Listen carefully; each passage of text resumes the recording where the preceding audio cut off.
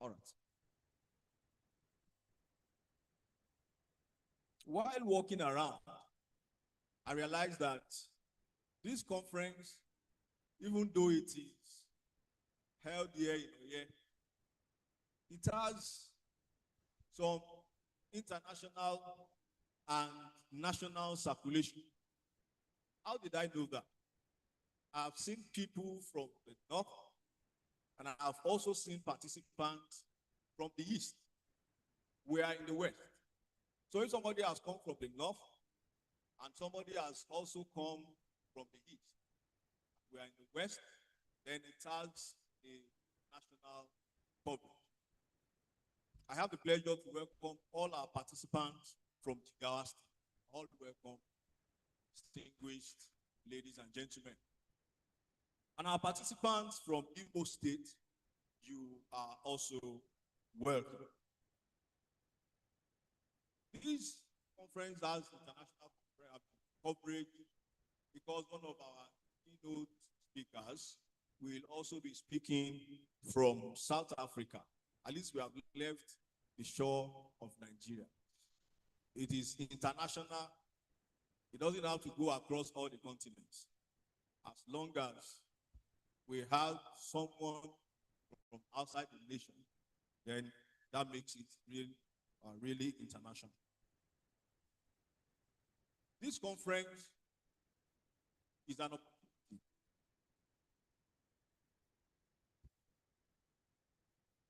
This conference is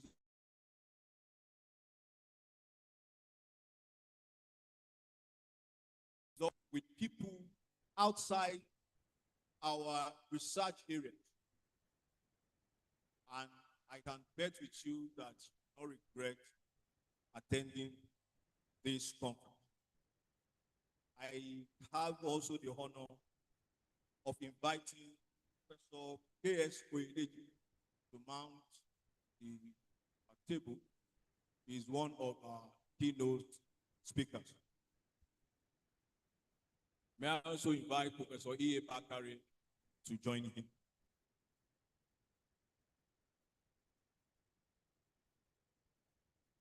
All deputy deans of 3 faculties hosting this conference. Deputy deans of the faculties hosting this conference, you are all recognized.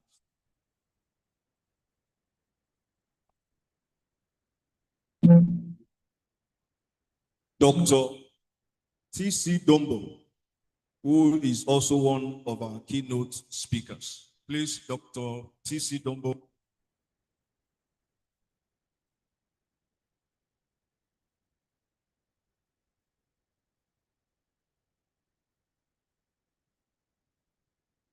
I can see the quintessential thing, the Faculty of Arts, Professor Lillian Kaka. You're welcome. Please come to the item.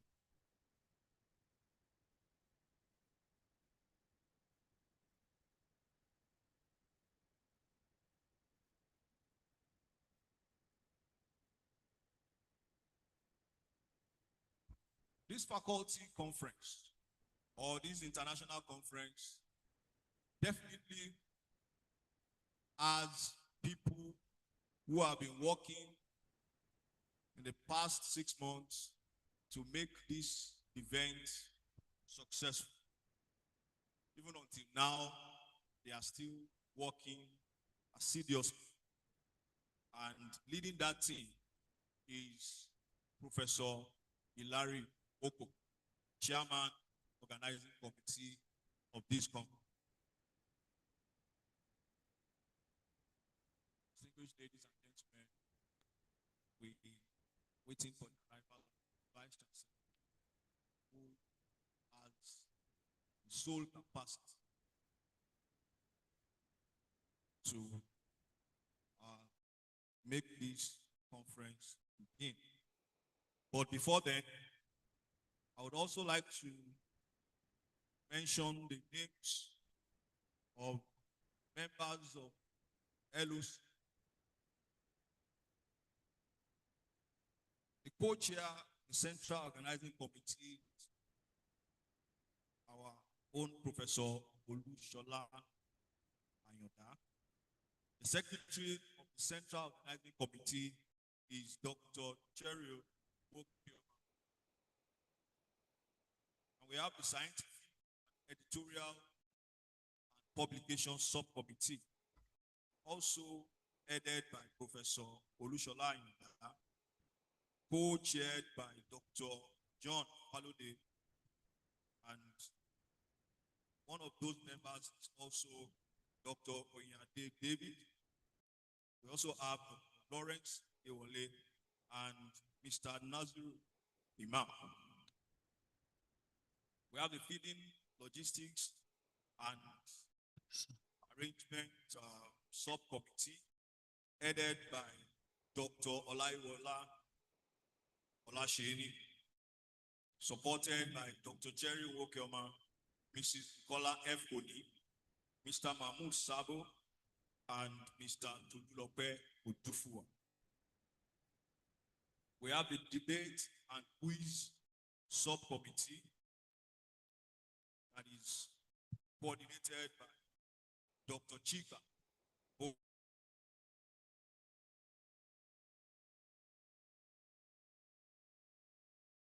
Utufua. The Infotech unit is headed by Mr. Femi Omotosho. Then we also have the Innovation Hub of the university represented in that committee, because it is believed and it is expected that we have some innovative outcomes from this conference, and those who would be involved in projecting those innovations are members of the Innovation Hub, where we have Professor Olushola, who is Director of the Innovation Hub. He is assisted by Mr. Naziru Imam in that group. So while we expect the Vice Chancellor, I want the DJ to treat us to some very nice music. Our distinguished ladies and gentlemen, I also have, my name is Aki Eluole. I'm an associate professor like physics. Thank you.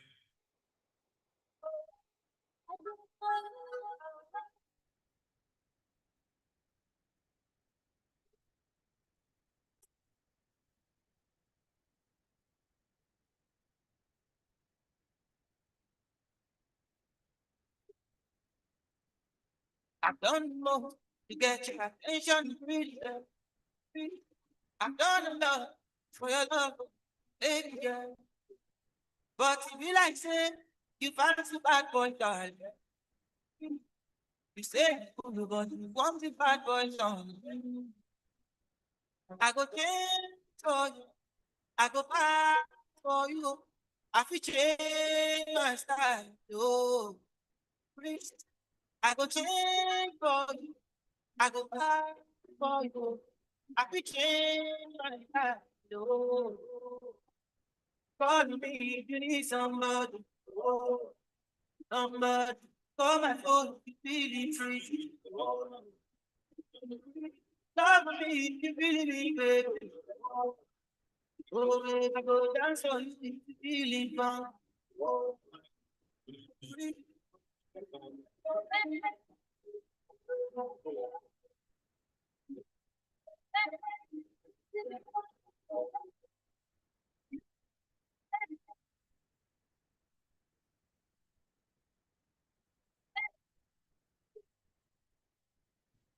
oh, damn, you give me love, give me sweet.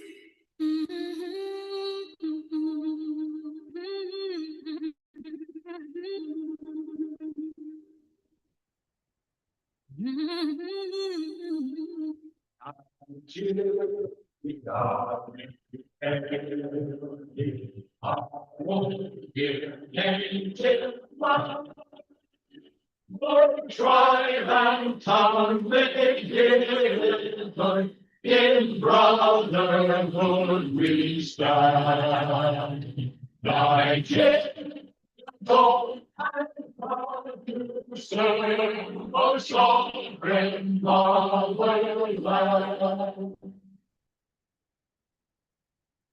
Varsity anthem.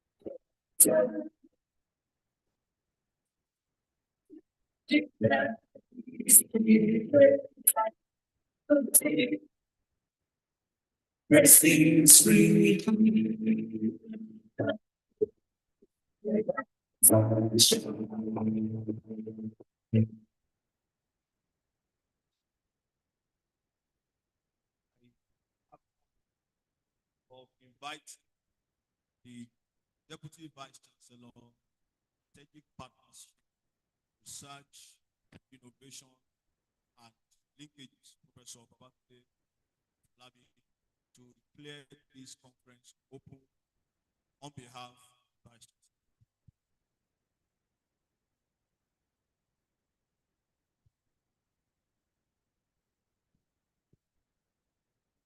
Good morning, everybody. I think physical sciences, the life sciences, the faculty of arts, distinguished invitees, keynote speakers. I want to welcome you to Federal University of Oye-Ekiti. Also want to welcome all that delegates to thank of Johnny Mrs. On behalf of my Vice Chancellor, Joshua Olali, we welcome you to Foye. We believe this conference is going to be engaging the 9th International Science Conference. Science has done so much for us, so much for mankind. I want to believe everything we are seeing around there, the work of science. And it's a great thing to be a scientist. On behalf of the Vice Chancellor, we want to welcome you to Foye. And I believe this conference will further provoke our thoughts, our thinking, move not only Foye forward, I want to believe the whole world forward. I want to advise, have a wonderful time. Make sure you eat pounded yam while you are here, before you go back to Bauchi and Taraba.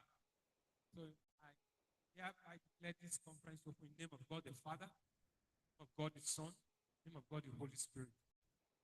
You have a wonderful time in Jesus' name. Thank you very much. Thank you.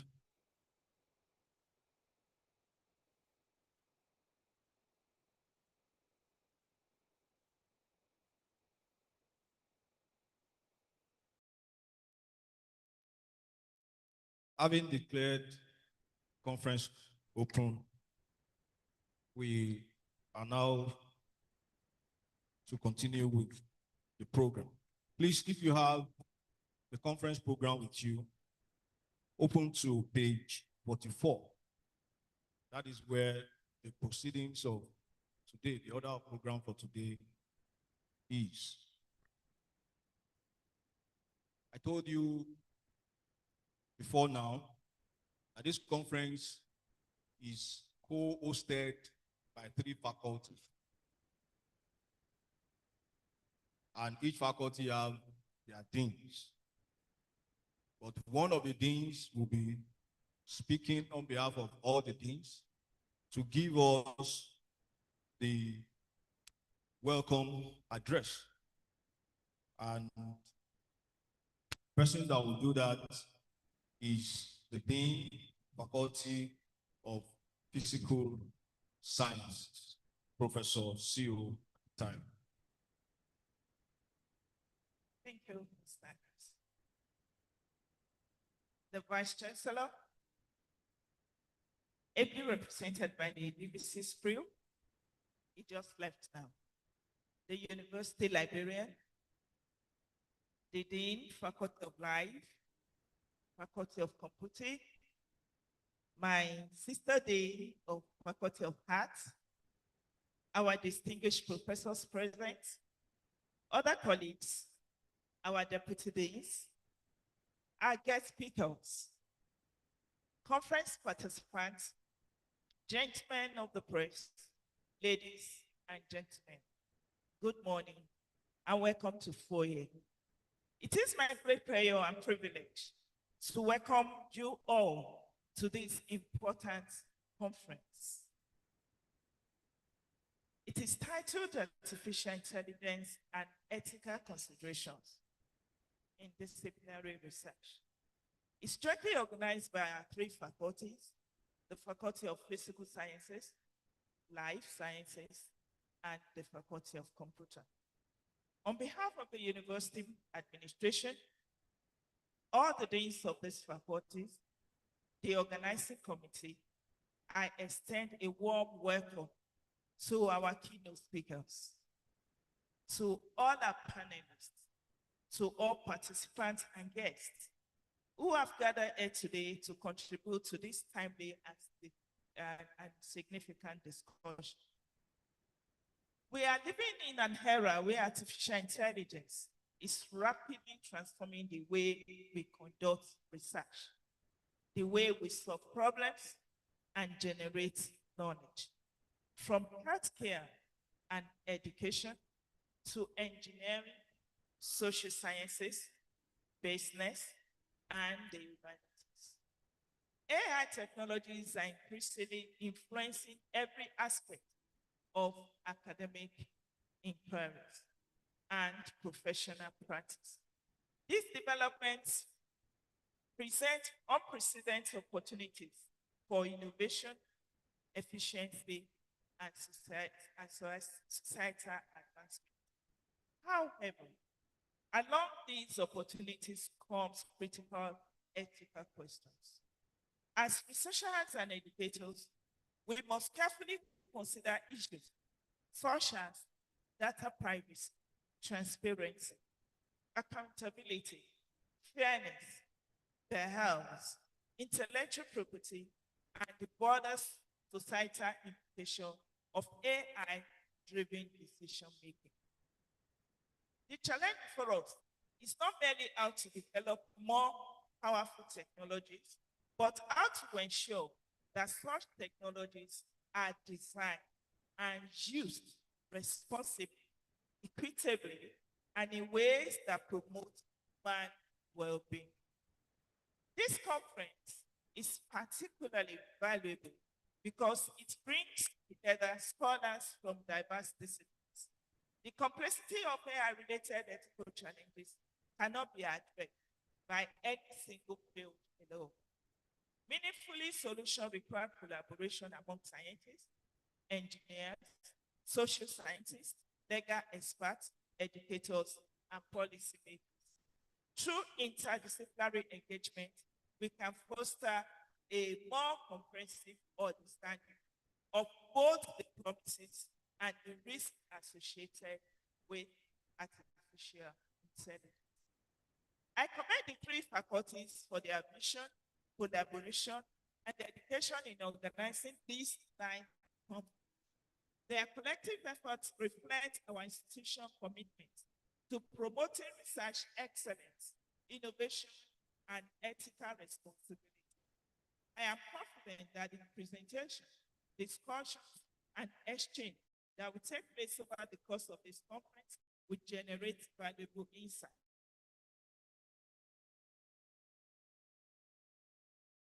Begin this gathering, I encourage your participants to engage actively, share perspectives openly, and embrace the spirit of intellectual curiosity and mutual respect.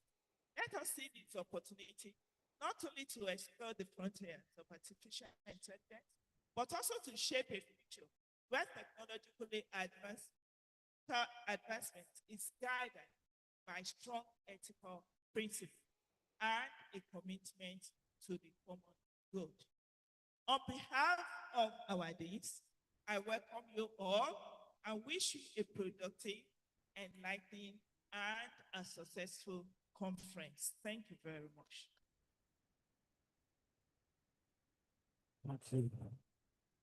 Distinguished Dean of Physical Sciences. May I also invite the University Librarian, Dr. Olabode Olajide, to give his goodwill message. You are welcome, sir.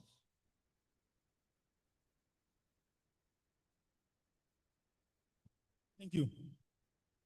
My Dean, Professor Mrs. Akintayo, the Dean, Professor Ajiboye, the Dean, Professor Mrs. Lilian Bakare. I welcome our keynote speaker, the Federal University, Oye-Ekiti.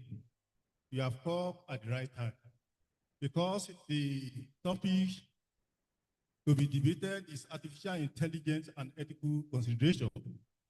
Since we all know that science is a nerve and life wire of any development, and science is evolving every day. Now we are talking of artificial intelligence.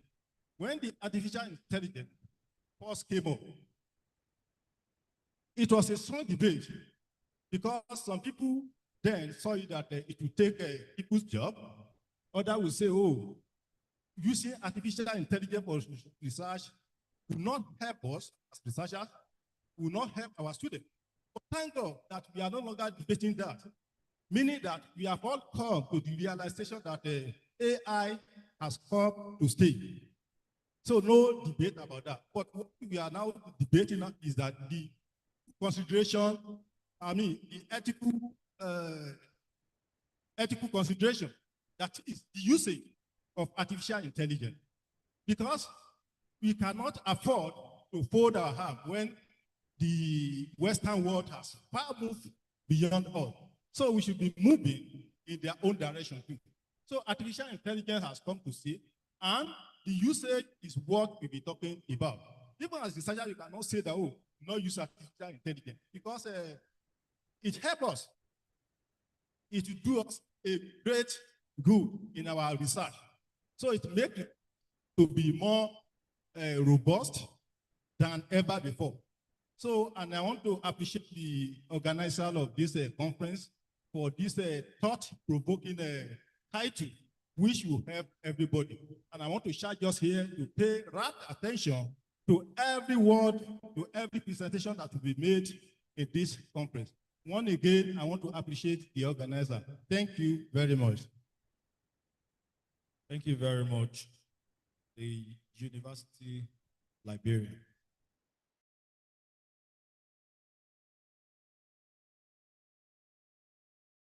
Professor Lilian Bakari, to give a goodwill message. Welcome. Thank you. The University Librarian, the Dean of Science, Professor Tayo, Dean of Life Science, Professor Ajiboye,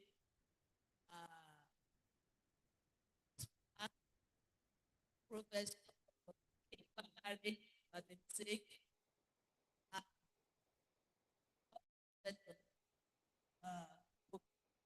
Thank you. A good day to us.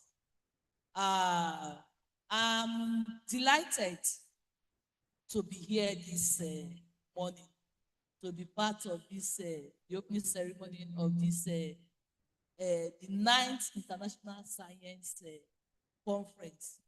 Yearly, we in Oye look forward to this conference.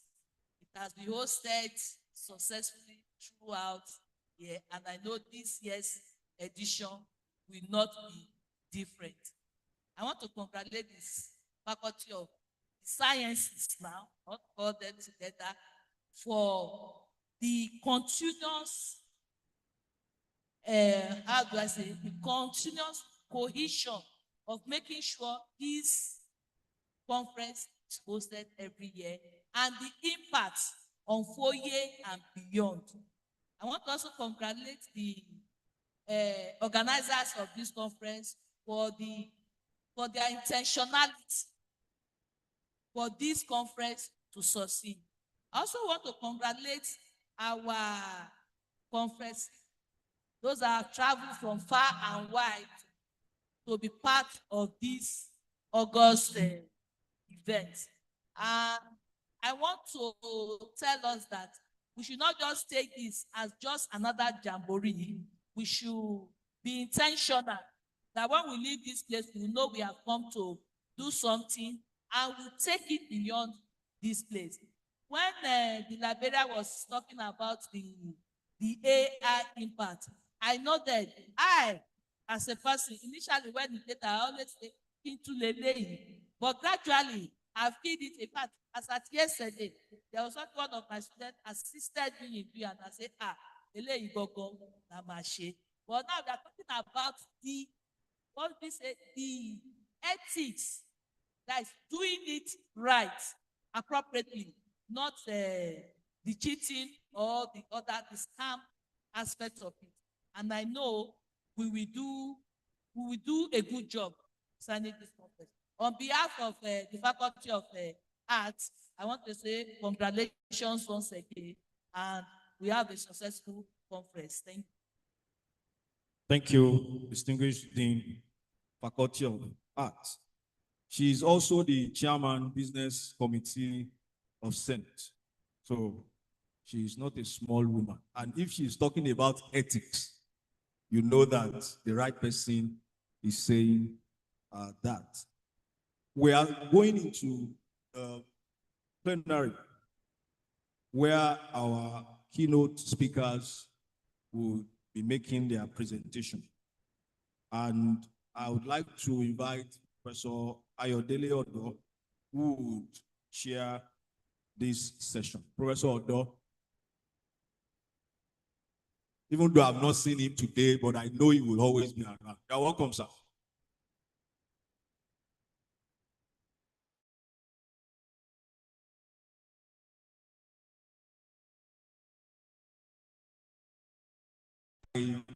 Academics in the faculty, in the three faculties, the professors and the leaders in the faculties.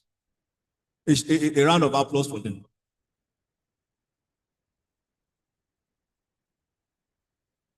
The keynote address, the first one, will be given by Professor K.S. Oye-Ekiti of the University of Lagos. And the title of his presentation is Institutional Structures for Submission and Responsible Conduct of Ethical Research. He's going to be speaking for about 30 minutes, and we'll have 10 minutes of questions and answers that will be coordinated by Professor Odo. The second keynote address will be delivered by Dr. T.C. Dombo. The title of his presentation is Artificial Intelligence and Ethical Research Practice, Transforming Education, Innovation, and Knowledge Production. As we all know that in the university environment, academic environment, when we invite people to speak, we first want to know who they are, their pedigree, and where they are coming from. Although the organizers of this conference would have scrutinized them, but it is customary for us to also be presented with their dozen. So to read the citation of the first keynote speaker, I would like to invite Mrs. Adetutu Jelabi to introduce Professor K.S. Oye-Ekiti to us, while I ask Professor Oye-Ekiti to stand and remain standing until his citation is completely read. Thank you, sir.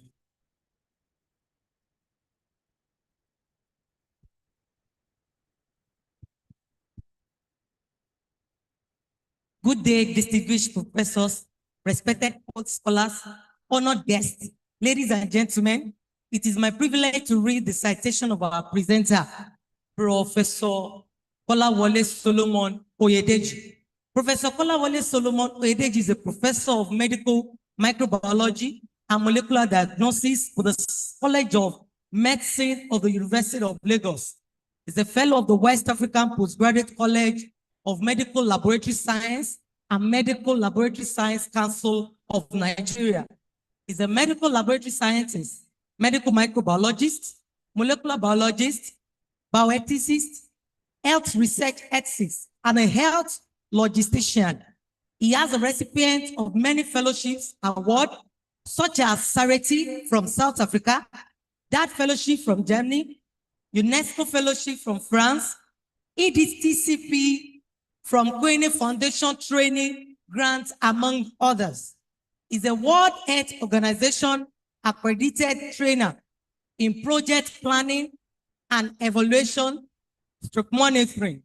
He has also been trained by Measure Evaluation in monitoring and evaluation of public health programs. He currently holds a training grant from Queen Foundation on development of health, logistics, and supply chain management at postgraduate and undergraduate level in University of Lagos. He was the pioneer dean of Faculty of Basic Medical Sciences, Ajayi Crowther University, Oyo, and the current director, Center for Research Ethics and Bioethics, Training University of Lagos. His research interest is on the epidemiology of infectious disease and challenges and prospects of health, logistics, and supply chain management in Africa context. He's currently working on the diagnosis of Helicobacter pylori using non-invasive methods, studies on extended spectrum beta-lactamase organism in humans and livestock, diagnosis and management of tuberculosis in children, and studies on efflux pump, activities of microorganisms, and evaluation of different efflux pump inhibitor substances. He was involved in Servigel microbicide clinical trial conducted in Nigeria between 2004 and 2006. He's one of the founding members, a member of the Board of Trustees of the Bioethics Society of Nigeria, being the coordinator stroke Secretary General for about 15 years. He's a member, University of Lagos Research Ethics Committee, and an accredited research ethics trainer for National Health Research Ethics Committee. He is also the chairman of Initiative for Medical Diagnostics Awareness, IMDA, an NGO with the sole aim of salvaging the sanity of health sector in Nigeria. Professor Kolawole Solomon Oyedeji, a former board member, IFAMA, which is the Lagos State Health Facility Monitoring and Accreditation Agency, is an experienced researcher, having worked with Nigeria Institute of Medical Research for over 16 years before joining University of Lagos in 2013. He was the past immediate chairman, University of Lagos College of Medicine Research Ethics Committee, as well as the director of Medilab Consultancy Services. Ladies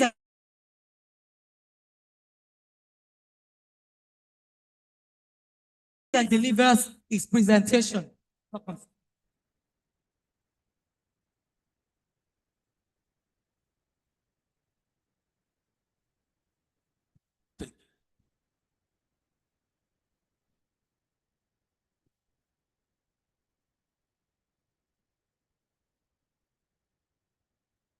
Thank you very much. The orator that spoke about Professor Kolawole Solomon Oyedeji.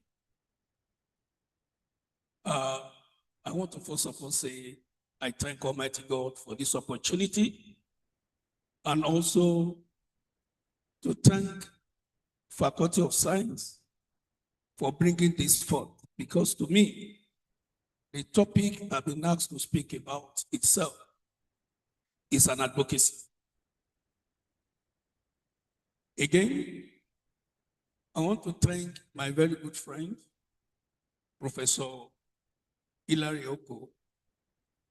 Many of the people sitting here may not know. We are in Aluta together.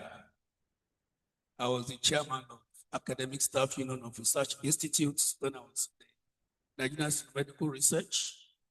And coincidentally, Hilary was my vice chair.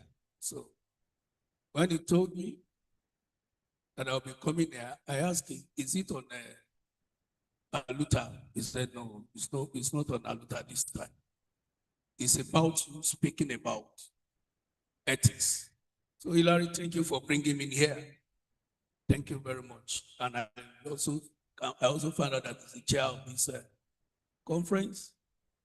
I'm very sorry, I'm not a protocol person. So please just, how do I want to put it? Permit me in the way I am. I want to thank every members of the IT pool. I wouldn't know the dean of the other faculty, social science, if I'm correct. Arts, thank you very much. Today you'll be hearing that all art researches also requires ethics. That's one of the things I'll be speaking about. My dean, who is the main host, that's from physical sciences, and the person sitting beside you, they just introduced him, but I know my dean, the dean of my friend. Is that not it? That's the dean of Hilary. Thank you very much. He hosted me in his office this morning, and I enjoyed the tea. You know, as an ethicist, you check everything they give to you. The courtesy was great, because it is bad to mention it. So when you are in a hurry to mention something bad, be on speed to mention what is also good. So thank you very much. You have good staff, compliments in that place. And my newfound friend, Hilary, you now have a competitor. Professor Bakar is now my newfound love here. We've just spoken as we're sitting together. Prof, you are welcome. And sorry, sir, I'm very sorry, I don't know how to describe you. I will be speaking, giving 30 minutes. And please, whoever is timing should just let me know. But my watch is 10 minutes past 12. Because one of the things also we talk about in ethics is about time management and be sure of what we are saying. The topic is very simple. Like I said, it's a bit more of advocacy, but we hear a lot of things that will help us move forward in our research. And it's simply institutional structures for submission and responsible conduct of ethical research proposals. We were in one institution several years ago, and we asked them these questions. They want to be 10 in 10 out of 10. Don't want to mention the institution. And we asked, they want to be 10 out of 10 in your institution. Do you have ethics committee? Well, the answer was no. The question is this. Thank you. The question is this, because that's what formed the learning objective. Research and ethics, they are Siamese twins. In fact, your research could be scientifically valid,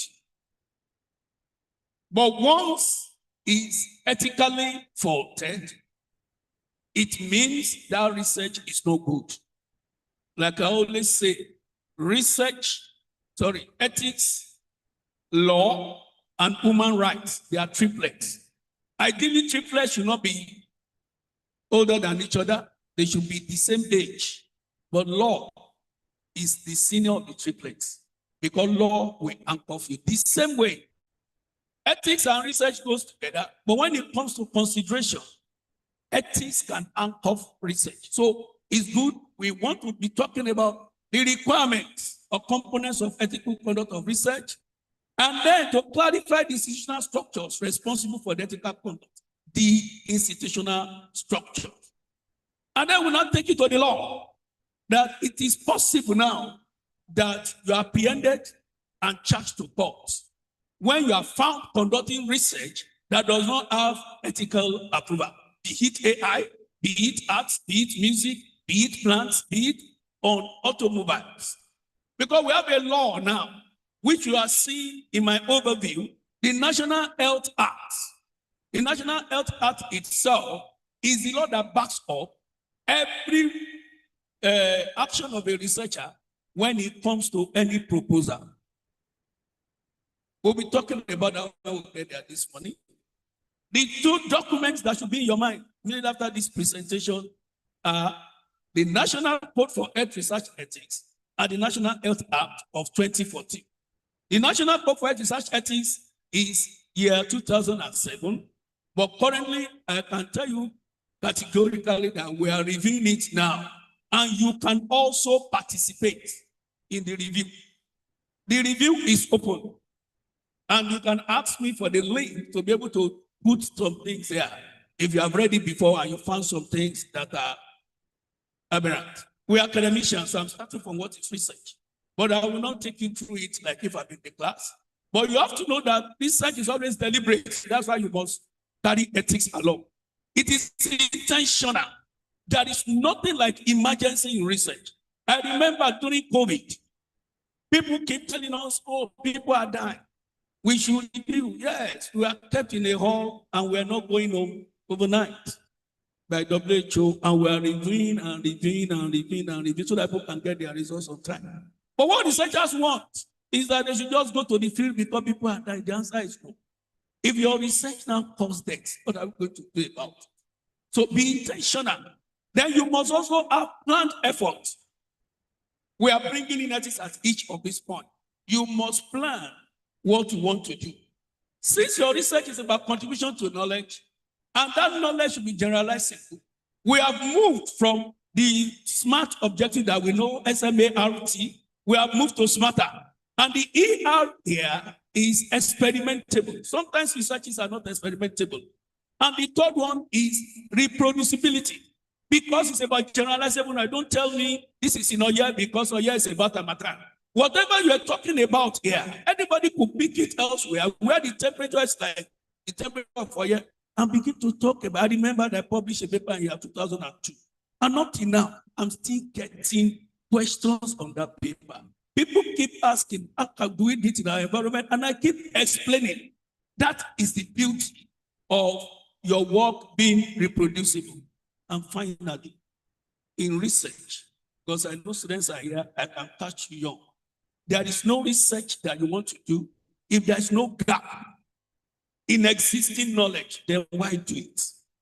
Whatever you are doing and there's no gap in research. So we classify research into 6 stages. Number 1, the conceptualization stage, where you think can develop your research plan. The next thing is you submit the plan. That's number 2 out of 6. If you have been thinking and you have a concept and you want to go on without thinking of ethics, then something is wrong. After your conceptualization, what do? Yoruba is a way of saying it. I don't know whether I'm permitted to say Yoruba here and interpret, because my English is vernacular to me. Yoruba is the main language. So if you look at Yoruba, they will say, if you think well, you will not be thinking of having an affair with your mother. If you are trying to call a friend to say, oh, this is what I want to do, your friend will tell you nobody does that. That's what ethics committee do for you. They help you look at it as a peer to let you know exactly what you are doing. They are your peers that will look at what you are doing. People are always, they fear for ethics committee. I say, they are not masquerades. They are your colleagues. If one of the rules people don't know about ethics committee, I will tell you today, is that no proposal is allowed to be rejected. Who told you, say, Professor Kola Oyedeji is not allowed? People in ethics committee, we call them local supervisors. They check everything that you are meant to do. And they will not give you details of how to do that. It's not in ethics committee. We have told many ethics committee members that, please, if you don't want to be members, don't go there. But then we ask us, are we teachers? We say yes. Are we parents? We say yes. You don't tell me my English is wrong. when for any reason at all, you don't tell me the best English to use. So you think of submitting before you start going to the field, before you start entering your information. But what we found out is that a student will be graduating the next 2 weeks and the paper is in the ethics committee. And the department will be asking you, we need the ethics approval. The student have done number 3, he has done number 4. It's about writing the report. We call that retrospective approval.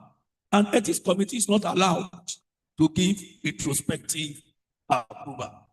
Again, we need to know at different stages of ethics committee, when an undergraduate writes a research, we call it a project. For master, we say dissertation, and for a PhD, we call it thesis. We have defined project to mean I do, you look. That means the supervisor is in trouble there. In project, students are learning.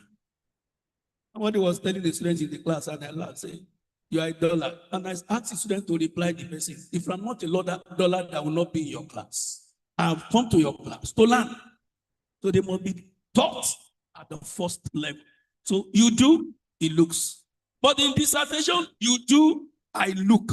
By that time, you are mastering. You'll be doing and I'll be correcting you. But for PhD, you already have air in your teeth. You can do whatever you like. That's what we call putting. There are 3 phases in research. The initial one is planning for the research, that's before the research. Implementation of the research, that is during research, and dissemination of the research result, which is after. In all these 3, ethics is very important.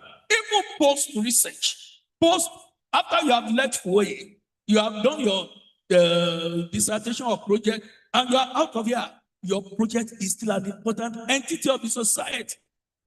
Like I always describe, the society, researchers, and the research, they're triangle.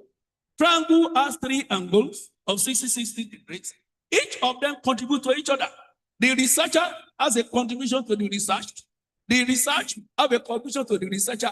2 of them have contribution to the society. So your research is still there, even after you are there. Students, if you are here, don't think, let me just do it and drop it on the bench. It is not accepted. Now, let's go to the main thing. How do you consider, or what do you do to submit your research for ethics approval? You can see here, ethics committee, 1, you can see these cloud works. They must be autonomous. Then when you are members of ethics committee, there must be what we call privacy. That is, the information that the investigator did not supply, you don't have to begin to talk about it. Confidentiality. The ones he said, he talked even in the paper, you are not meant to be speaking about it. We say, whatever you see here, whatever you hear here, remains here. That's the good too. You don't come out and now say, Professor Ajiboye, now he's a professor, but his paper is on my table. Which paper? Is the proposal is not his paper, because you are not marking anybody's plate. You're only making things better for the society. Then people must be able to trust you. That's what we call public trust in science. If we don't get public trust, then science is finished. Ethics committee try to bring all this together: issue of transparency, even the issue of equity, issue of anonymity, so that when we are talking about ethics, in other clients they ask you, why do you have to put people's name? I said, you either have ethics or not. If I'm reviewing your paper, your name can be there. If you say no, make it blind. How do I know whether you have the competence of the work you have claimed to want to do? I will still need your CV to find out whether you can actually collect blood when you call yourself a phlebotomist. So we look at 10 factors. When you are writing and submitting your ethics research proposals, 10 factors that you must bear in mind. 1, you must design your research and you must think of how to implement it in ways that generate the knowledge source. That's the part. Statisticians will tell you, you are not able to use this formula to calculate this. You don't use different methods to find out things that are not possible. That's why we use the word in this matter, the E is experimentable. That's the issue of the value. Number 2, You must think of fair selection of the participants. Every time the research is on people with HIV/AIDS, what actually have they done? Oh, all your papers are on students. Why? Why are you only using students? We come against what we call convenient research. You don't sit down in your place and because you are in the lab and you are getting samples, you just think one day, let me take all these samples and go and check them for one thing or the other. It is not allowed in ethics. You must seek for favorable balance of potential benefits over risk. And we have come to a point, which we call beneficence, that you tell people the risk of a thing before you tell them the benefits. You let somebody know the risk first. Because ethics have found out and have checked over and over that when you tell somebody the benefit, it overshadows the risk. I give you an example. When politicians come now, they will come with different bags of rice. Oh, you need to change, isn't it? Are you the one changing it on me? I was thinking it's me here, so I was moving based on what I have here. Sorry. They will come now and be talking about the fact that you need bags of rice. I saw one cartoon, is it a skit? Inside WhatsApp. Somebody brought rice. And the person asked me, is it every time that we are having election that we have cheap rice in town? Why are you bringing rice every time? Don't you see yam? Don't you see maize? Don't you see beans? Because the man was saying, because every time bags of rice, they will put their name on it. Because people now will be seeing the benefits of voting for them. They will eat rice. Some of them will even say, he said it in Yoruba. Permit me, please, because I like speaking. That language is very rich. They will say, Dibo for me, Sebe. Now, at that point is, vote for me so that you can cook soup. The benefit of going to just complaint is to have rice, to have a pot of soup. In their mind, they will never think of the risk of the next 4 years. But tell them when you get there, excuse me, if you vote now, for 4 years, all those roads I promised you, I'm not sure whether government will give me the money to be able to make the road. Once you have told him the risk of the vote is given to you, because nobody will agree with you that it's good to say the risk first. And you now say, come and 3 bags of rice. You look at you. Peradventure, a finished bag of rice is finished. The road I can't get to the farm again. You don't think it twice. So I think say, talk about the risk before you talk about the benefits. You know, in the church, we don't tell people some of the things that if you come and receive Jesus, your life will be better. Don't make a mistake. I'm a pastor, so don't think that this man is blaspheming. But you never tell the person also that when you get to Jesus, you have just started. Because to get promotion under Jesus, there'll be many things that will come on that. So it now means that when people are talking, you need to think of the benefit, the importance of the balancing the risk and the benefit.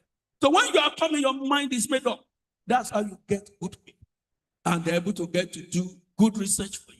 Because wrong participants give wrong information. Because they are coming from with a different mind, a different mindset.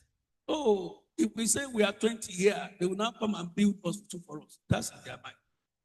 Number 4, your study design should be methodologically rigorous. Application of best practices, comprehensive review of literature. Ethics also look at your literature.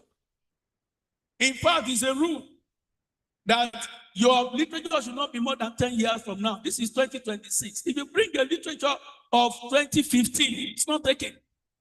But things are changing fast. Adequate sample size. And I've mentioned the next one in red. That is, all scientifically flawed research are unethical to do what? To implement. Sorry, I never know this one will not show well. That's the main crux of this discussion. That number 5, you must have planned submission of your protocol for ethics approval. That is why one section of your proposal should be talking about ethical consideration. And the first thing in ethical consideration is submission of your protocol for review. The next section is about valid informed consent, where people give informed consent for whatever they want to do. That means such person is respected. Some of the information given today is respect for person for me because nobody wrote it.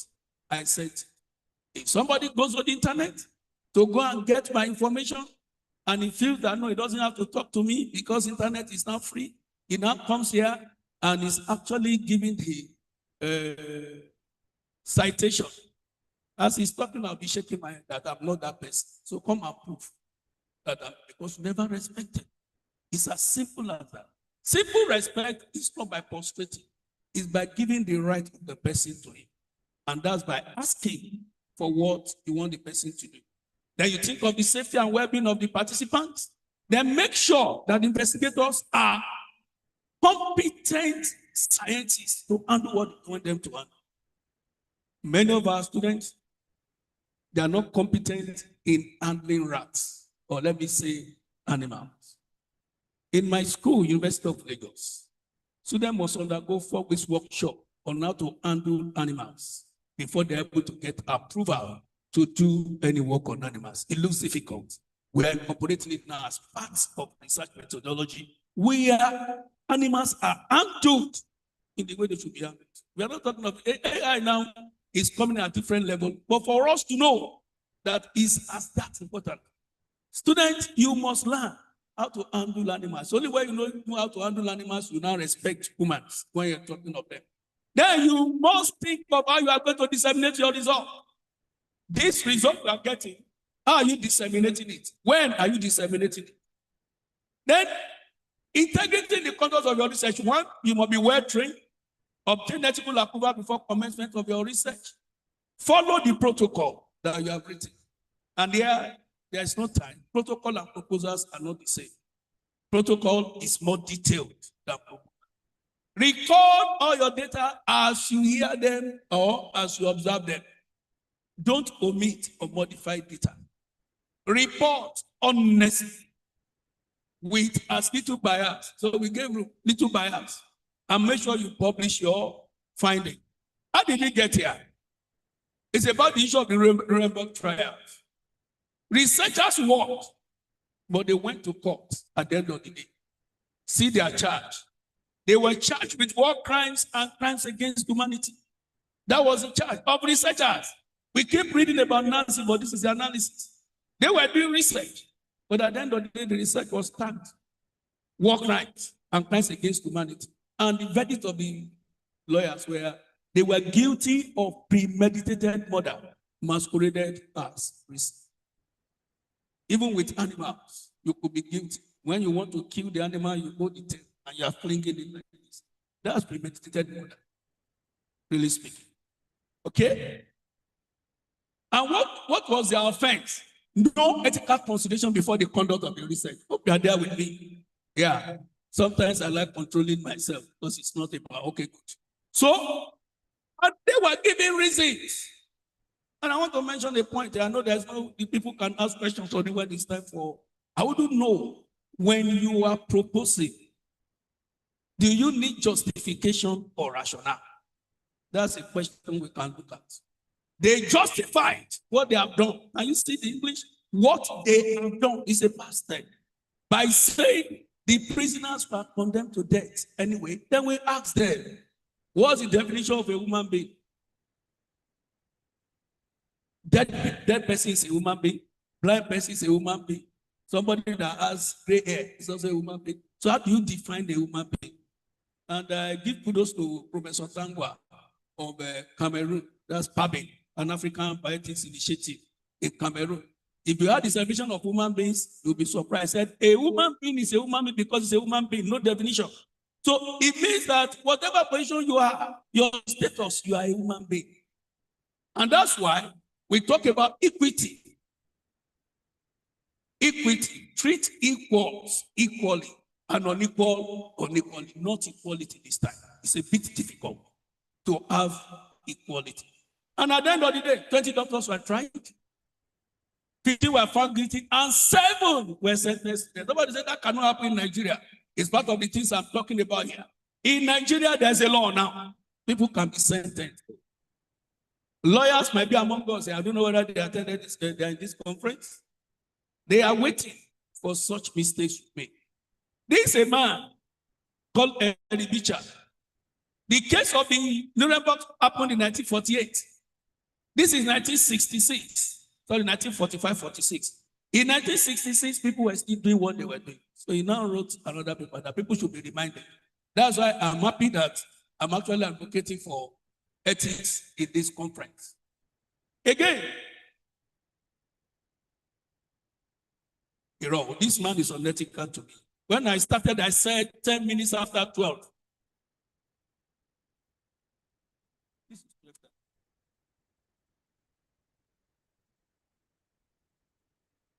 What time after 12? You know, I will maintain ethics here. I told you 12:10, 12:15. I mentioned it. I think I opened publicly that I started 10 minutes after 12. That's the time you will have noted, sir. Sorry for that. So we went through all these events to get to where we are. And I will move fast. Again, look at the institutional structure. You have the chairperson. Wow, move fast so that you move to institutional structure, research ethics. But there are some points I have to make before I round up here. No, move the next slide. The next slide. Move straight. Where are you now? I've passed there already. Sorry, okay, I'm here. That's the essence now. They've given me something. Now, the essence of the ethics committee is to protect the rights, integrity, and safety of the actual and potential research participants. And their names will be REC, IEC, IRB, whichever name you want to call it, but their ethics review committee. And what's the legitimacy? The next slide, please. The legitimacy is everywhere we have these rules, but in Nigeria, it has been concretized. Ethics committee now have been legitimized by the National Health Act of 2014. National Health Act 2014, Section 8, Part 4, pages A158 to page A160. So you can see that what happened in Nuremberg will also happen here. If we don't take time, and we're not talking about it the way we're talking about it. And when this committee pick your paper, they look at what you are doing, not as if they are interested in any other one. These are the things they look at: essentiality of your research, the maximization of the public interest, knowledge, ability, and commitment to do research, privacy, anonymity, and confidentiality, precautions and risk minimization, and non-exploitation of researchers. But let me show you this warning. Challenges involved in review. People don't like ethics committee because they think they waste their time.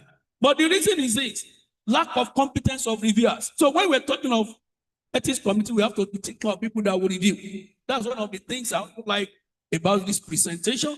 Again, when people come and request for retrospective review of research, it's not done. The last one here is lack of resources. Because people don't know that ethics committee is not an IGR. Yeah, because the institution, most of the time, if I had gone to an institution, and ethics committee is under the university benches, I kicked against it. That is not done. This committee cannot be IGR. Yes, people can pay for review, but they are not generating. So it's not the money of ethics committee you'll be thinking you will use to buy your, what is it called, generator. Look at this next slide, please. What is the perception of people about ethics committee? Wow, you have left where I am. Hello, sir. Go back to this. No. Look at my face now. Who is changing it? You're not looking at my face. Go back to perception of the roles of ERC in Nigeria. MC, it's taking my time too. Exactly. Now, this perception, people think that ethics committee have clubs in their hand, they want to beat you. The answer is no. And you see the man there. He saw the ethics committee members, he saw them as maybe they are going to kill the research. He wants to take another way. But from today, note that we are helping. And what we do is to help you. Benefits of review is to help you so that you can get your paper published and the society can have trust in science. The history of ethics committee in Nigeria, that's the next one. We have had it since 1981 in this country. But most of the ethics committee, they come up with a grant and they die with the grant. That was all part of what happened in the Trovan trial. So in 1980, we have several ethics committees. Many of them never lasted until when a National Health Review Committee was formed by the Federal Ministry of Health. There's no time to discuss how it happened. And at the end of the day, in 2006, since 1980 to 2006, we were able to come up with a code. And I was in that meeting. That was when we formed the Bioethics Society of Nigeria. And what are we asked to do? We need to spell out how the ethics committee of different universities, research institutes to give us the document of National Code now. This is a document of National Code for Health Research Ethics. It's a document you can download. It's also available physically. Find time to read through. Yeah, somebody will be telling me AI cannot be there. Some other innovation may not be there. I told you it's undergoing review. So please, for those of us, Professor Bakari, I think I know your name now.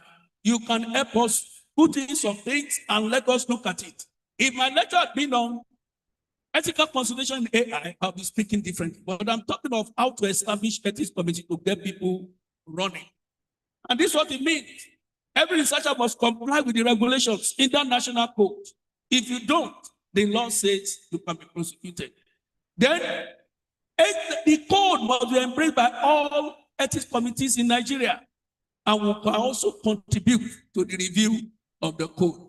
This code is published by NREC, and then you can access it on NREC website with www.nhrec.gov.ng. You have to be reading like a professor as we are changing it. Where are you now? The National Health Act here.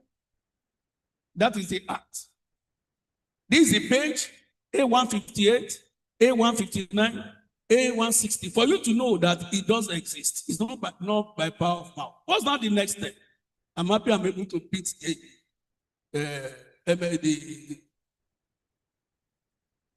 what do we call the master of ceremony to it now? For conduct of ethical research in your institution, there's need for formation of institutional ethics committee. It is not an option. It is backed by the law. And it is global best practice. If there is any other thing you want to know, you can see further information from National HREC. I can give you my number, you can call, because I'm one of the accredited trainers of National HREC. We train all around on ethics. I'm not saying you should come to me, but if you want, oh, how do I get to HREC? I will let you know how you get there.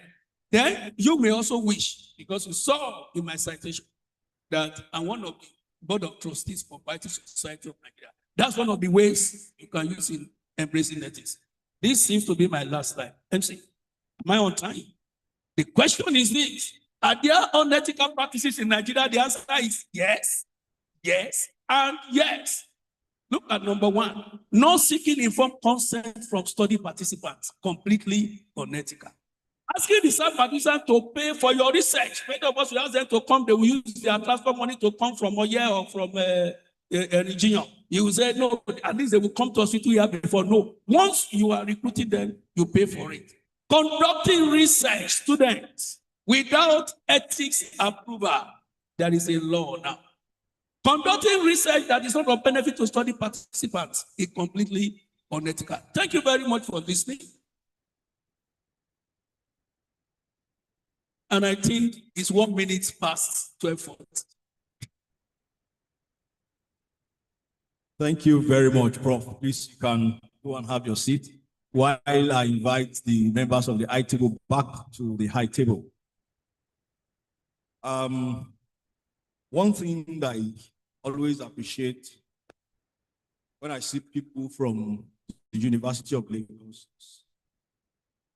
how they make presentations, and they usually have this touch of humor where they make their presentations. They call themselves the University of First Choice, and they say they are from the city of aquatic splendor. Even though we don't have aquatic life here, at least we have Harmattan. So if you are from the city of aquatic splendor, we welcome you to the city of Harmattan. And before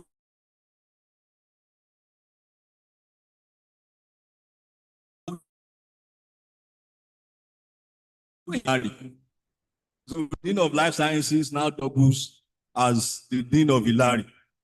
So when I say the Dean of Ilari, he knows who I'm talking about. I'll be assisted by Mr. Nozul Imam to anchor this 3-day conference. And it is my pleasure to hand over the microphone to Professor Ayodele Odo, who is the chair of this session, to do the coordination. Thank you. Thank you very much, the MC. I want to use this opportunity to thank very much the speaker, Professor Kolawole Oye-Ekiti, for that beautiful presentation. And you'll agree that he's the master of what he said. When he was urged to move on his slide, he moved on quickly to the slide towards the end. And you'll see how he seamlessly flowed, connecting what he's saying at the moment with what he has said. It clearly shows that he's quite versed in what he said. So we appreciate you very much, Professor Kolawole, for that beautiful presentation. And we hope the questions that will come will be also answered adequately. We now want to open the floor to the audience. We want to ask if you have any question you might have in mind with regards to what Professor Kolawole has delivered, or if you have any other questions that is related to ethics in general, your questions are welcome. Okay, can we have, okay, at the end there. So while you, Professor, will you want to take all the questions before answering, or as they come, you answer them? Okay, that's good. So Professor Kolawole will take all questions. So give your questions, sir. I thank you so much, Prof, for very beautiful presentation. While with Prof mentioned any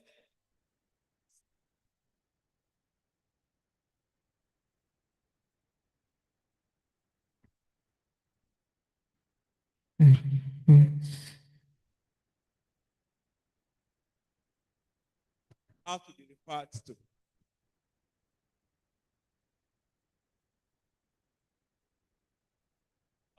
Gabi?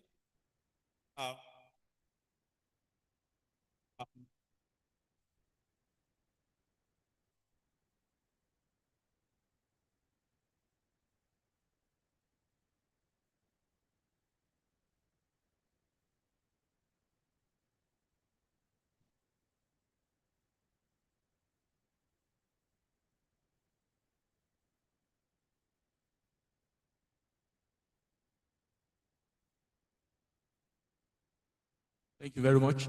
So we have Professor. Okay,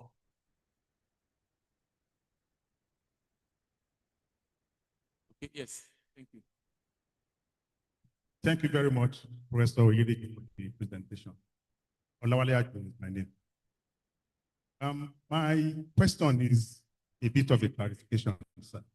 I want to find out what are the processes to be taken by institutional recs for registration with the National Ethics Body. I believe this is very, very important, and I would like to know, sir.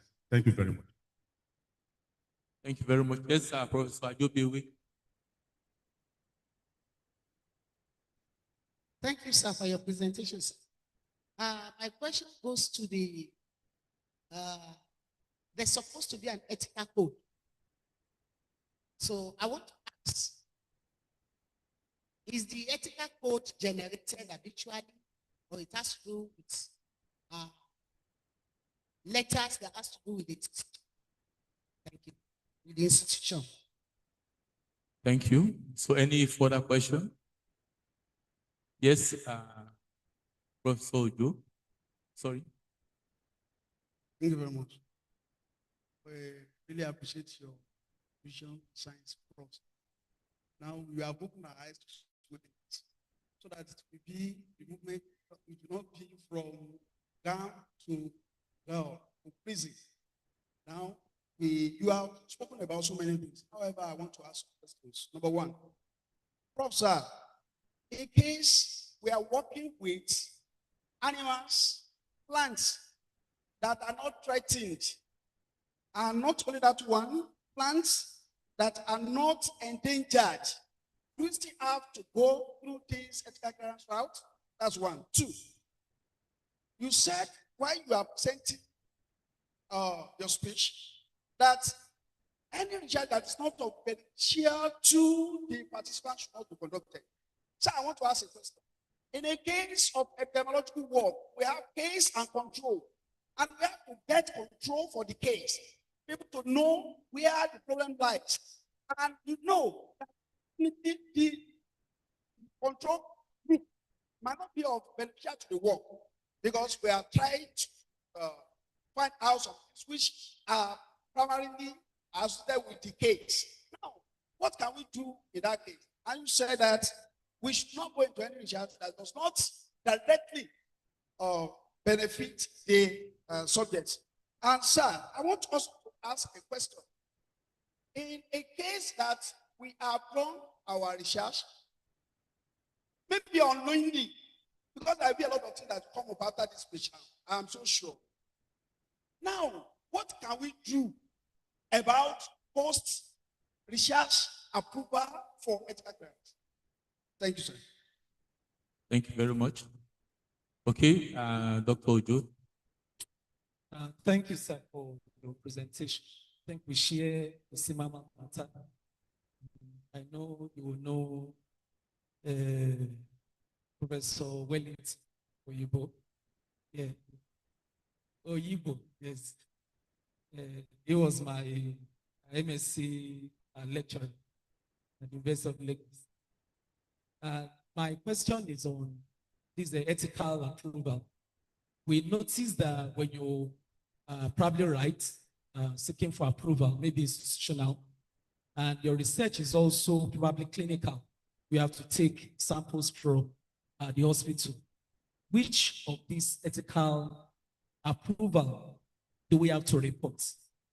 Which one supersede the other? Or can we report the two at the same time, probably when we want to publish the research? Thank you, sir. That's good. Okay. Thank you very much, Prof, for the wonderful presentation. I have a few questions here. The first question I want to ask, when it comes to administering questionnaire to human subjects, do we really need ethical approval? Like ethical approval, because sometimes I come across publications where they got ethical approval, and it's not like collected biomedical samples from the subject. You just ask them questions. Also, what is the standard time frame for ethical approval? Because I tried to get ethical approval for my research work, though it's not in this setting, and I spent 6 good months on getting ethical approval. That's like half of a whole university year for me. What is the standard time frame? And with what I experienced, this is something that could have been achieved, within lesser time frame. So what can be done concerning that? Or as the person that is requesting for the approval, is there something I can do to fast track the process? Also, should ethical be paid for? I understand that a lot of people will need to come together there's a committee that reviews the work. Should it be paid for? And if yes, what is the benchmark for payments? Because in trying to get ethical approval for my research, the first place, after the whole work had been reviewed and I was certified okay to go ahead, I could not afford the amount for approval. I had to look for another IRB for the approval. So what is the benchmark for ethical approval? Also, how do we handle participants' perception of research, especially when participants are not willing to participate in research, and we know that we must get their consent for the research to be done?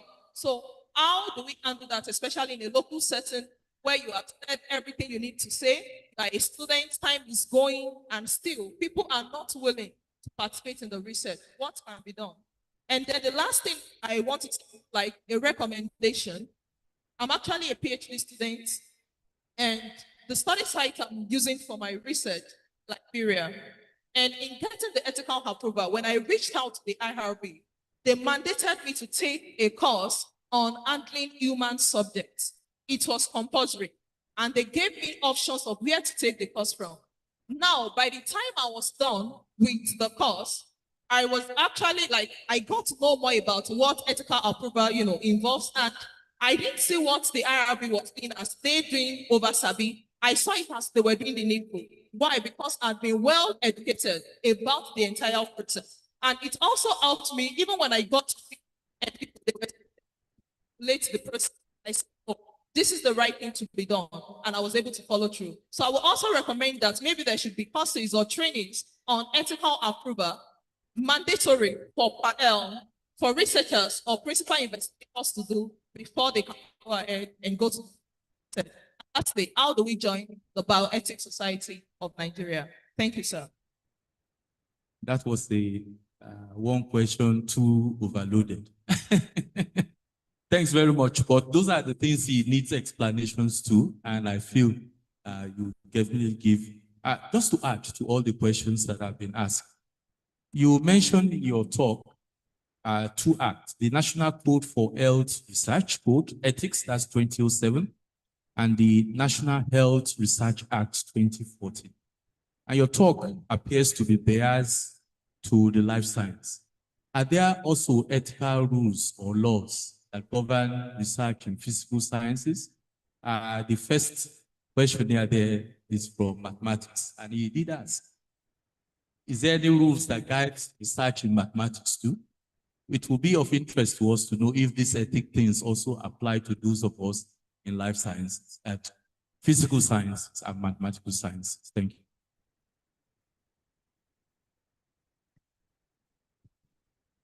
Thank you very much. I want to really thank everyone that have asked me questions. There's a formula I always use, and the formula is when they give you 20 minutes in presentation, use 15 minutes, because they don't time questions. So everything you want to say again, Dean, you are laughing, that's the truth. Now people have asked me everything I would have loved to say in 30 minutes. Yeah. No, that's starting from number one. Let me start from the back. I wouldn't know each person by name, but let me start from the one that talks about National Code for Health of 2007, National Health Act of 2014. That does this law affect computing, music, chemistry? Which other one? Just mention any other one that we feel. Now the question is this: in ethics, we call something third-party effect. Sometimes we said people work with animals. How do what animals do? How does it affect us? Somebody will say, okay, that don't carry Lassa. What of if for any instance we're able to establish them? In the same manner, those particular models you do will affect human being. I know you have asked about it, you've heard about it. People we call secondary smokers. You understand what I mean? Secondary smokers. They're not the ones smoking, they're only breathing in. The same thing in mathematics and law. If law did not come for ethics approval, there are certain things, both designs they will use that will affect human beings. And most of your results is going to be used by human beings. That's the question we ask politicians. You are working with us, you want to kill us. Who will you now be Oba on? Who will you be king on when you have killed the old people that are under you? That's why every of those, let me say, disciplines require ethics. Like we said, we moved from what happened in 1945-46, which was an issue of health, where people were subjected to different. So that's why you are still seeing it as health. Here, we have removed the age. People have argued. We should not call it Health Research Ethics Committee. We can call it Human Research Ethics Committee. For the animals, we call it Animal Research Ethics Committee. For plants, we call it Plants Research Ethics. Let me now quickly join the issue of the plant, if I'm permitted here. There's a protocol if you're a researcher working on plants and possibly animals. We call that protocol Nagoya Protocol. There are some countries you go to, no matter how you belabored yourself in the lab, you cannot publish that research. You know, many of us will get fellowship with travel. They will ask you, what is the implication of Nagoya Protocol on your research? And that Nagoya Protocol is handled by the ethics committee. Let's leave that again. There are issues of what we call material transfer agreement. You got something novel, and then you got it outside Nigeria. Who owns that IP? That is, go and tell people the only thing I sell is my IP. Qatar cannot even take me home. But I pray now, because they told us to be selling what we know. We should not be talking of publications again. I think who is the representative of this here? They should not look at publications again. Though. They said they should be looking at what we use publication to produce. And that's IP. Who now owns the IP? Is it the university? If I ask a question here now, Professor Ajiboye, who made you professor? Oh, who made you professor? It's the university. That's his answer. But it's not correct. It's not the university that made him professor. They will have made everybody professor here at the university. The university looks at your research output, true or false. Score everything. How do you get your research output? From participants. You can see. And those participants, when you see them on the road, you carry them with your car. I assume you have a car now. But most professors now don't have car because we don't have Qatar. You understand what I mean now? So what we think about research is not what it exactly is. The people that make you professor are the people you did your work with. And that's the extent of issue of law, mathematics. So everything is about ethics. Now I move to recommendation for ethics training. My sister, there is no way you will get ethics approval for University of Lagos or the College of Medicine of University of Lagos without you going online to go and be trained. And we know online training, sometimes you are speaking to computer. And our children of nowadays, they are faster. They will even not do the work and get certificates. You will be saying, Prof, how did you have seen it? There are some courses you do under me. I'm talking to you now. One of the prerequisites is for you to first of all do 2 online trainings on ethics before you can register for that course. You can't even register except you are able to upload your 2 online. And what I'm going to teach in that course is completely ethics. But I mentioned to you, ethics is still at advocacy stage. Some of the questions of the advocacy of ethics comes in here. When somebody said she sent her paper for review and took her almost 6 months. The ethics code that we're talking about said 90 days. But ethics committee have been mandated not to wait for 90 days because people think that you are always a clog in the wheel of progress. In our own ethics committee, it's 6 weeks for faculties. But for students, it's 2 weeks. Why? Students they don't do research, they do projects. Projects are different from research. No time to explain that today. Projects have a start time and a finish time. Most researchers don't really have. So when they are in school, they will graduate after maybe 2 semesters. You can't keep them like other faculties. So, and they are not the ones. So it's the researchers they are doing, like I told you, they are not the ones doing it most of the time. The researchers are the supervisors because they are teaching them. Only undergraduates. So for masters, we can keep you as a faculty. Because with master's degree, you can begin to teach. That means you are the mastering level. 2 weeks for undergraduates, others 6 weeks. And we meet every month. So it means that your proposal will always get approved in the next 4 weeks. The issue of, we have looked at it severally.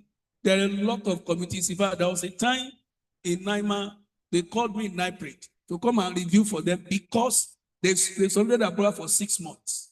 And we said no. And let me be frank with you. The major problem is 1, money, which is resources. 2, reviewers.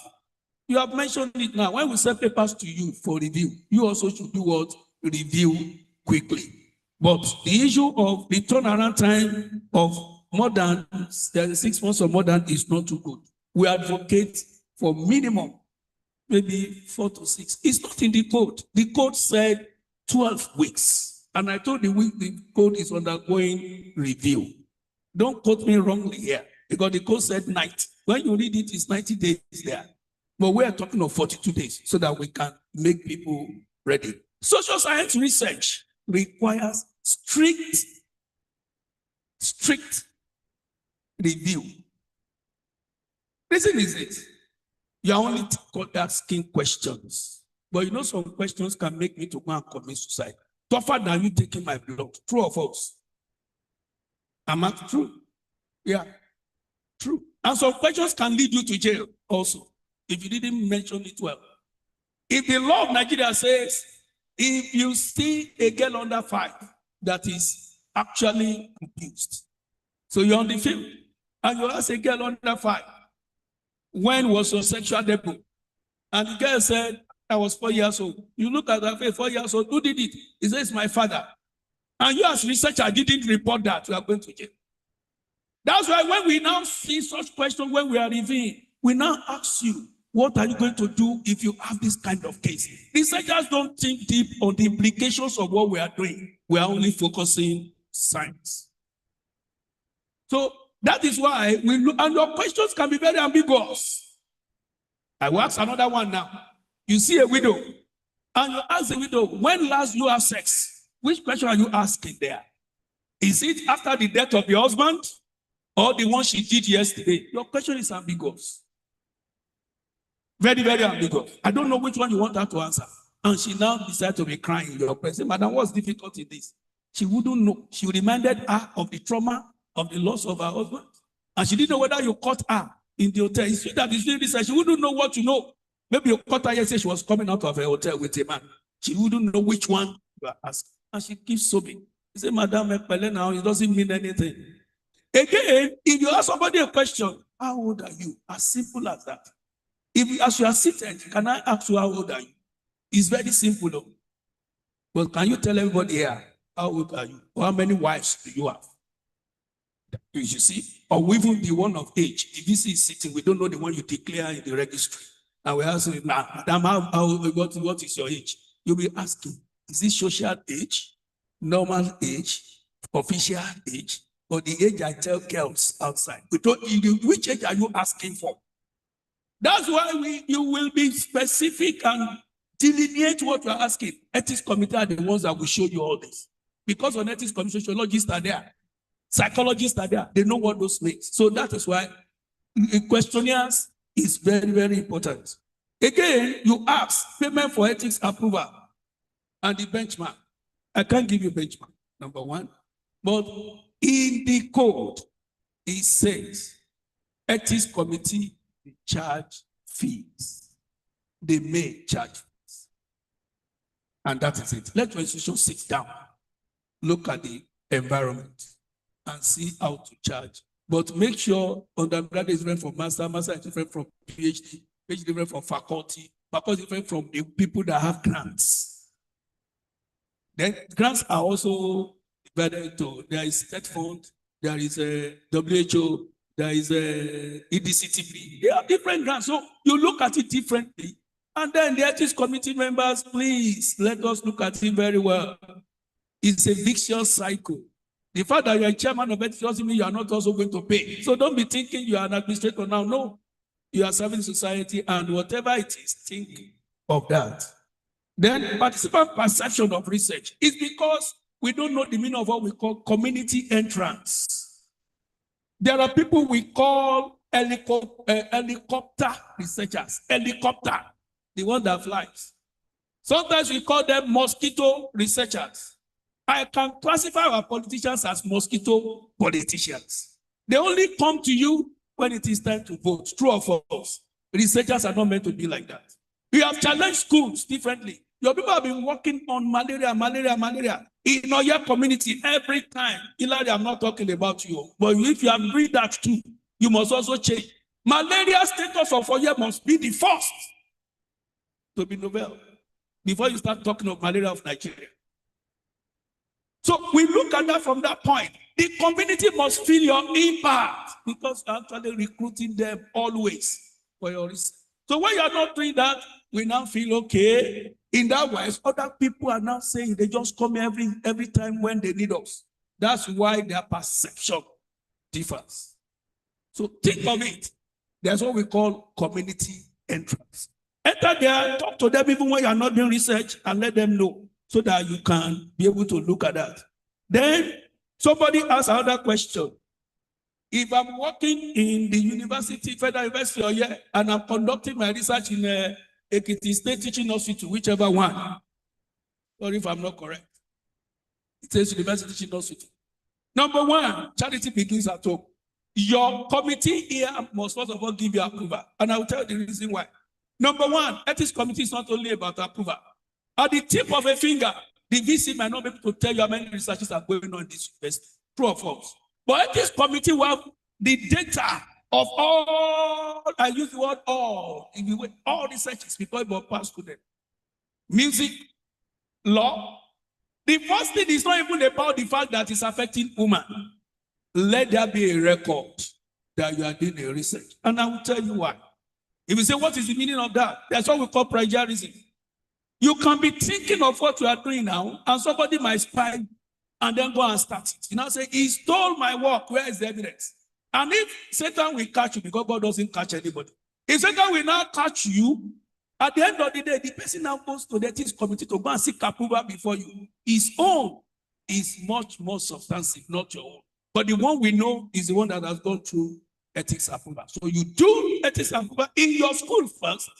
Then when you now get to the Ekiti State Teaching Hospital and they want you to do, when you are submitting your approval to them, your protocol to them, attach the approval from your school. No ethics committee will see an initial approval and waste your time. So you must get from the two places. Somebody said now he knows how many things will have happened there. And I said that when you leave now, faith of research, valuable research data obtained through unethical means. That's what you are saying. You've done your research without ethics committee here. Yes, we agreed. But difficult. I want to give you an instance of it. A PhD student, 5 years into the work, wants to defend her work. And then another examiner came, sir, and asked him just one question. My first question to you, is there any approval for this work? And you know what the PhD said? My supervisor said, I do not need ethics approval. That was the end of the defense. The man stood up and said, he can actually assess that student. And the student have to go and start all over again. So I want to let you know, let it be a lataja. Once you have done that research, you can go back and do the protocol and come back to present. Yes, we know it is a time of unknown. But right now you are bad. I don't know, except your university have a way of doing it and they are putting it in the code right now. In the code, you have not gotten approval. You remember what Pfizer said when during the Truman trial in 1996 in Canada? They told us that the people will have died, that they brought intervention. And when God will catch them, some of the children that took those drugs did not die. Some of the children that didn't take the drug also did not die. The ones that took the drug that did not die develop problems later. You think you can, it's only science that can help humanity? The answer is humanity first before your research. So when you are thinking research, also begin to think human. You will say, that's too bad now. We didn't know before now. But it's a separate discussion on its own. The fate of valuable data.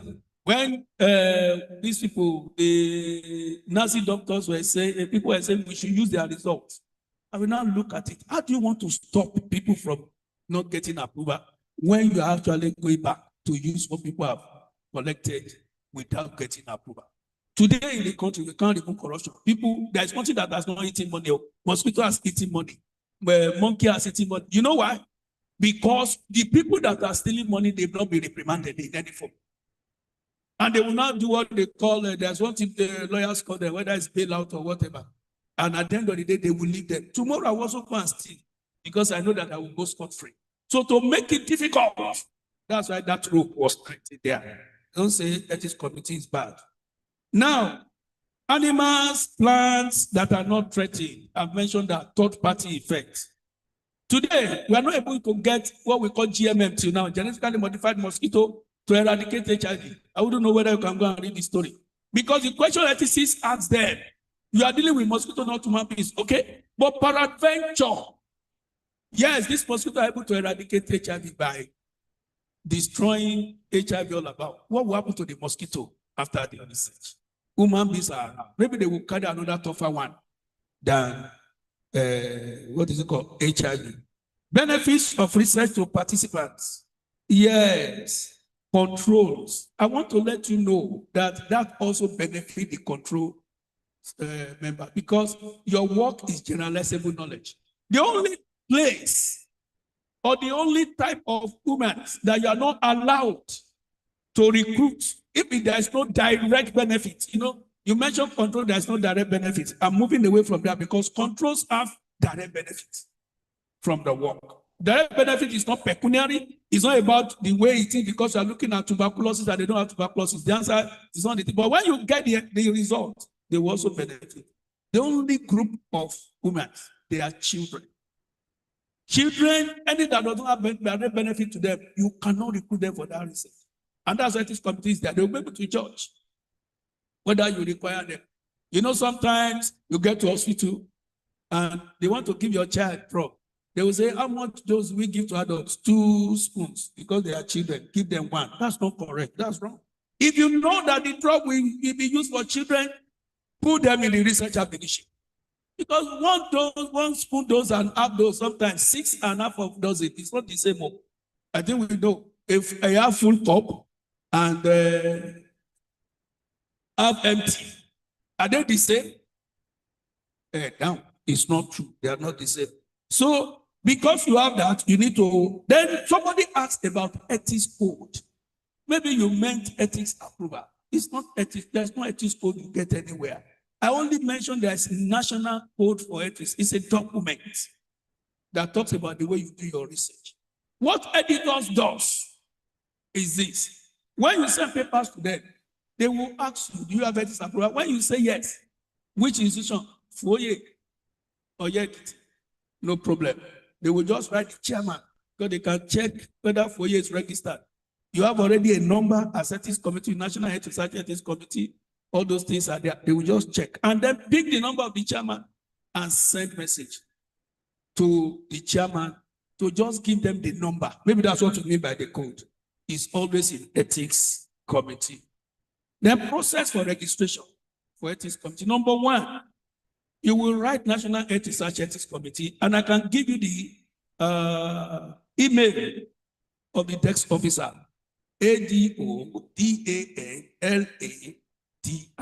ADODANLADI @yahoo.com. Just write it. But when you are writing it, you can copy me. Just put it there, K-Oyedeji, Ko-Oyedeji@unilag.com. I'm not the one you are writing, be clear to me. But I will prompt him that this is what he will now look at your paper, your request, and then give you all details. There are details for how to register. As of today, it's not costing any money to register, but it takes your processes. Number 1, once it gets your paper, it will ask you to organize face-to-face training for minimum of 3 days. He will send facilitators to the institution. He will also be there to be sure that this was done. After the training, within 6 months, your training must be used to seek the approval of the ethics committee. So they are both accreditation and registration. So when they come for the training, they will look at the office you are going to use, the tables, the chairs, people you have on the committee. All those details are there so that I will not bore you with them. That's the accreditation thing. Then you will not do registration. If you do a training in 6 months and you didn't go and register, it becomes futile. You will start all over again. After registration, they will not give you a registration number, send you a letter, put you in different classes. We have class A, B, C, D, E. So those are the details to know if somebody is telling lies. They have the document, they have all those things. And after that, you cannot begin to review protocols and then be given an approval. In 2 years after, they come back to come and check what you have done because they know that human beings can change. Somebody now asked question of 10 years should not be considered. I didn't say that directly. What I mean is that when you are talking of 10 years to now, you understand that most of the information will have changed. But we know there are some methods that they are as old times 2 of my age. Those ones can be referred because they are methods. But when you are talking of information that keep changing, if you're talking of a paper written in 2023 in Nigeria, who was the president then? And then where is the president now? How much was petrol then? How much is petrol now? That's what we mean by that fact. When you are quoting such, you have to be careful. If your subject or maybe your discipline requires to go into such, ethics committee member will read and understand why you are using that.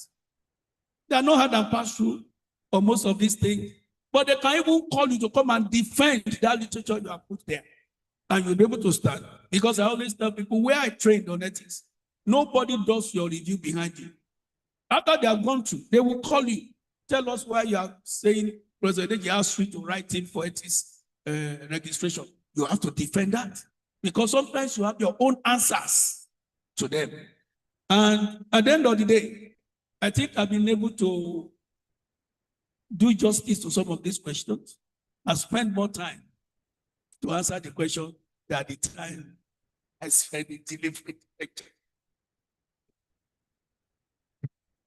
A round of applause for Dr. Oye-Ekiti once again.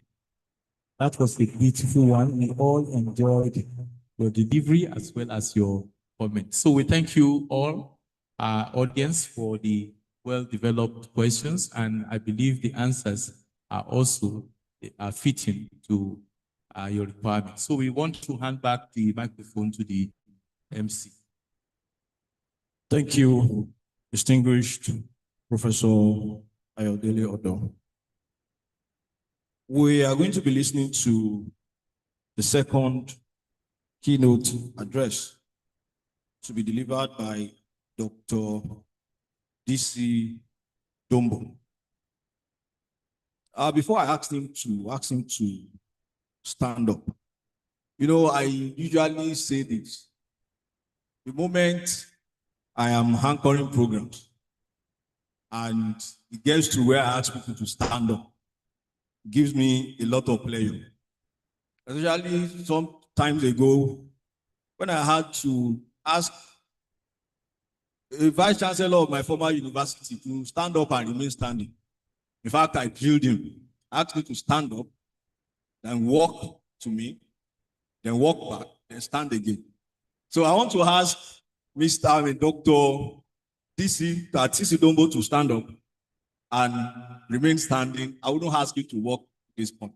I will allow Mrs. Adetutu Ojelabi to invite you to speak after she cited you. Thank you.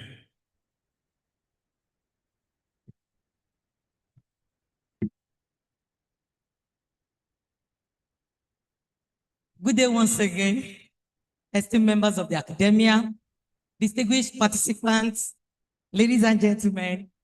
It is my honor to read the citation of Dr. Tonviesibe Cephas Dombo, our speaker for the session. Dr. Tonviesibe Cephas Dombo is a climate scientist, data analyst, AI and machine learning specialist, an educator affiliated with the Nigeria Meteorological Agency, NIMEX, as an assistant chief aeronautical weather forecaster at Nigeria College of Aviation Technology, NCAT, Zaria, for close to 2 decades, and formerly with the Indian Institute of Technology, IIT, Delhi, where he obtained his PhD in atmospheric and climate sciences. His expertise spans climate modeling, big data analysis, artificial intelligence, machine learning, environmental risk analysis, Python programming, scientific visualization, teaching, mentoring, and publication supports. His research on climate variability, extreme weather, and AI-driven climate solutions has been presented at leading international platforms, including the American Meteorological Society, AMS, Royal Meteorological Society, RMET, and the International Union of Geodesy and Geophysics in Berlin. He has also served as a guest speaker at the University of Reading and a resource person for the hands-on training on Python-powered AI for climate solution at the 4th African Symposium on Big Data Analytics and Machine Intelligence held at the Federal University of Technology, Akure, Nigeria. Dr. Dombo is passionate about capacity building and has trained students, researchers, and over 150 teachers in AI, robotics, Python, and climate data analysis through international programs, including the UNOTO AI for Good initiative. With pleasure, I invite Dr. Tomvesibe Cephas Dombo to take the podium. Thank you.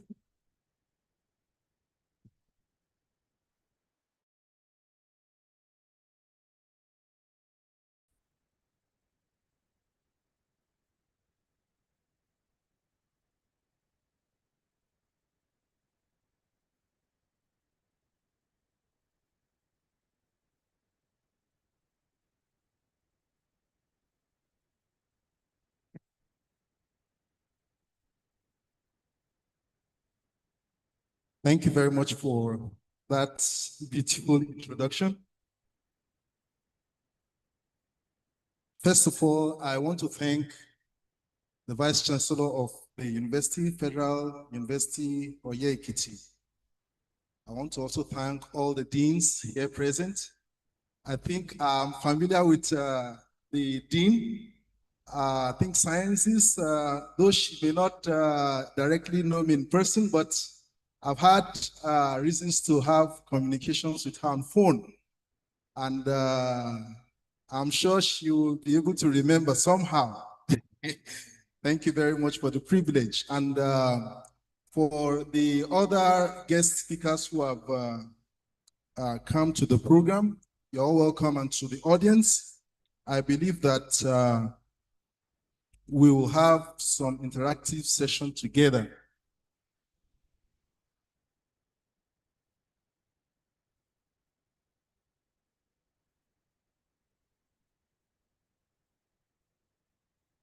So in the course of this discussion, I'm going to be having some kind of interaction, okay? And I will be very happy to see your responses, because I'm talking about artificial intelligence and ethical research practices, transforming education, innovation, and knowledge production. Somehow, some way, I got in contact with Foye through Professor Ayanda. And if I can tell you how we got to meet, it was not by physical contact. He met me on LinkedIn. Okay? So he met me on LinkedIn, and then he sent me a message and said, would you be able to come around to help us on machine learning training? And so my first contact in this institution is not today. And it was once in their innovation hub. I think the dean and the VC were there at that time. And then we had a very useful time together. So we had good training time. And I'm happy that today again I'm here. And I want you to be able to scan this code. That was why I asked them to give me the, card, the HDMI. If you're able to scan this code with your phone, I'll be very happy so that we can interact, okay? If you can use your phone, scan this. We're in the era of AI and machine learning and intelligence, okay? So you can scan this. This is the way I use to interact with my audience. I'm sure that there is a little bit of network issues, but if you're able to scan, fine. If you're not able to scan, please, some of the helpers around can take a picture of this and show to people who can scan from where they are seated, because I would like to get feedback from you. Okay, so there is an opening question I'm going to start with out of the conventional table of contents, this, that, and that. I'm going to just go through the discussion so that we can, do some interaction together. So the first question I want to ask is, can artificial intelligence transform universities without replacing human intelligence? So if you're able to scan, you will see Slido. As soon as you get there, you will see this same question there. Okay, so one person has already responded. I want to see how many more people are able to respond. And that will take me to the next section. It says, very good. Now I have 3 people have responded. Okay, 7. Very quickly, 8. At least we have more than 200 here, if I'm not wrong. So at least I should have like 50% of the audience. Can artificial intelligence transform universities without replacing human intelligence? You can say yes if you are a student. You can say yes if you are a lecturer. You can say no as a lecturer. You can say no as a student. Okay, so I have 12. Now, since I'm sure some people will have difficulty with internet or connectivity, permit me to continue. Is that all right? So I'll continue from here. Now, that is the question. In the course of the discussion, we'll see how this question is well answered by you. I can see most of the students are saying yes, whereas only 25% of the lecturers are saying yes. It means something is happening. We'll see in the course of the discussion. What is artificial intelligence? I know some of you have answers to that. You use it for this, you use it for that, but let's look at some, definitions. Artificial intelligence refers to systems that imitate human intelligence. I don't know what that line is there. I think it's the fan. Okay, so AI refers to systems that imitate human intelligence. Please take note of that word imitate. Then AI is also the science and engineering of making intelligent machines, especially intelligent computer programs. How many of you remember times when computers were out and some people found it difficult to migrate from typewriter to computer? Okay, the same thing is happening now. All right, but the point is that don't allow the era to pass you by while you are left behind. So, who are the architects of this artificial intelligence? These are scientists, mostly computer scientists and mathematicians. For example, John McCarthy, in 1995, derived that term, and in a conference birthed in the field in 1956, he called this study artificial intelligence. Then other people followed on to build on, what machine learning and artificial intelligence looks like. Now, we want to see what is the mimicry between AI and the human mind, okay? So, take, for example, ChatGPT. How many of us are familiar with ChatGPT? Very good. So, what is the model in ChatGPT? Who can tell me? What is the model used in ChatGPT? Good. The model is GPT. Okay, then the chat part of it is the chat box. Okay, so there are other kinds of, AI applications that use the ChatGPT model and work in them. So you begin to have different names, those that do with Canva and other machine learning or devices that you use. So it is important to note that machine learning or AI or ChatGPT only generates contextual responses. What does that mean? It means that it does not have true understanding. So I want you to understand AI in this dimension, that AI does not have true understanding. The reason is because many people think whatever they give AI, they get the right results, and they just pick it up hook, line, and sinker that way. So, but with the understanding that we're going to have today, you know that AI does not have true understanding. Number 2, it doesn't have consciousness. It doesn't have awareness. It operates based on statistical associations learned from the data that you supply to it, and it does not, genuinely comprehend what you give to it intentionally. So what it does is that it kind of rank everything that happens. If you have 3 chairs, 4 chairs, 5 chairs, the here and there, it will, within that axis, loop whatever is there and say, okay, this resembles what this person is doing within this section, this segment. Then it picks it. Not that it is exactly intelligent. Okay? Now, I've given an example of a chat of a GPT, like ChatGPT. You have Grammarly. Many of you use Grammarly, Google, Gemini, other AI image generators, recommendation systems. But one thing we know is that AI today helps machines to learn. It helps machines to reason.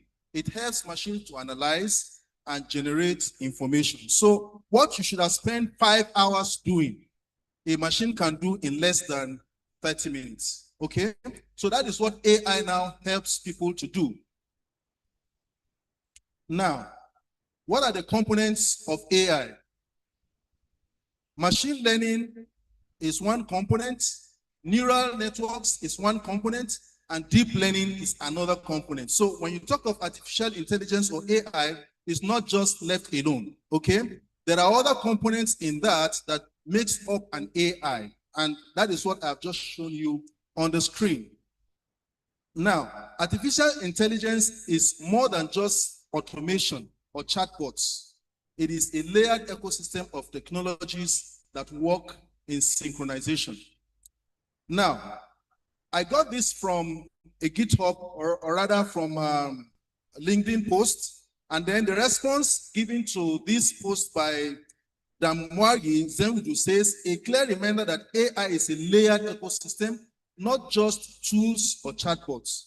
So you move from AI to machine learning, to neural networks, and to deep learning, and each layer builds on the other to enable modern systems like GPT and beyond. Understanding these foundations is key to building scalable, intelligent solutions. So we have been told about how this AI is working in various sectors, in various circumstances. So I want to just give a very brief overview of how AI has affected different systems in our research environment. So for innovation, solutions are created through AI. For example, during the COVID-19, okay, that was when we had the boost of artificial intelligence and machine working very, very efficiently, okay? Then in research and development acceleration, if you want to have research and development acceleration, AI has helped in that. And then it has also caused some disruption in the normal way we do things, okay? We cannot do things in different way and get better results in good time. It has also helped in technologies and entrepreneurship. How about in cybersecurity? With AI, for example, in the ITU program we had the last time in Abuja, where we trained students or teachers, about 200 teachers, on how to use AI and robotics and robots.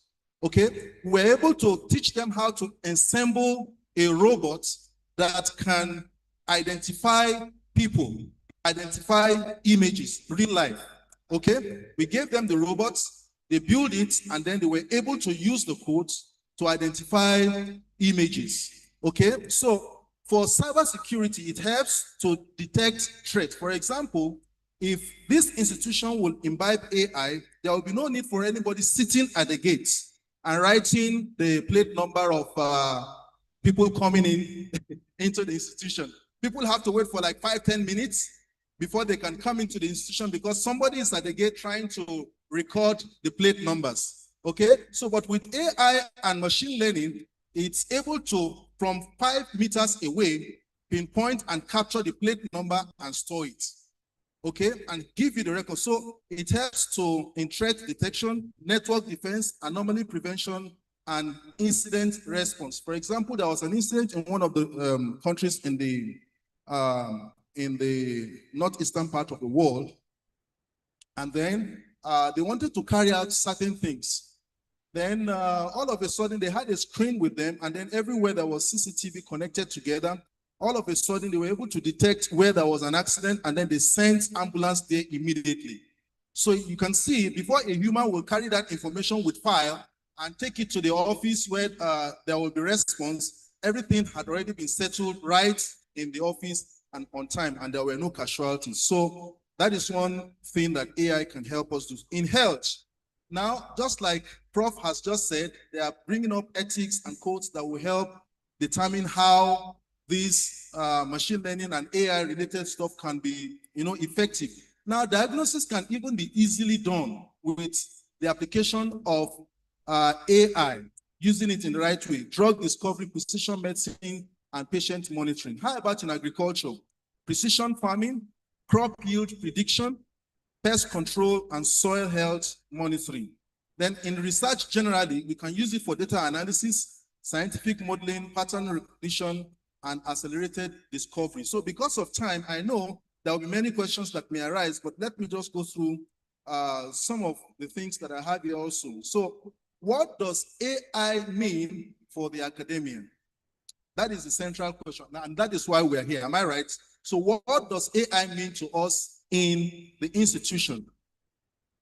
Now, it helps us for learning transformation. So AI is already fundamentally changing how students learn and interact with educational content. That was why we saw 76% response. Just here. Am I correct? So you can see the evidence that it has transformed the way, whether we like it as professors or not. Because you're not there with them doing assignments and projects and all that, they will use that and give you response. And in fact, sometimes the response you get now is even faster than when you do previously. When you give an assignment, you give just 1 week before. Now, within 2-3 days, people are done with the assignments. Am I correct? And then you see that there will be research and innovation. Educators and researchers are leveraging AI tools for enhanced teaching, administrative tasks, and groundbreaking discoveries. For example, like this chatbot I just used now, many people don't know. If you want to organize a test in the class, institute, you don't need to say anything. After teaching, you put up the poll there and you get your response. Every student's record will be taken. Okay? Then there is need for responsible integration. Now, the question is, how are institutions imbibing the advent of this AI? Universities are facing critical imperative to adapt responsibly, integrating AI while upholding ethical standards. Just like our prof has told us about ethics in the animal world and then the life sciences. The same way, ethical governance needs to bring up a framework and structures that will help to ensure that AI benefits stakeholders equitably. Everybody must be able to do that. Now, I'm just giving you a summary of,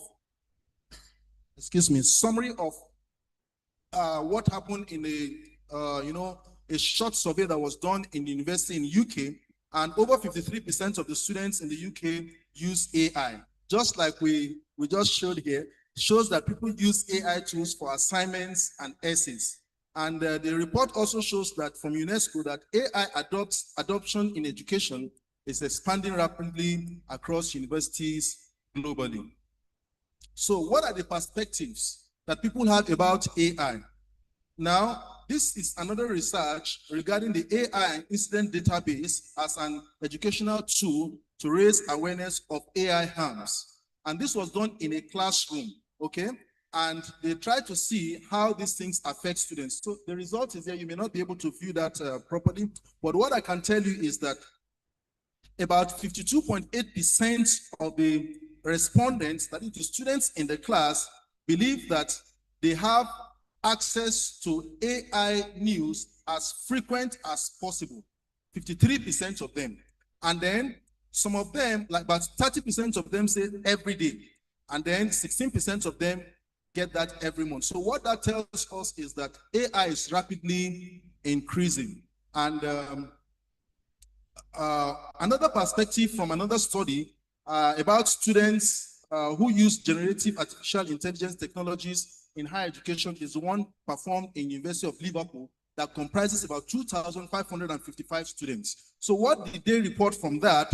They discovered that only 7% of students were aware of generative artificial intelligence, with over 50% already using or considering it for academics. Then, selective support. They also see that 51% support assistive tools like Grammarly. Of course, I'm aware that many institutions already subscribe to Grammarly. I don't know if FOIA has subscribed to that. Okay, many institutions like where I studied, they've subscribed to Grammarly and many other tools that are AI generated that you can easily use to enhance your study. So students believe that Grammarly can help them, whereas 70% oppose using AI to write entire essays. The reason why those 70% agree that they can, that is happening is because many of them are already good writers. And because of that, they even, don't agree with people who use AI to write. Now, there is also a problem. And what is that problem? The problem of confidence gap.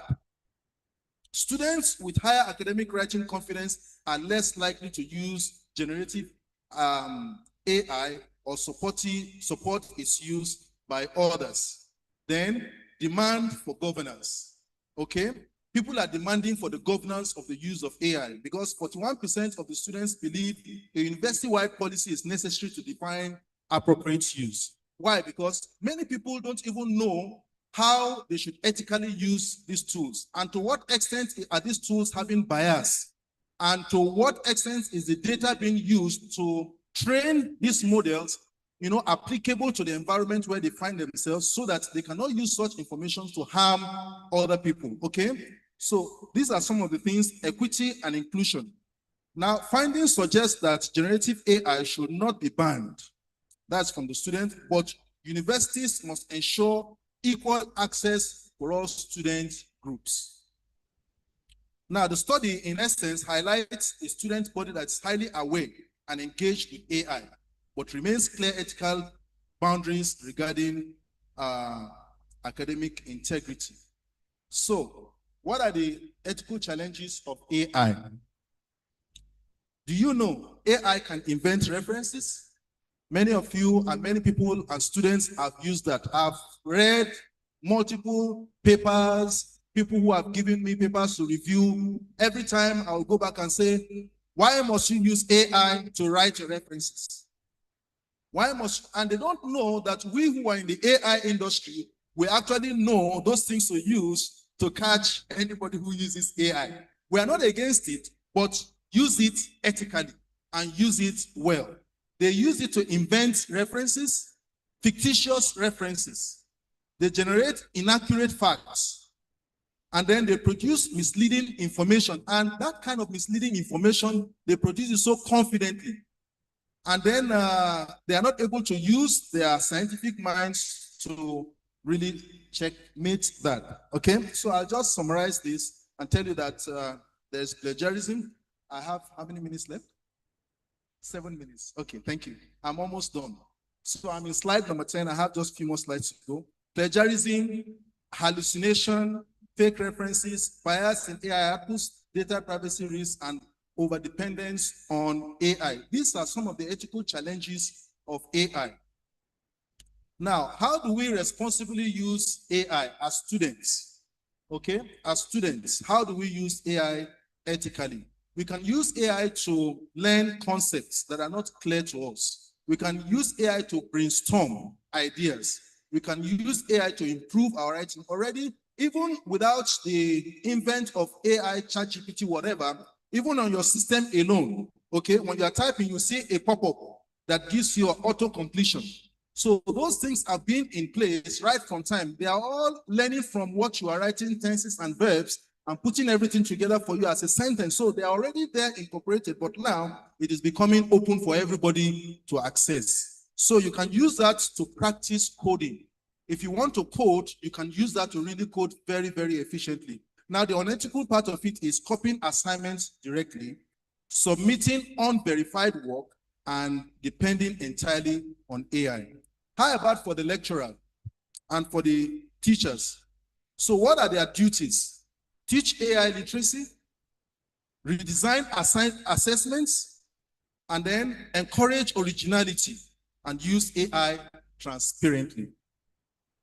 How do we build ethical AI culture in universities? We need to develop AI policies. Every institution should be able to do that. Institute policies that will help everybody promote digital literacy, train lecturers and students, encourage responsible innovation, integrate ethics into the curriculum. Actually, there is an ethics for AI use in Nigeria already. It's in the second draft already. I have the PDF here, but it's not actually been circulated, but there is an ethics for the use of AI already being developed in Nigeria, okay, for higher education institutes. AI will not replace humans, but humans using AI may replace those who do not use it. So these are the challenges and the opportunities. I've mentioned some of them earlier. And what are the recommendations? I've also mentioned some of them earlier. So artificial intelligence should enhance human potential and not diminish human values. Human intelligence plus artificial intelligence is equals to what? Sustainable innovation. So there is another one here, just that same app, just open it, it will show you this. What is your biggest concern about using AI in academia today? I want to know, and I want to see the responses. Once again, those of you who have tried it earlier, please, can you try this and see? What is your biggest concern about using AI in academia today? Is it plagiarism and academic integrity, AI-generated fake references and hallucinations, not knowing which AI tool to use and all that? Any response? Nobody? Okay, it's fine. Then, which AI skill would you most like to master through a 2-day hands-on training? I want to know, if you want to master a particular kind of tool through a 2 days training, what kind of AI do you think? Very good. Using AI ethically without pleasure, very good. One person has responded. Any other person? This is the last, second to the last slide. After this, I'll close. Okay. 2, okay. So, like moderator has told me, I'm no longer having time. Just like they have told you, I'm a trainer and I use AI and I use it ethically. And I train people on how to use AI in their, in their research and innovative activities. So I am actually organizing a program in the next few days. And then if you're interested, you can reach out to me. And it's titled AI Workshop, Practical Use of AI in Academic Research with High-Level Ethical Practices. So this is going to be a hands-on practice that people will come, learn by themselves and see how it works. I'll show them how to use some of these few tools that will help them navigate through their research effectively. These are some of the references, and thank you.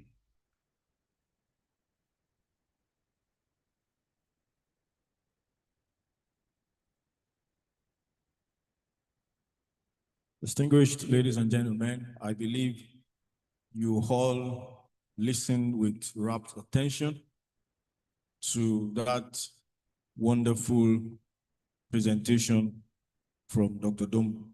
Thank you very much. I would like to, a round of applause for him once again. I will now hand over to Professor Odo to coordinate the session. Thank you.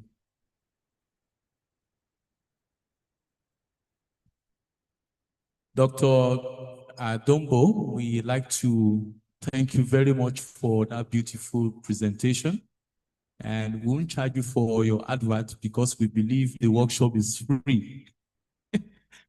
So thank you once again for that beautiful presentation. And of course, many people are in tune to the use of AI and will be very much interested in asking questions with regards to what you have, the lectures you've delivered. So can we have the audience ask their question now? Okay, there are 2 hands over there and 1 hand at this point.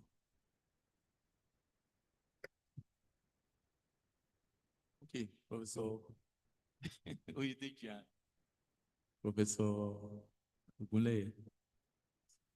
Thank you.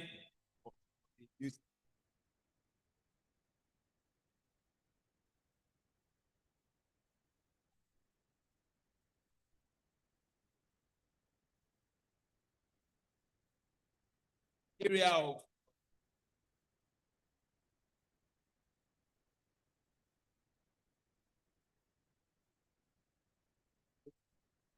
both in coding, prompt, and then you get to realize responses that be suspect. So now the concept of domain knowledge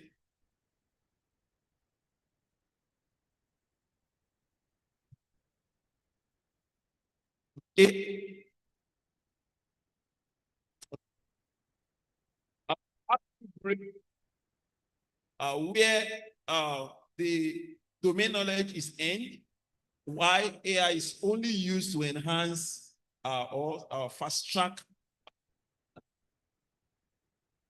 way of and so is used to enhance domain knowledge where that can serve as a checkmate for whatever hallucination that AI is bringing. So how do we do this in an academic environment so that while we are not saying we should not use AI, at the same time, we are helping to checkmate its hallucination. Thank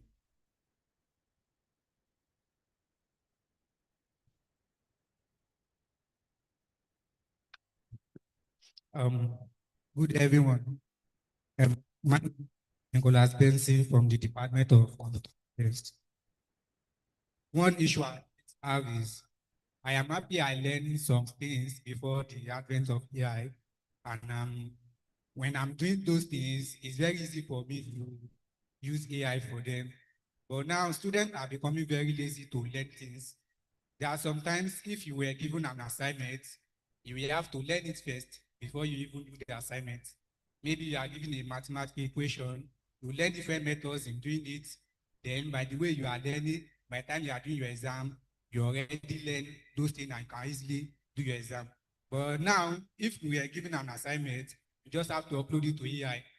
Then AI will just give you one method. Then from there, you just do your assignment and submit. That's very fast, and through that, people don't even need to learn again. So I want to ask that, how can we enforce these students to learn these things before they start using AI for them? That's my question, sir. Thank you. The third person is here.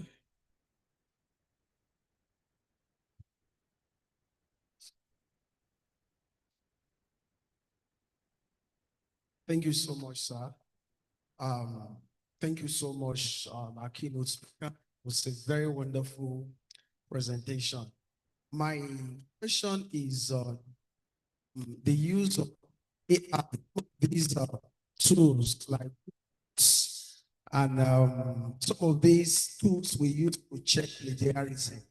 Sometimes you come into discussions with colleagues and they make you understand that when a particular document has been checked, that rechecking, sometimes the content will show as being AI content.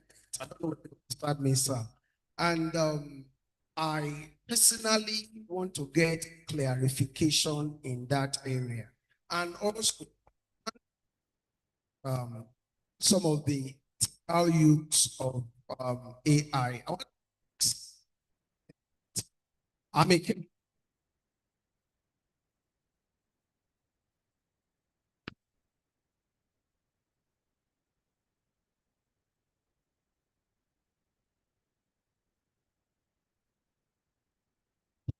I'm a chemist, and I want to know the extent to which one can actually prompt, do some of the properties in prompting that is within the ethical limit. Thank you. Thank you. Professor Kolawole, and then Professor Mule. Thank you very much. My doc, there's always a confusion between AI and innovations. Can you clarify the difference between the two? Okay. Thank you very much, our speaker. You have really done a serious work. Thank you very much, because this topic is a topical issue in academia now, because most of our students, they are very, very lazy. They are very lazy, because when you give them assignments, they just go to AI, and they will bring even our postgraduates. So my question is, how do we, though I'm in Faculty of Computing, we have done our own, at least to checkmate that AI writing. So before your thesis will go out, we have to check the AI writing, the level of the AI writing, and there's a percentage that we agree on as a faculty. So, but my question now is, how do we, though the other speaker has asked, how do we control this overdependence of AI in academics? Even among our lecturers, not only students, among ourselves, we also use AI. How do we control it? So that's my own question. Thank you, sir. Please, before Dr. Dombo answers the questions, there is an information, please. Oral presenters are to check page 44. People whose abstract numbers appear on page 44 will be making their presentations right in this hall. And please, while the questions are being answered, I invite you to the technical desk to submit your slides, please, so that as soon as we are done with this session, we'll go into the oral presentations. I want to say it again. Page 44. Those whose abstract numbers appear on those pages, I was told now that they are asked to submit to that WhatsApp number. I think that will make it neater and faster. Please, you can do that immediately. Thank you. So, thank you very much, Dr. Dombo. Sorry, please. I have a question. Sorry, please. Sorry, sir. I have a question, sir. Thank you very much for the presentations, Professor. I am a product designer, and my name is Waris Adeleke from the Biochemistry Department. So, I'm working on a mobile app currently. During my research phase, I discovered that when I was doing research for some students, I found out that some of them don't actually make use of AI. Yes, and I was very surprised. I was very surprised to see that. So, we're saying students are getting lazy because of the invention of AI. Yes, that's exactly true. So, but I still want to call us to this attention because some people are extremists when it comes to perfection because of the fact that AI do make mistakes. So, some students actually don't make use of AI. So, that's it, sir.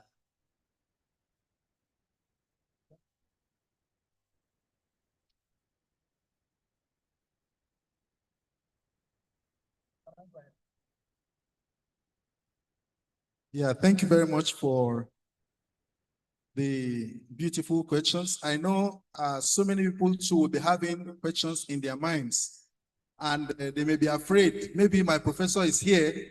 If I ask question that I use AI, sometimes you may feel okay. So all those assignments you have been doing, you have used AI for me. All right, but I think everybody is coming to the general acceptance that AI has come to stay. Am I right? So that is one thing that should rest in people's minds, that we did not invent AI in our country. All right?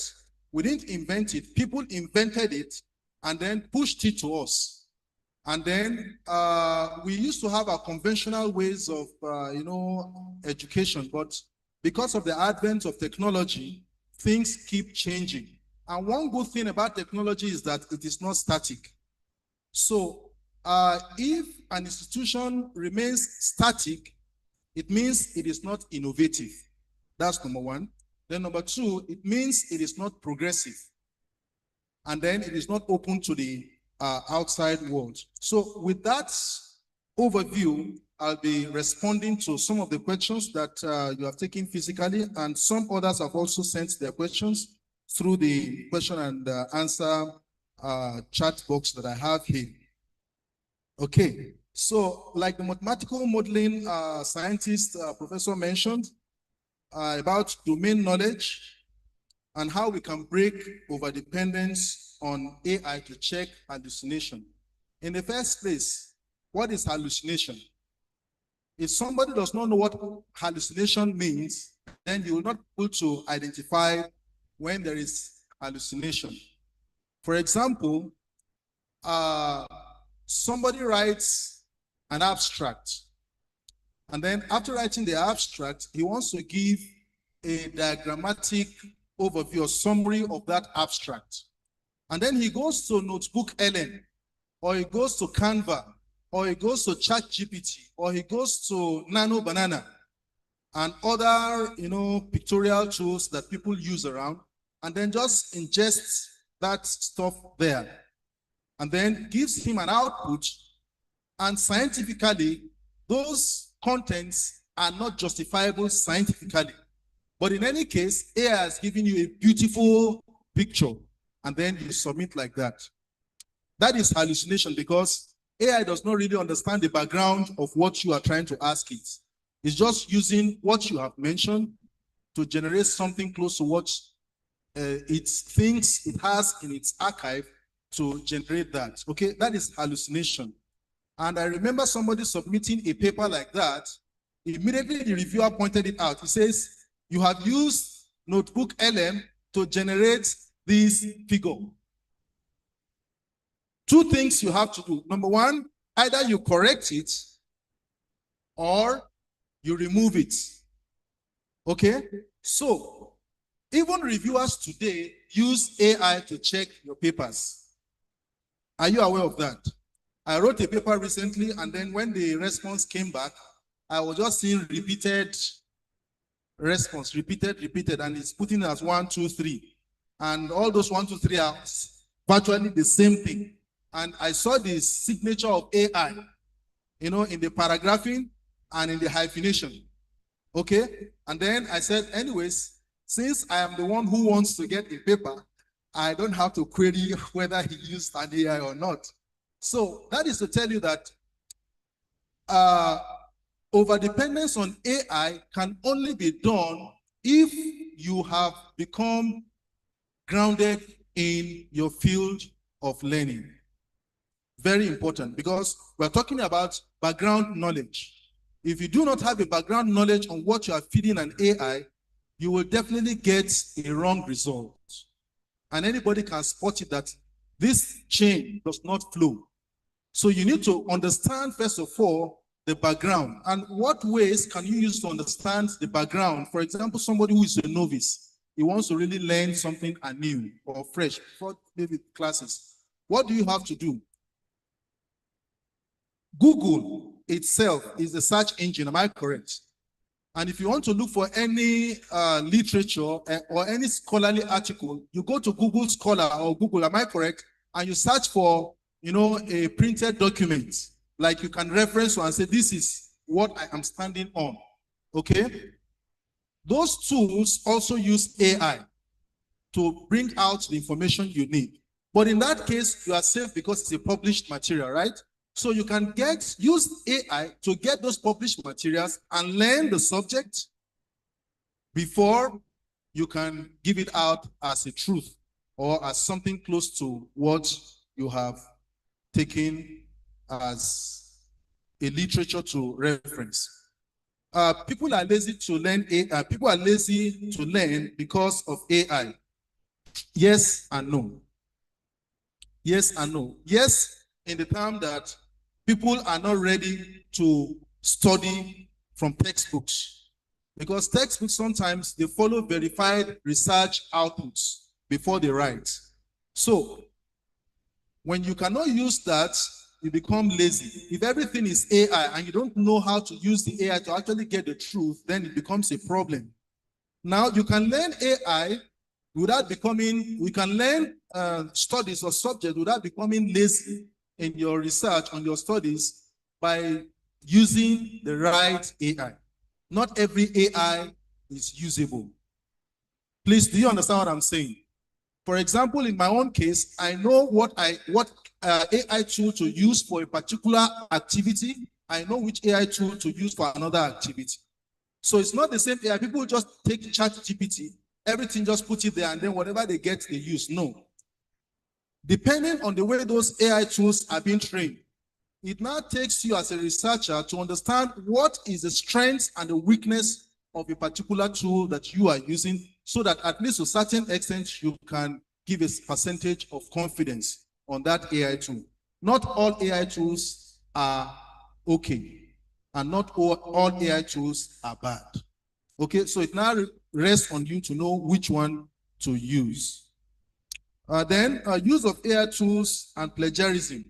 You put your document inside AI tool, and then it gives you back something, and then if you use it again, it becomes so. For example, Turnitin, like somebody asked, Turnitin has been in use for a very long time, and most academics have accepted Turnitin as a major plagiarism checker.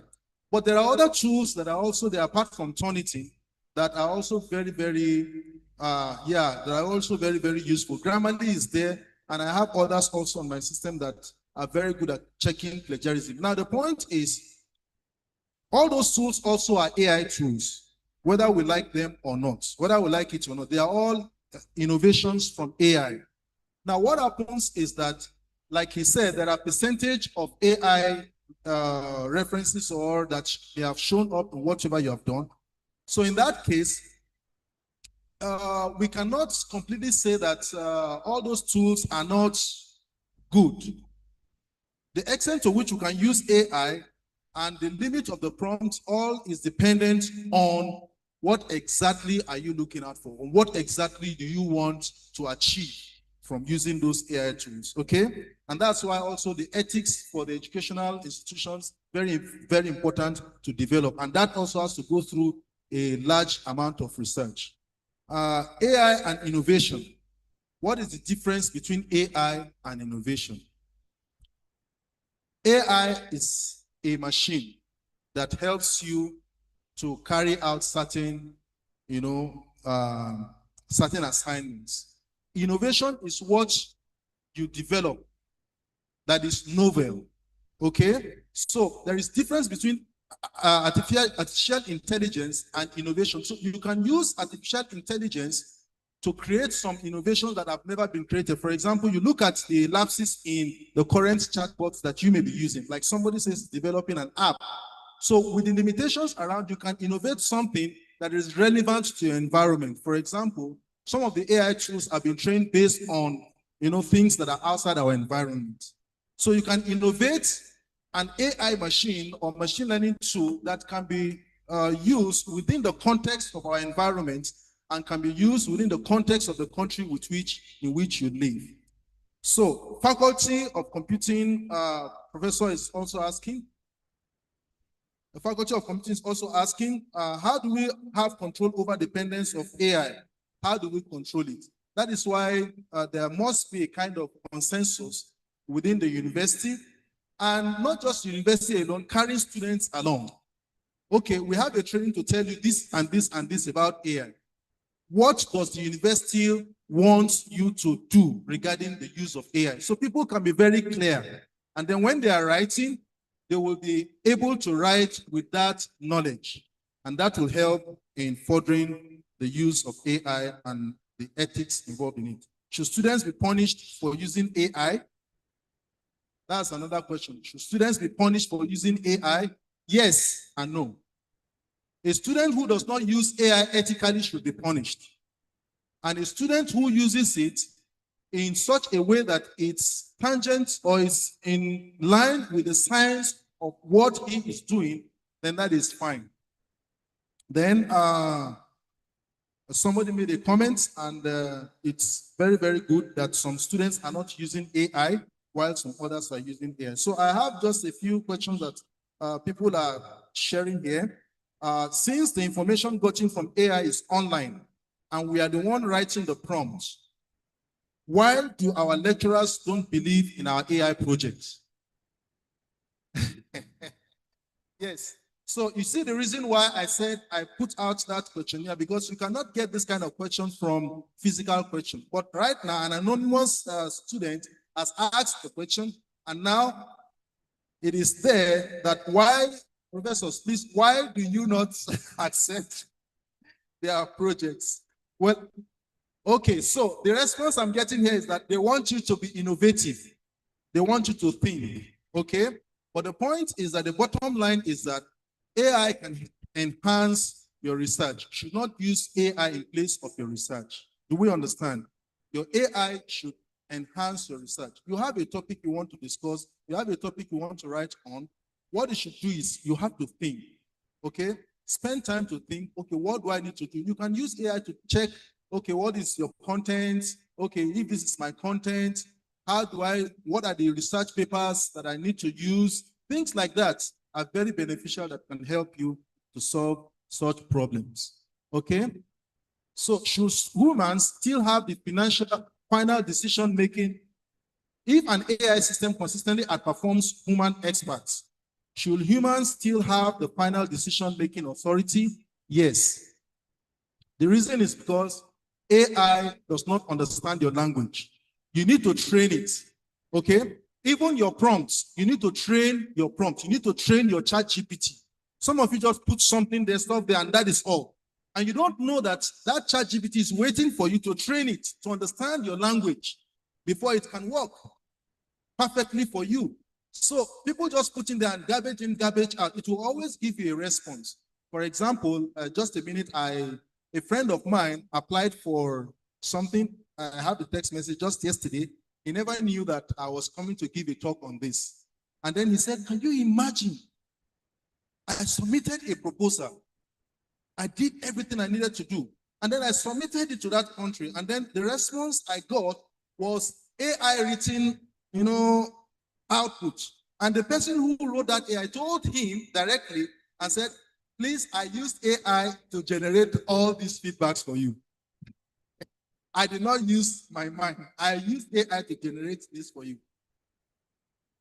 So the fact is that people are becoming lazy, okay? And people are not ready to work. But the truth is that AI has come to stay. That's why right now what is being talked about is the ethics of the use of AI. That is the level we are now. AI has come. Now, what are the ethics in using AI? I believe that with these few submissions, okay. So yes, at the end of the discussion, please, if you want to participate in that advert that I just gave, please, you can meet me. I'll be here for a few minutes. You'll meet me and let me know. I'll share the link with you. You can register from there. Thank you very much.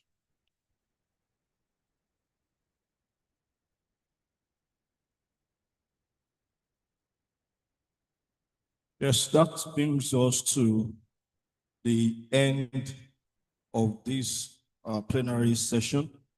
While the speaker was giving answers to your questions, a very important member of the university community walked into the hall, and that is no other person than the Dean School of Postgraduate Studies, Professor Babatope Alabado. Please come to the high table, sir. You're welcome to the high table. Now we'll be having the rounding up formalities for the opening ceremony of the 9th International Science Conference of the Federal University, Oye-Ekiti. Today we have listened to 2 keynote addresses: institutional structure for submission and responsible conduct of ethical research. And also we have listened to artificial intelligence and ethical research practices, transforming education, innovation, and knowledge production. And if you attended both presentations, you would agree with me that these were well presented, and they must have spurred some discussions after the presentations. Now, I want to invite the Dean of the Faculty of Life Sciences, the Dean of Ilari, also to make the vote of thanks. Thank you. Professor Bio Ajiboye.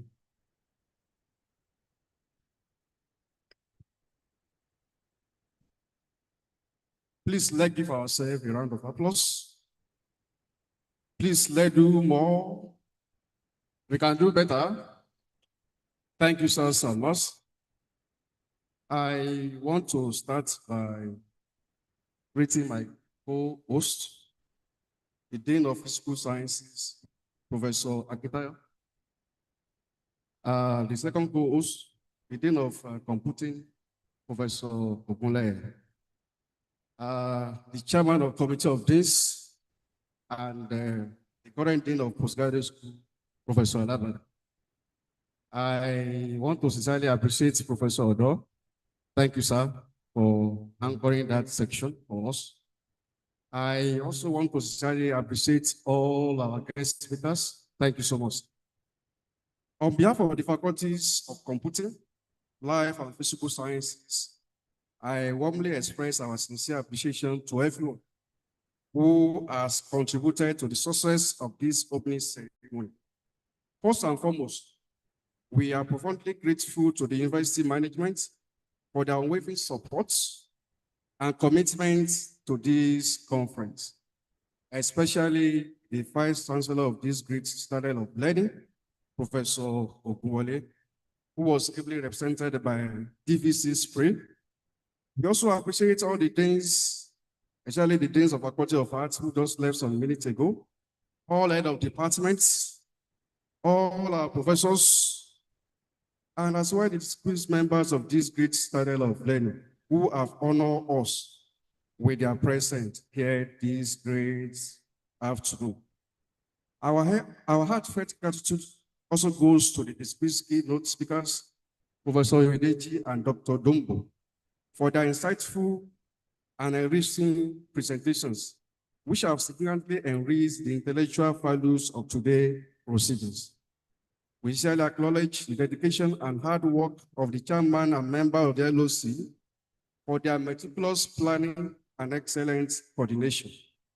We also extend our appreciation to all participants, both within and outside this great citadel of learning, particularly those who travel from various institutions to attend this conference. Your presence, engagement, and contribution have added immense value to this gathering. Special appreciation goes to all our undergraduate and postgraduate students for their active participation and valuable contribution. Your engagement underscores the importance of nurturing the next generation of scientists and innovators. We would also like to recognize and thank our program anchor, Dr. Oluwole, as well as Mr. Imam, for their professionalism. Our sincere appreciation equally goes to technical staff, protocol team, security personnel for their unwavering support and commitment to ensuring the smooth and successful conduct of these events. Ladies and gentlemen, the enriched exchange of ideas and spirit of collaboration witnessed today truly reflect the essence of scientific gathering. We are confident that the discussion and interactions initiated today will continue to foster meaningful partnership and groundbreaking discoveries. As we conclude this, the activity of the first day, we look forward to more engaging sections, productive deliberation, and rewarding interactions in the days ahead. Once again, thank you all for your presence, support, invaluable contributions.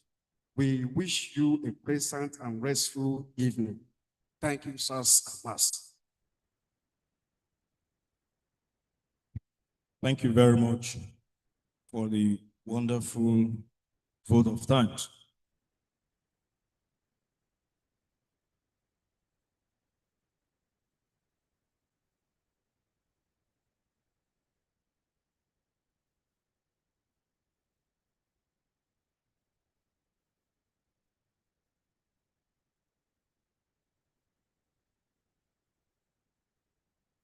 So thank you very much, Dean of Life Sciences, for the vote of thanks. Now we want to have group photographs, and I'll coordinate that. Where are the paparazzis? We'll start with the members of the high table first to have photograph. I don't know who is coordinating, who is the official photographer of this event. I believe we should have an official photographer. Hello? So come and organize.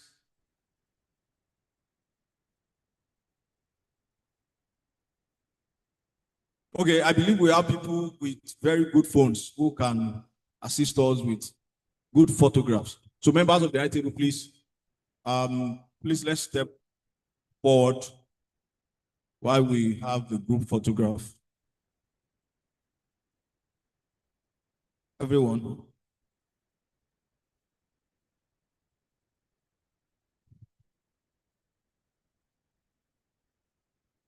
Then after the group photograph, members of the high table, then after that, LOC members will join members of the high table.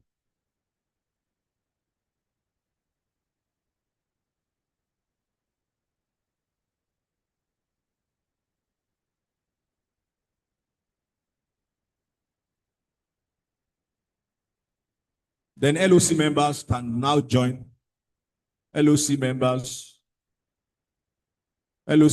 please join them. Those that are not very busy can join them. LOC members, please come and have a snapshot.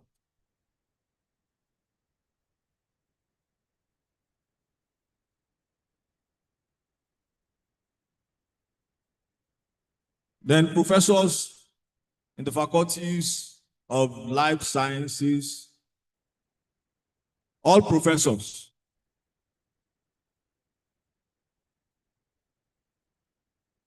all professors, all professors, all professors.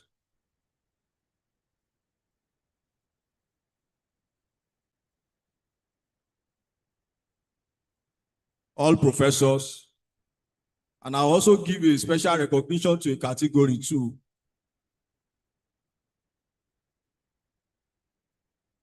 All professors,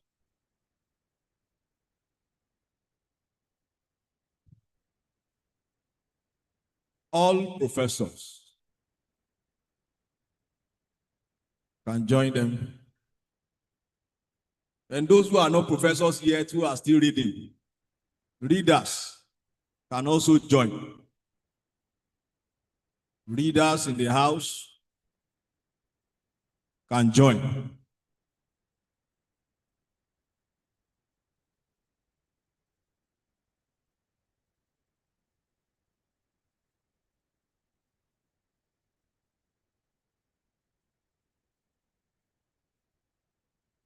Then interested senior lecturers in the faculties, LOC has been called. Okay, LOC, please join. LOC.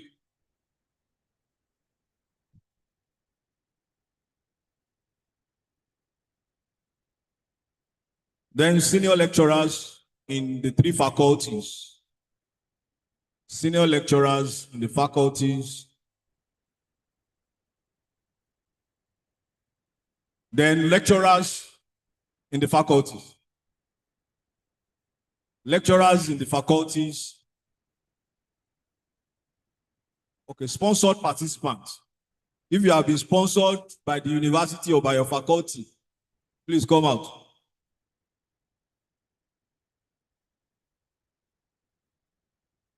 Sponsored participants, university or faculty sponsored participants. You can still out.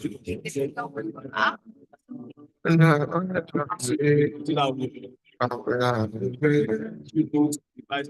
I need to see every day. We gotta stay in touch. And right now, multiple or no, whether you like or not. Job, my shit me carry lady. We this your big bum bum. You left me with no option, girl. I don't feel the night, oh God. I don't feel with Jack up, but I want to hear your love. Don't you, baby, Cause you never try to tell me, give me the shut up. Taking on. Cause you what you want, I know. You what you want, I know. Give me the you like bygones. My family, you like, oh, you do me, DJ, dinner.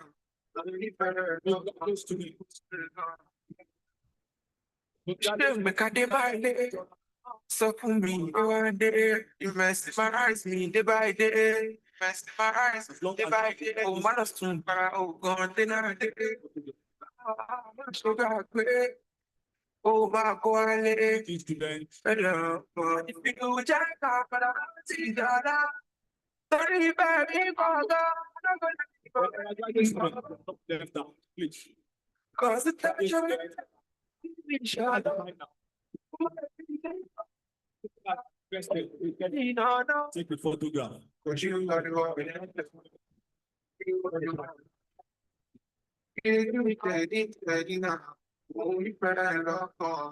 Feel like back on the bike on my mommy on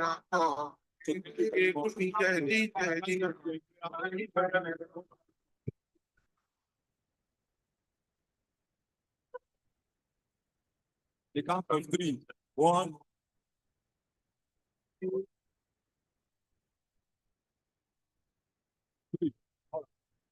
Because of but you are the one I love. You are the one I trust. Yeah, I'd like to invite the LOC chairman, Professor Hilary Oko, to make presentation of plaques. And I've been looking from afar. Guess don't know. Okay. Those graduate students. The things you do me go matter. Guess don't know. Be the 14. We'll be making presentation to the 2 keynote address speakers. Thank you, sir. Thank you very much. Can you put your hands together and welcome Professor Oye-Ekiti Solomon Oye-Ekiti.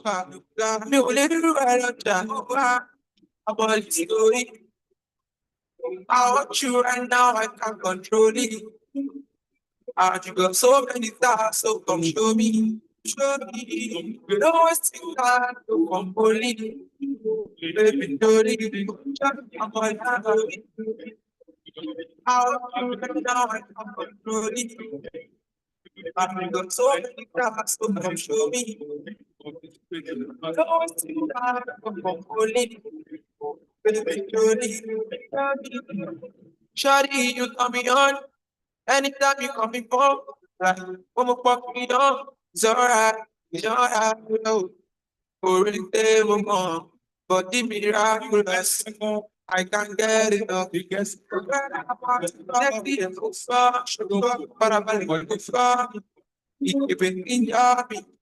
oh, don't doubt me. Yeah, you gotta get a smile. And I won't stop no car. Me only do right up, child. About the story. I want you right now, I can't control it. You got so many stars, so come show me. Show me.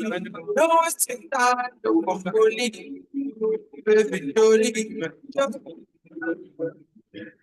That baby. Outside. I'm on the story.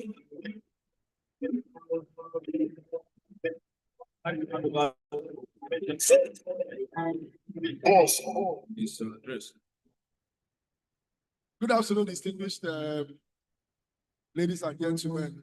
The very high table, Ordinarily, I'm not on the program because I've been run up and down since. But I just want to say a welcome, big one, to all participants for this conference. Just like the representative of the VC said in the morning, Ekiti, there are two things you must do before you go. You know, Ekiti is the home of professors. Ekiti is the home of pounded yam. So because before you go, make sure you eat pounded yam and make sure you make friends with at least 10 professors because there are so many in this place. So thank you very much. Immediately after this session, we are going into the oral presentations, and it will happen in the hall. We are not going to have any breakaway for today. We're going to do everything in this hall for uniformity today. So if you are an oral presenter, I'm sure you will have sent your presentation to the. So we are going to start immediately so that we don't waste time. Everything will happen here. We are not having any breakaway session. Thank you. Thank you very much. And with that speech, we have come to the end of the opening ceremony of the 9th International Conference of the Federal University, Oye-Ekiti. And it's my pleasure to hand over the microphone to my co-anchor, Mr. Nozri Imam, who is going to be coordinating the oral presentation. Thank you, distinguished ladies and gentlemen. Good afternoon.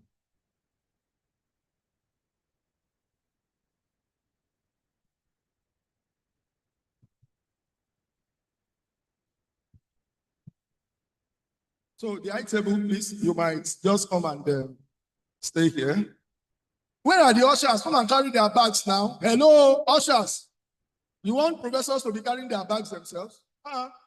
Please don't go. Just stay in front here because this is the technical session now.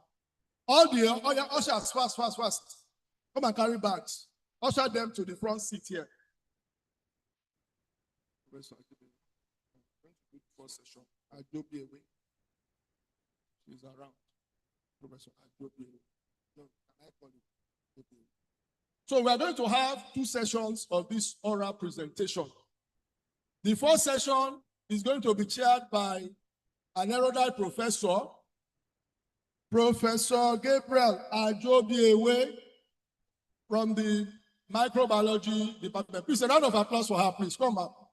It's your turn now to come to the ITB, please. Please.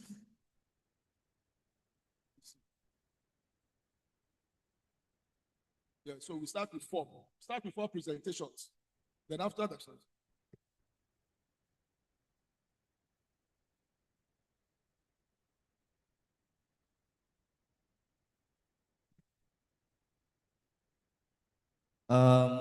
distinguished professors, eminent scholars, researchers, ladies and gentlemen, it's my pleasure to take over from my boss, who has been here with us this morning, right from the commencement of the conference to this very moment that I want to take over from him. My name is Nazir Imam from Chemistry Department. And once again, this is the 9th International Science Conference. And we are now moving on to the second part of today's programs, which is the technical session. We have about 12 manuscripts to be presented, or conference presentations. And currently now 4 have already submitted their slides for presentation. So please, I would like to use this opportunity to encourage others to do so as soon as possible so that we can continue the presentation without any delay.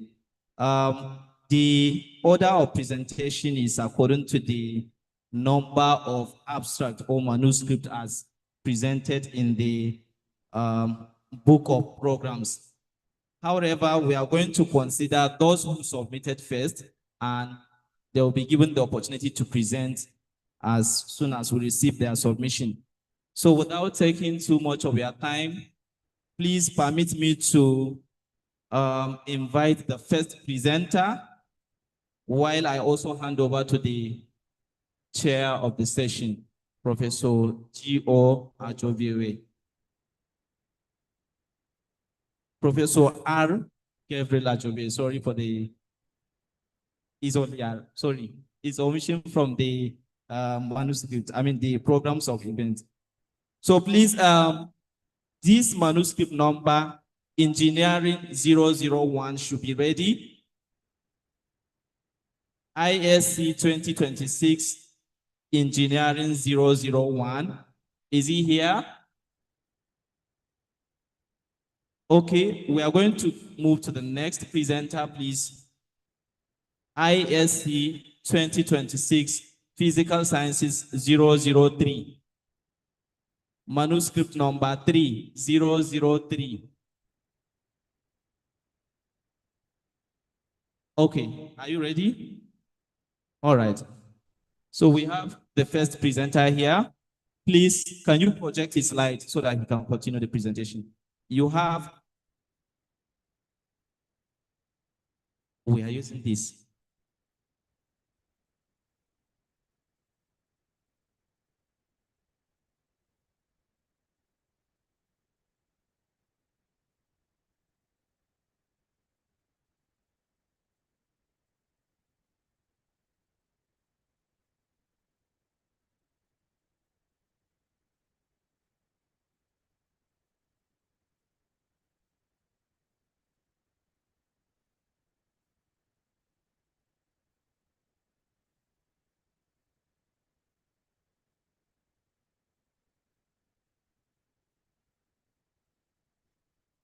Uh, Good afternoon, everybody in this section. You are highly welcome. Your name is Mogaji, sir. Excuse me, sir. Your name is Mogaji. Okay.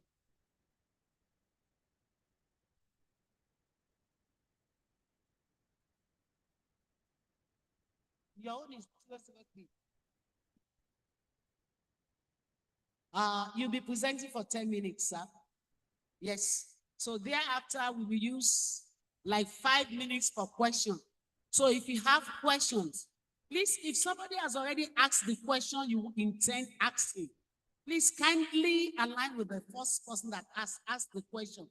So for each session, we'll just be taking about 3 questions. Thank you very much. You can start, sir.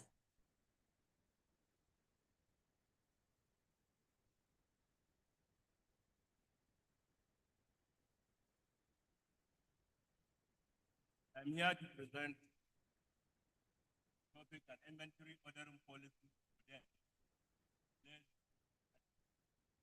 Stock dependent under by Brian Alakarba and Bakar Musa. Sulalamido University of Musa. Okay. Sulalamido University of Musa and Aliko Dangote University of Science and Technology, Wudil Kanu. Now, the abstract. In this paper, an inventory ordering policy for late rotten atom with the stock dependent increasing demand in an natural environment allows shortages this back ordering, assume 6-point period before.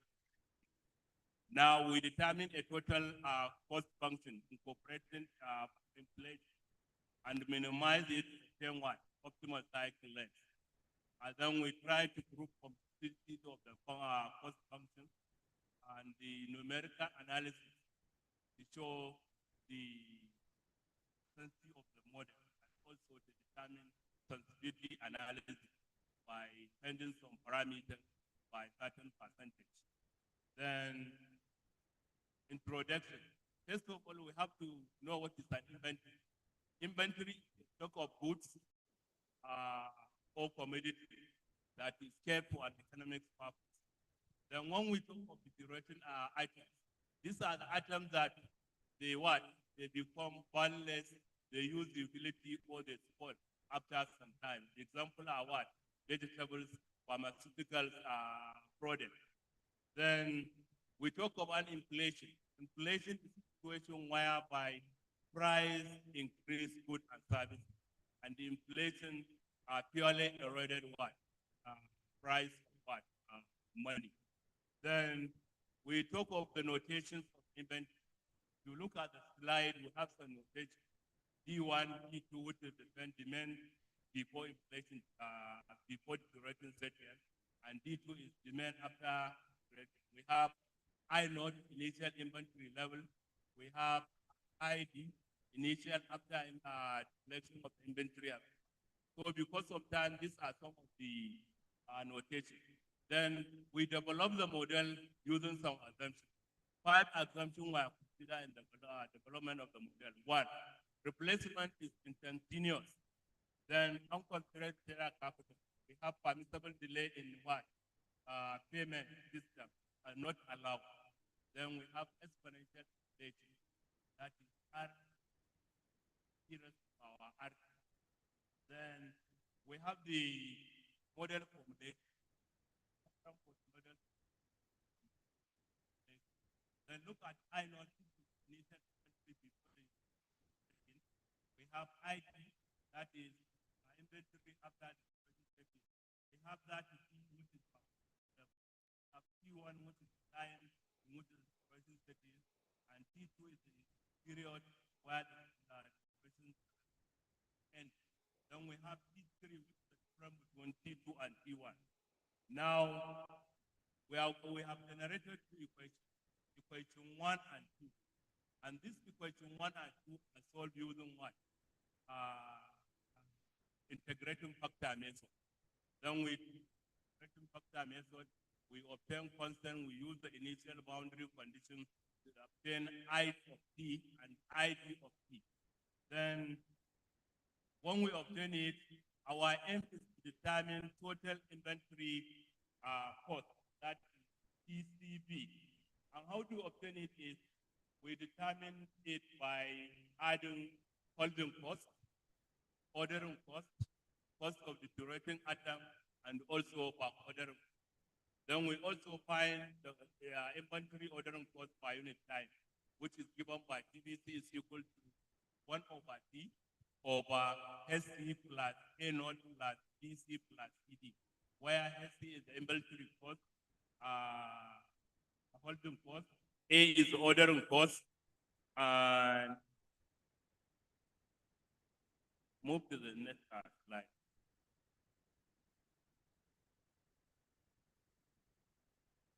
Yes.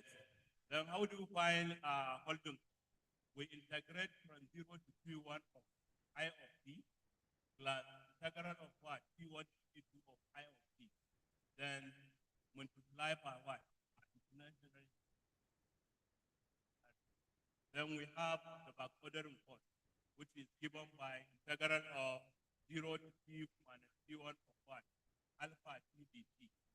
Then we have the cost of duration atom, which is given by equation 25. Then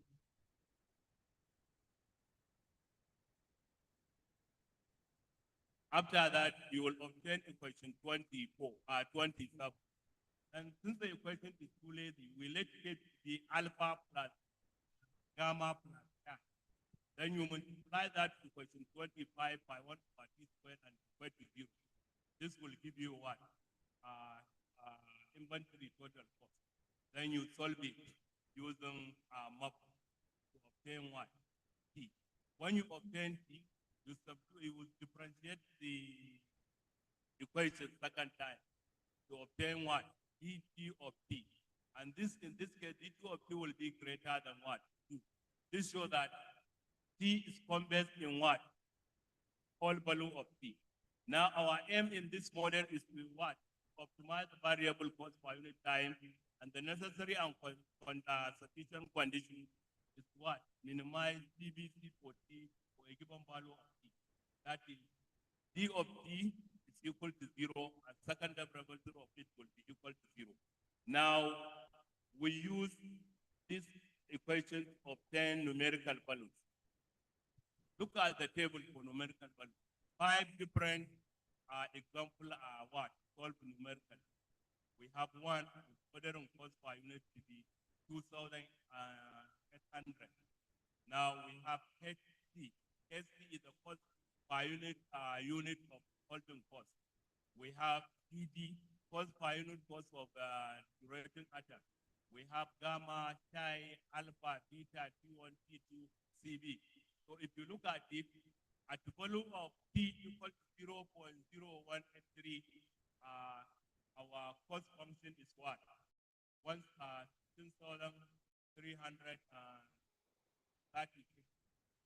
So these are the examples.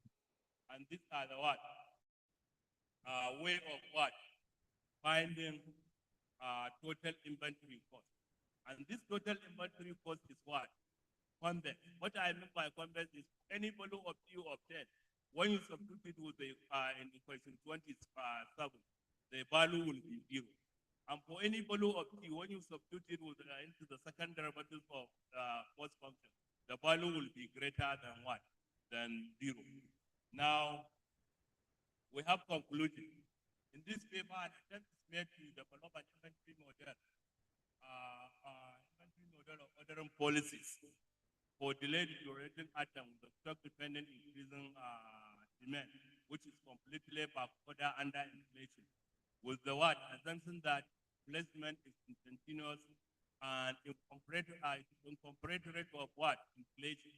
And the model is solved analytically to determine the minimum total cost inventory and the optimal cycle T of duration atom. Now, within same period of time, duration setting and after the selection setting. Now, back ordering in this case is allowed, and however, the model is developed in the condition that inflation affects the what? Holding cost and what? Ordering cost. And the work can be extended by what? Including permissible delay in payment. Now, let's talk of sensitivity analysis. When we say sensitivity analysis is, in this case, we change the given parameter either by 20%, for example, like alpha, beta. We increase it by 25% and reduce it by 15%. To see how it affects optimal length and total inventory. So this is how we carry out the sensitivity analysis. Because of time, the sensitivity analysis is not shown on the screen. So thank you for listening.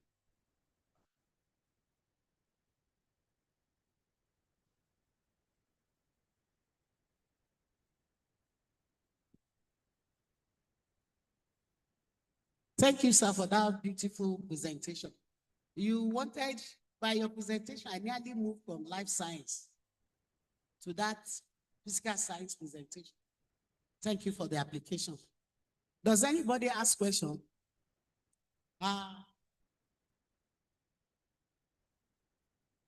Thank you, sir.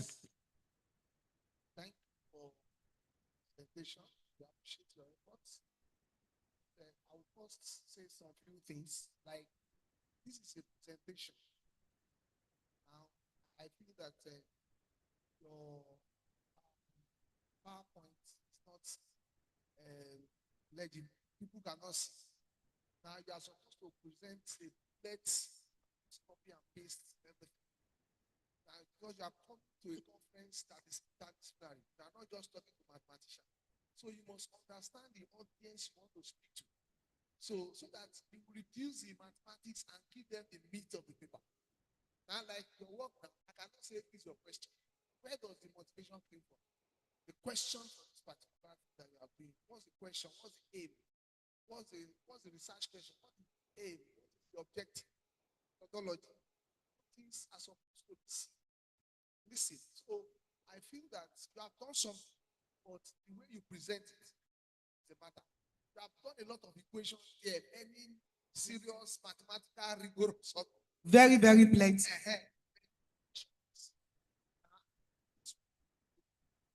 If you don't show it well, present it well in a way that just like your dressing, I would like to take picture with you when we finish. You understand? I like that dress. I also have that cap. I have this kind of cap.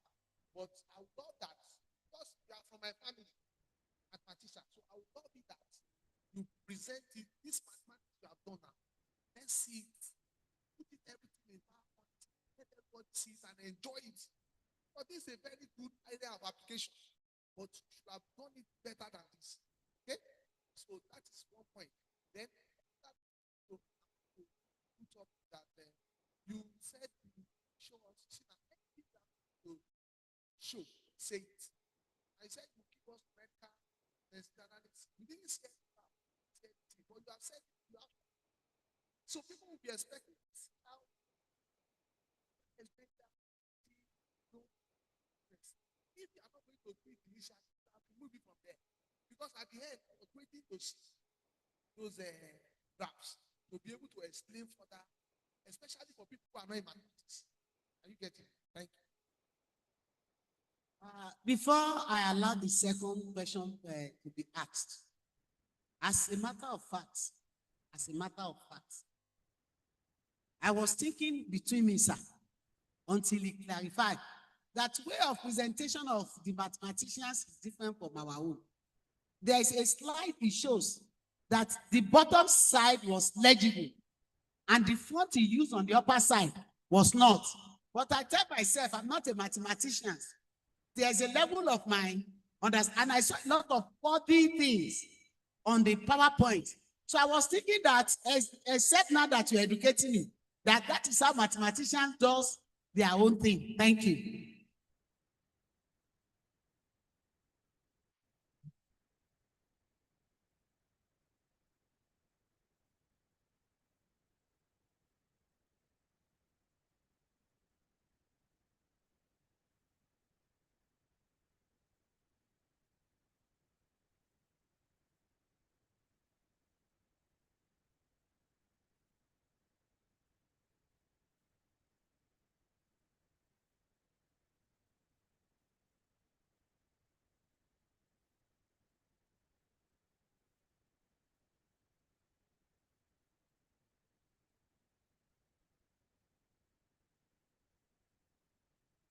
We have dared, my brother. But because, like he said, why I said you almost make me become a mathematician is that the way you are talking about the application, that was what intrigued me. But somebody like you, for instance, now, I'm not a mathematician, I'm a microbiologist. And if I'm working on a plant and I want to collaborate, do you understand now? You know there's mathematical modeling on.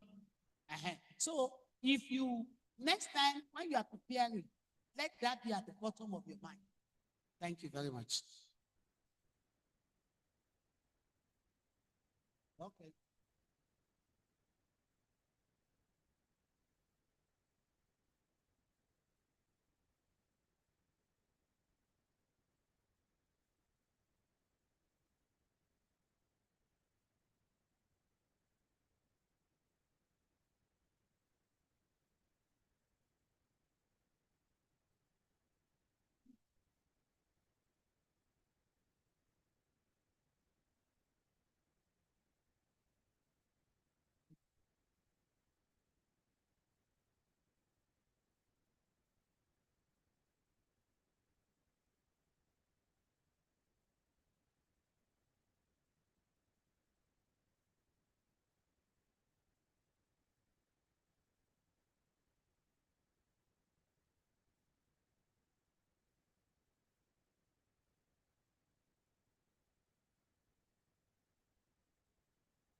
You can step down. Thank you very much.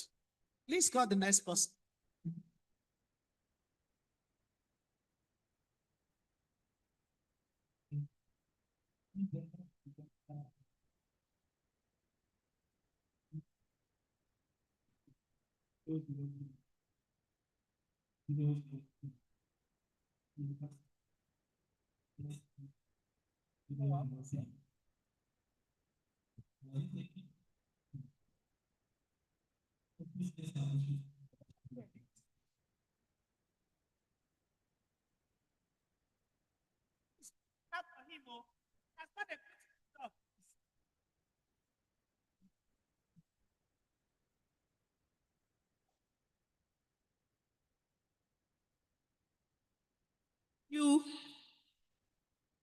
You have 10 minutes. Okay.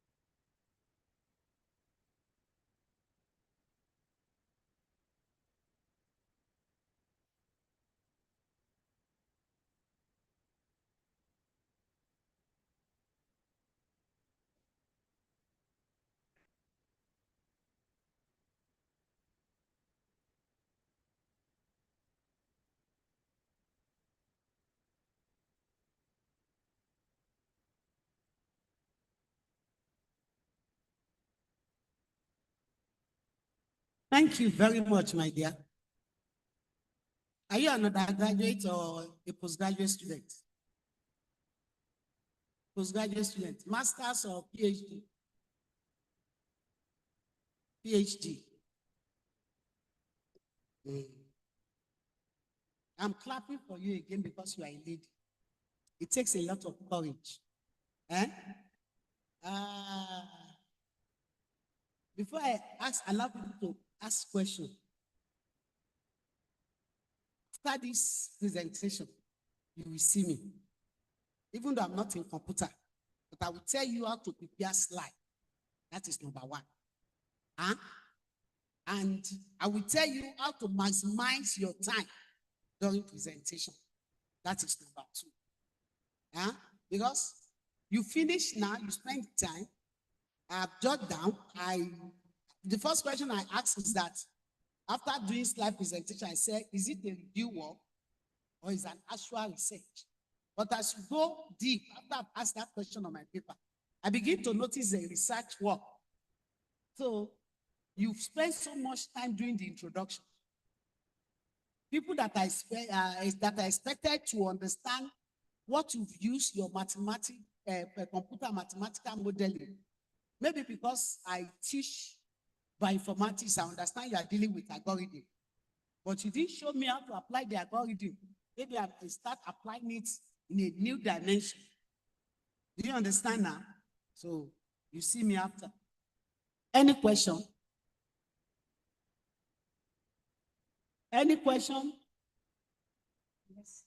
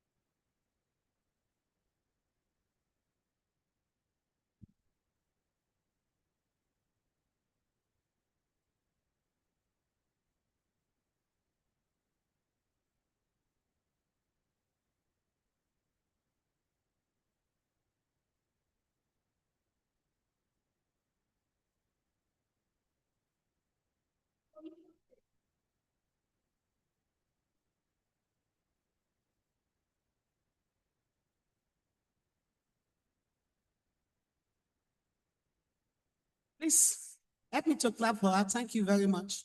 God bless you. Thank you for your presentation. The next.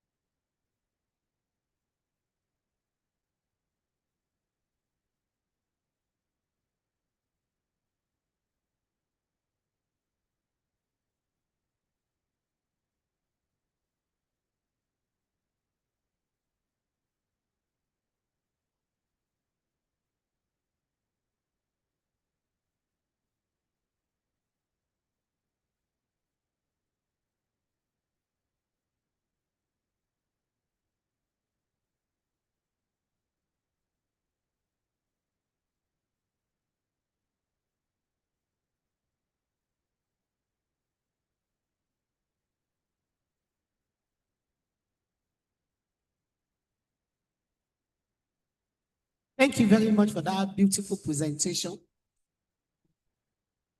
It gladdens the heart of some of us. You make this add not art of science. You simplify it for some of us to understand. We are very grateful. Please, any question? Any question?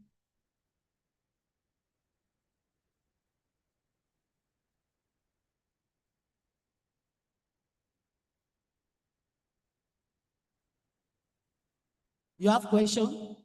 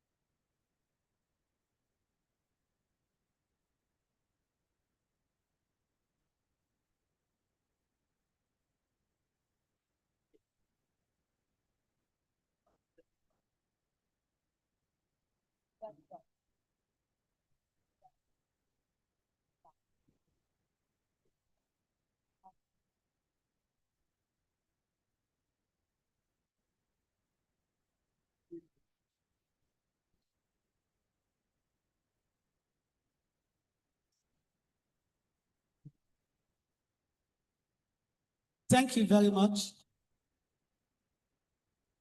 You can step down.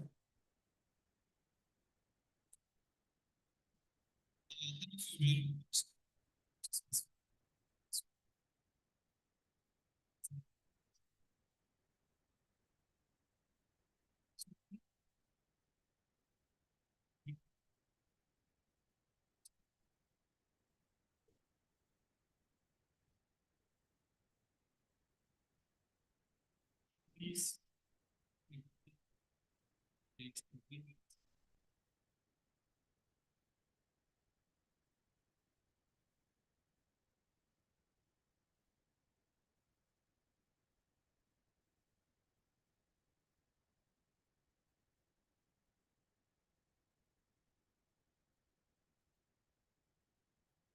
Are you set?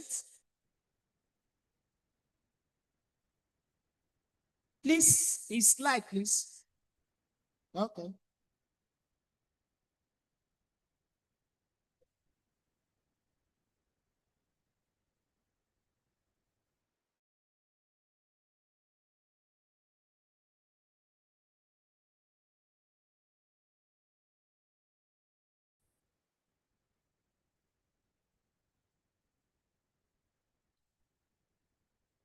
You can start.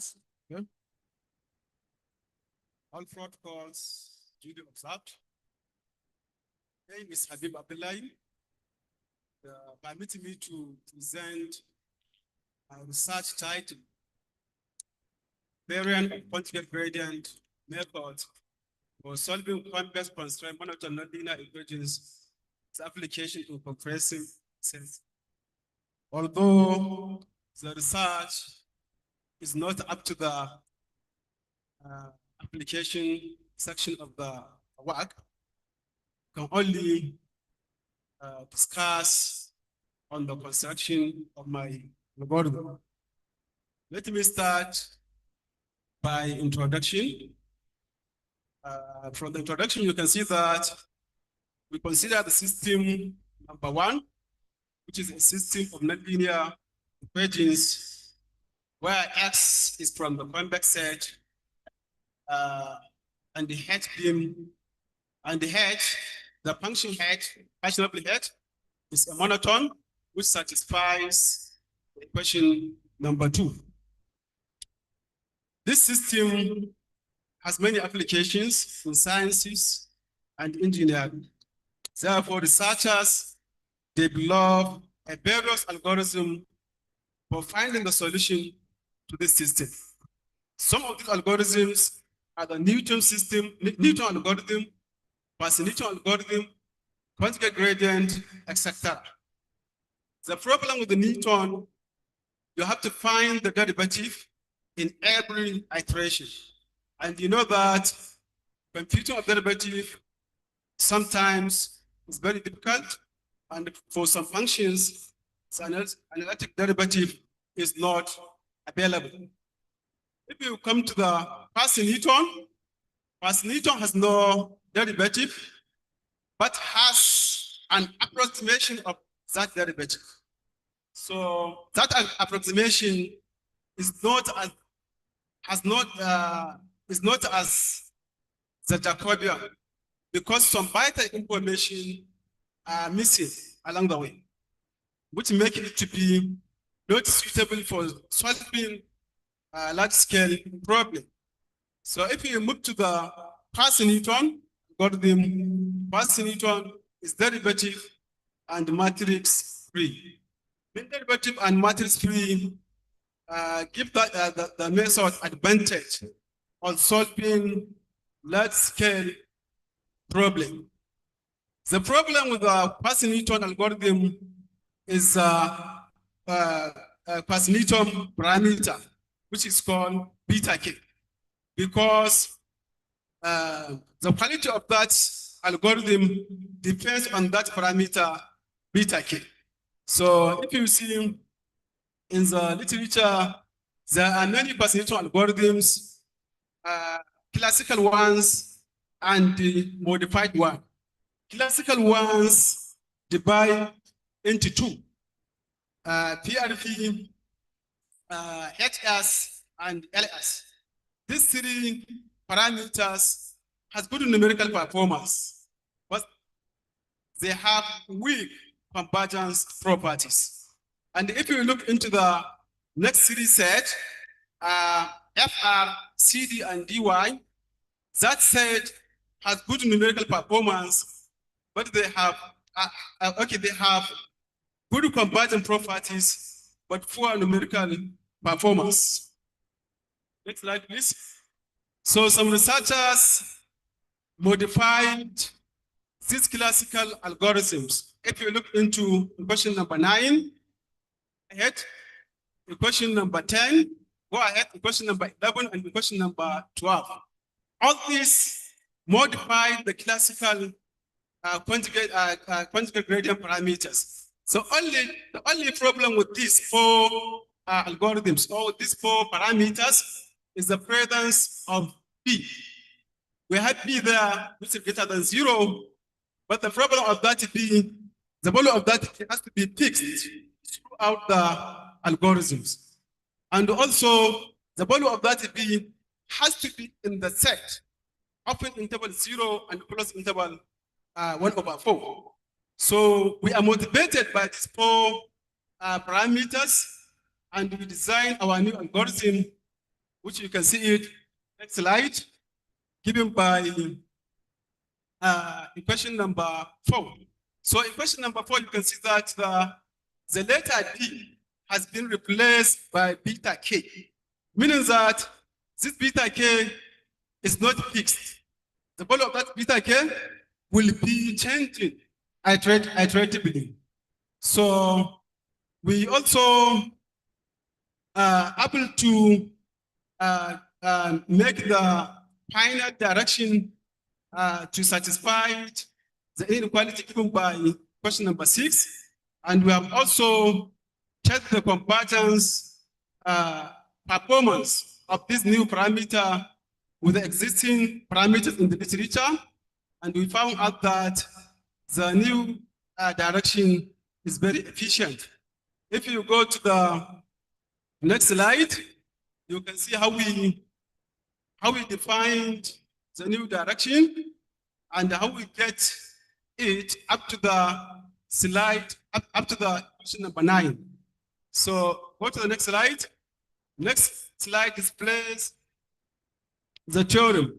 After this, we have a theorem and we prove that theorem. After proving that theorem, we realize the new direction is given by, the next slide, is given by this. So we have defined this as our new city direction, and we verify that it satisfies shear distance condition, and it is also good in terms of numerical performance. And we have an algorithm for the direction, which can be seen in the next slide. So here is the algorithm, and after this algorithm, we follow the algorithm. We have coded the algorithm using MATLAB software, and we have verified that the new direction is very efficient and it also satisfies the sufficient descent conditions. Go to the next slide. These are the references. So in essence, what we have done is we have modified the 3 parameters given in the literature by changing the letter D as a fixed one to the more general one that can be changing in every iteration, and that can be is throughout the value from 0 to often interval 0 to 1.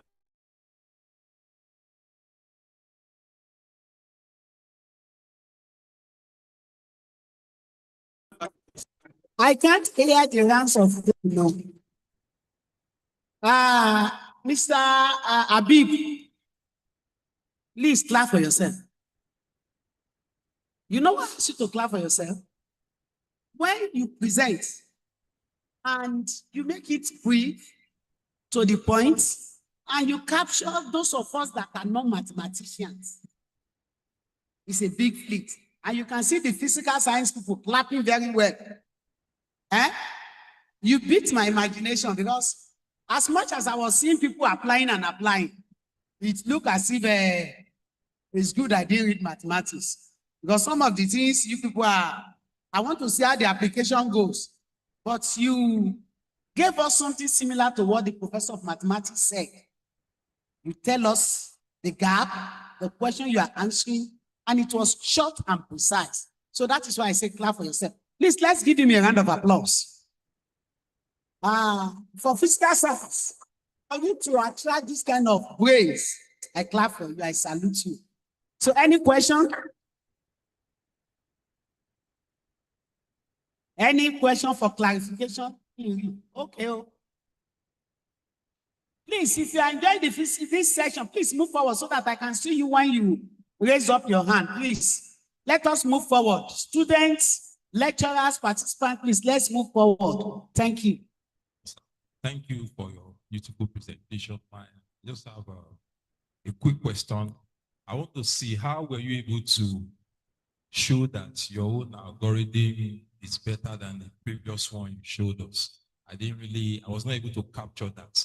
And the way you now were able to come to the conclusion that this new algorithm outperforms the previous ones. Thank you. I think that's a very beautiful question. So,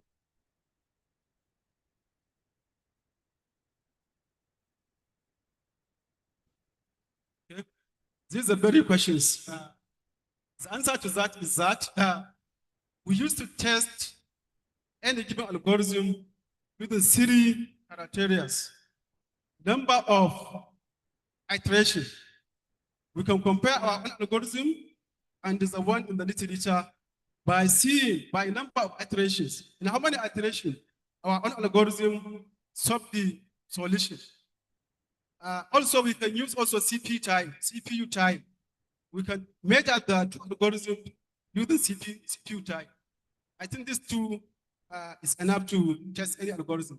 The problem is I didn't include the numerical result in the slide, because up to now, the slide is not completed. because of the time factor.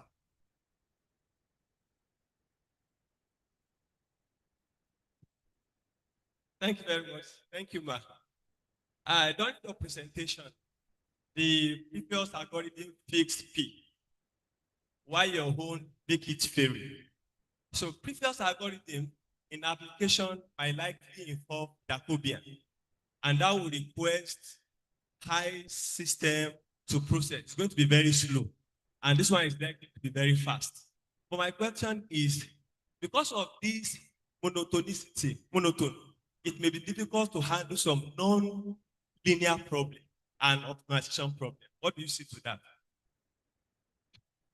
Yes.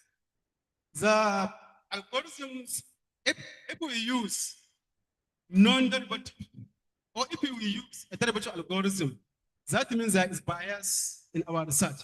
If you see the 4 parameters, they are all derived using conjugate gradient. They are all derivative on the matrix free. Although our own is also a derivative in the matrix free. The only difference between our algorithm and the compared algorithms is that parameter P. In their own algorithm, they take P to be anything greater than 1/4. But in our own algorithm, we take B to be between 0 and infinity. We expand the space. And all of them are derivative and matrix free. Thank you very much. Please a round of applause for Malam or Mr. or Dr. Habib. That's a very good job. Mr. Habib.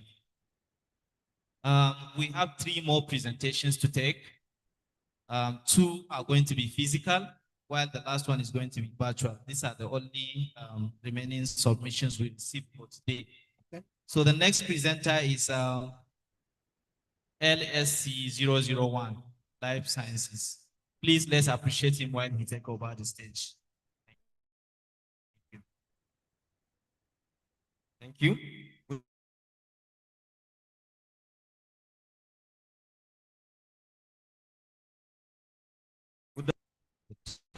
Talks mathematical modeling of optimal control analysis of cholera dynamics or cholera models. Next slide. So these are outlines, that is introduction, methodology, results, and conclusion. Next. So this is just like the background of the study. That is, cholera remains a major public health challenge. Mathematical models help us to understand the disease distribution or disease dynamics. So this study, we use the real data, that is the cholera Nigerian data out of the NCDC and WHO. So our main objective is to analyze the transmission dynamics and evaluate some control strategies. So these are the research motivation. We are motivated by how to identify the key parameters that are associated with basic reproduction number and to evaluate the treatment and sensitization controls and to support public health decision making. So next slide, please. You can see it because I just numbered the bullets. So I take it one by one. So this is the summary of this paper, that first we design the model and we analyze it qualitatively and quantitatively. And also, we find out that the disease-free equilibrium is stable, is asymptotically stable whenever R naught is less than or equals to 1. Otherwise, it's unstable and the disease will die out. Then the model also, we incorporate 2 independent controls, that is to establish the constraint of the disease via contrived maximal principle. This allows the identification of the most effective control strategies. We also carry out some numerical simulations to demonstrate the theoretical aspect of the model. So next slide, this is the the model structure. That we have the B compartment, that is the virus compartment. Then you have the susceptible compartment.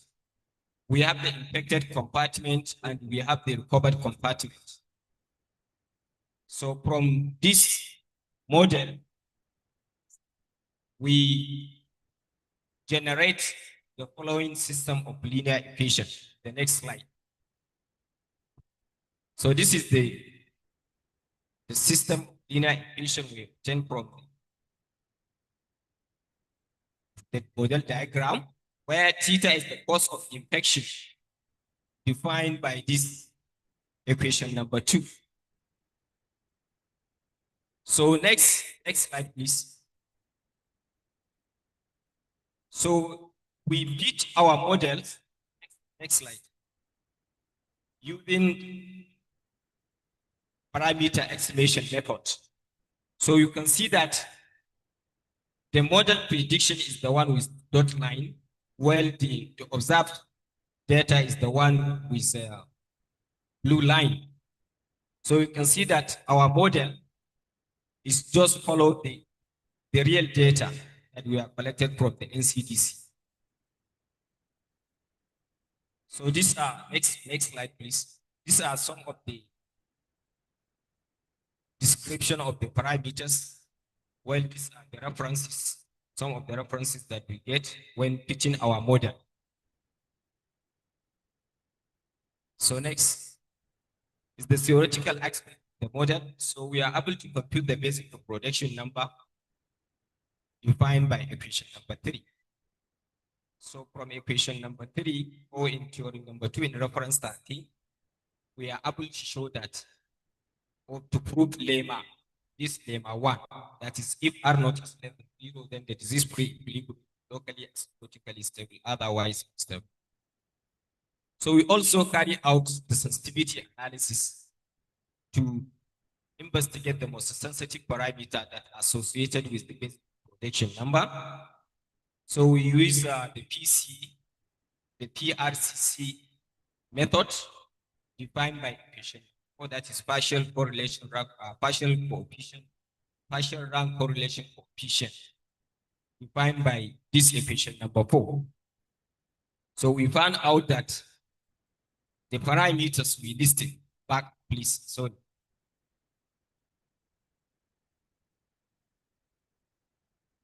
okay.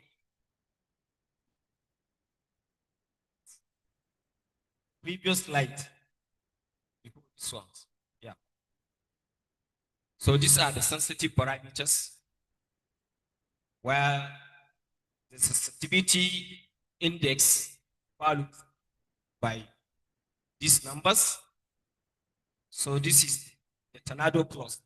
Next slide, please.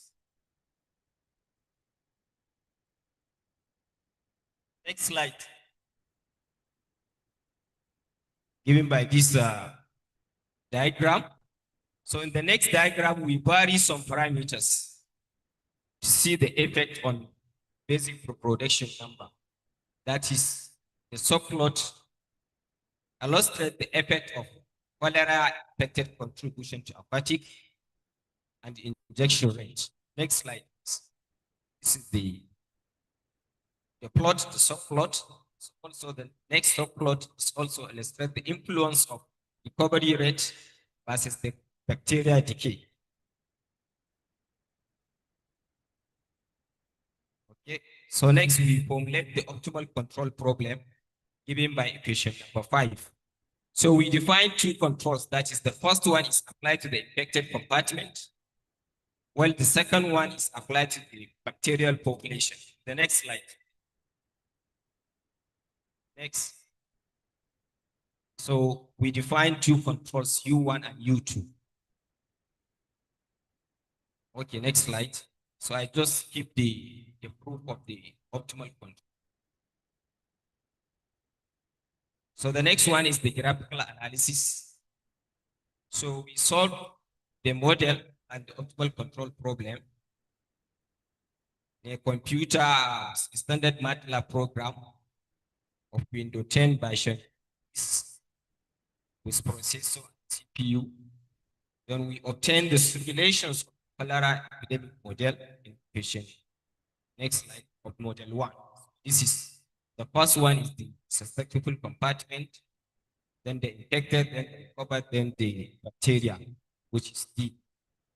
We also solve, next slide, please.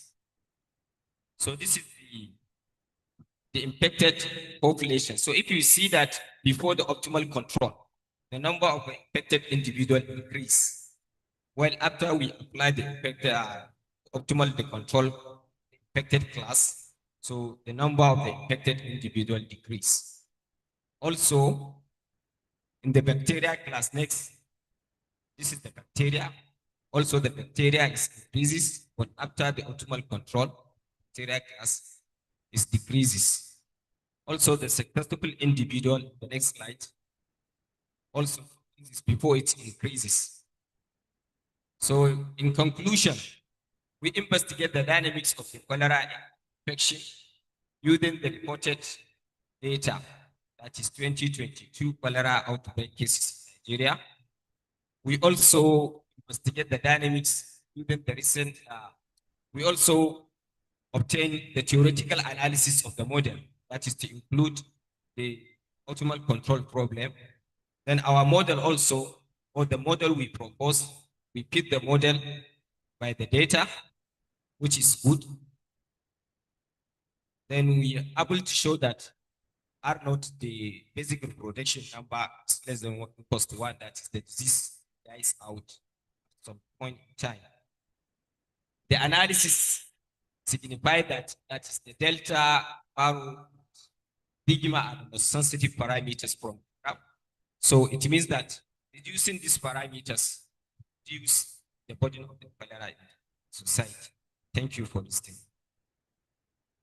These are some of the references. Thank you very much. It's a beautiful presentation. And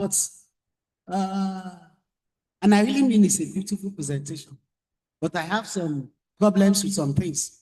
Maybe because I'm in life sciences. So before I ask any other person to ask question,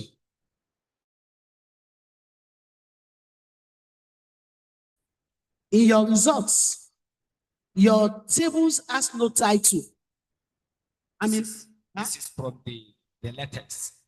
Later, when I run, then I observe that it's the number is missing. It's from the latex because you are doing it in latex form.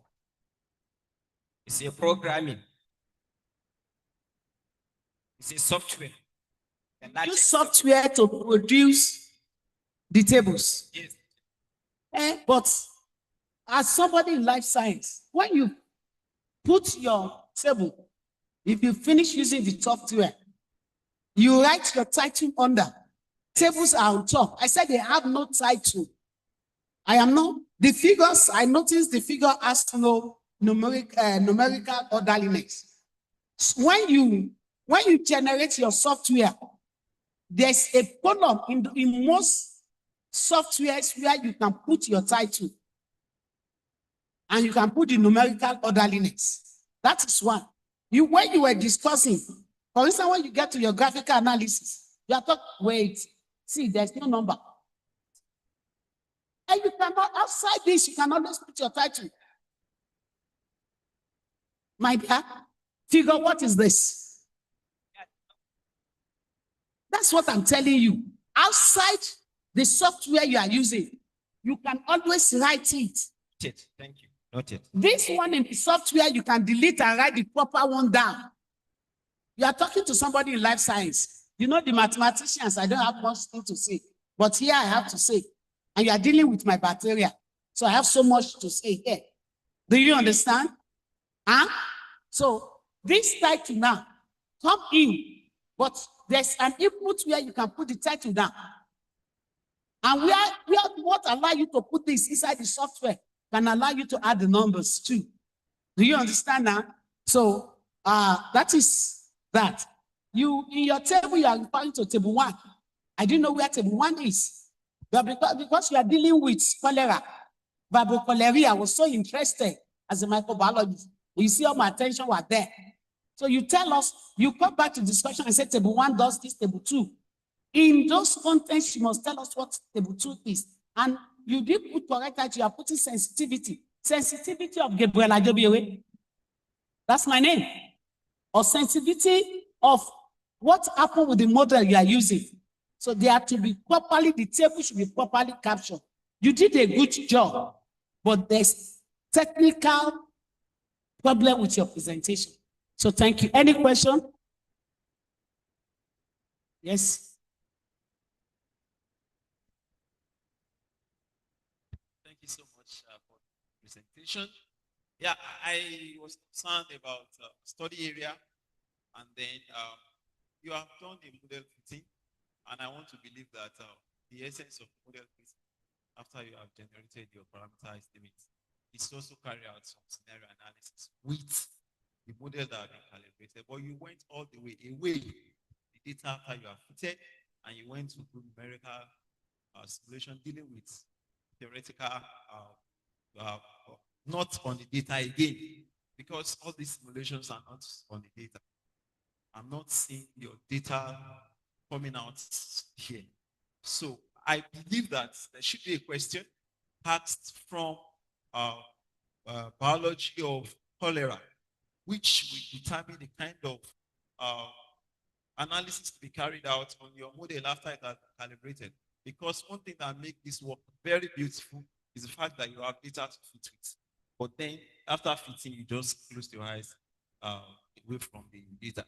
Then you start going on to numerical simulation, which is what we are familiar with in theoretical mathematical models. But you are doing something with data. So I think you should have looked at that area. Then I'm interested in what method of model calibration you do use, and what component of the model did you actually calibrate, and what unit of time is data. So that would be good to know. And then sorry, my brother. If you jam those questions too much, we won't allow him to answer us. So take it slow. Okay. Because I don't think it's writing down anything. Are you recording his question? Yeah. Did you get all the questions? I get the first one. It's talking about the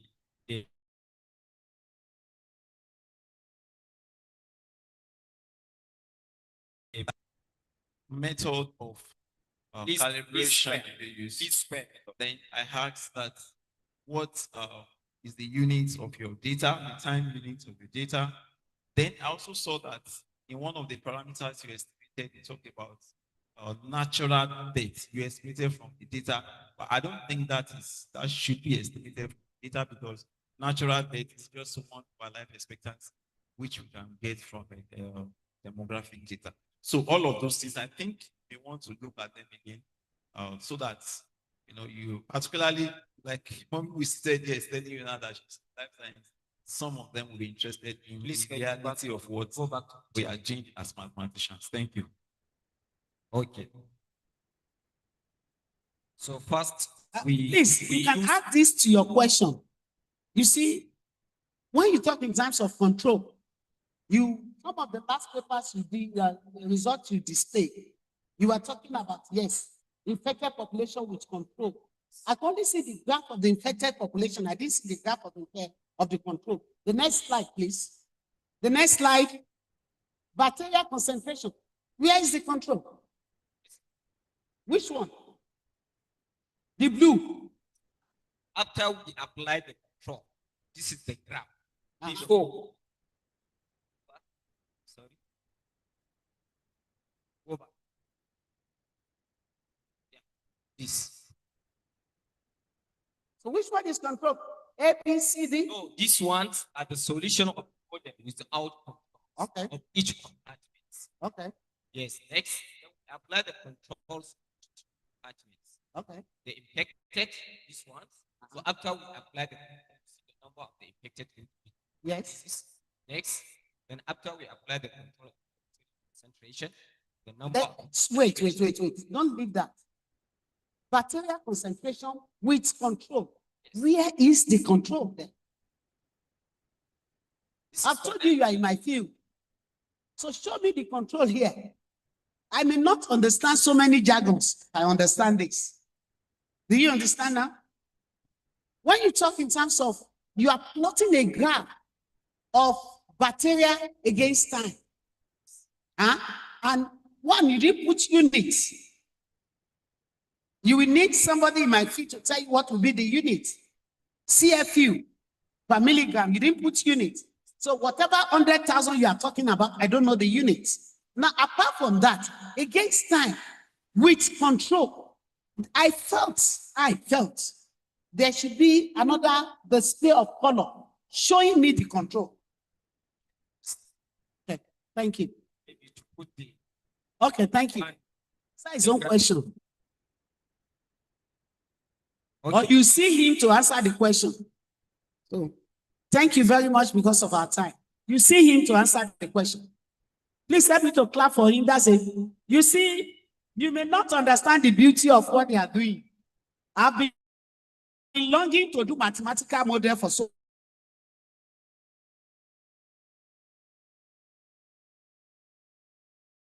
many. I was on my wheel. I contacted another person in statistics. I was on wheel because I detected after going through journals that what brings the beauty of biological work out now is what they call mathematical modeling. So that's why I'm very keen on, interested in what they are doing. So please, a round of applause for him, please. Thank you for a beautiful work, but take to those corrections to make the work more bam. The next person. Thank you. Thank you very much. We are going to transition to the next presenter, 0036. Please, let's appreciate him while you take over the stage.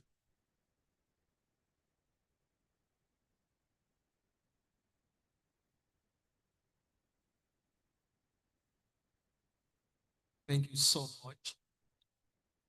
Standing on already existing protocols.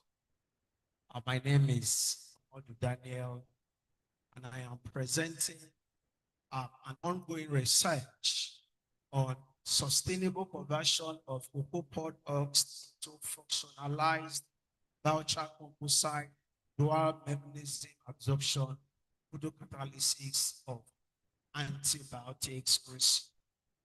This outlines, and here is the research overview. Here, like we all know that the problem of antibiotics residue is a global challenge that has actually got up several millions or billions of dollars, as the case may be. And this is why we try in this research to see how to solve this problem. And in doing this, we considered a very highly produced waste, copod, and we generated voucher from that through a process called pyrolysis. And this was ultimately treated with some alkalis and some metals, forming a functionalized voucher. And it was also doped with titanium dioxide to give it a photocatalytic property. And here, using that to clean contaminated water, particularly antibiotics contaminated water, we see clean water which agrees to MDG goal 6 and also goal 11. Here is an overview or an introduction of antibiotics. I don't want to bother myself about this because we really have a good understanding of what antibiotics are. These are the different pathways through which this comes into our water bodies. We see that through our hospitals and healthcare facility. We see that through our pharmaceutical industry releasing their waste into the environment. Also, livestock and poultry farms. Also, many of them release their waste into our water bodies, and also domestic sources where there is improper disposal of unused medicine or sewages. And ultimately, these go through these disposal channels and finds their way to our surface water, our soil, and also our groundwater. Now, this is why it becomes very, very important to see how to find solution to this.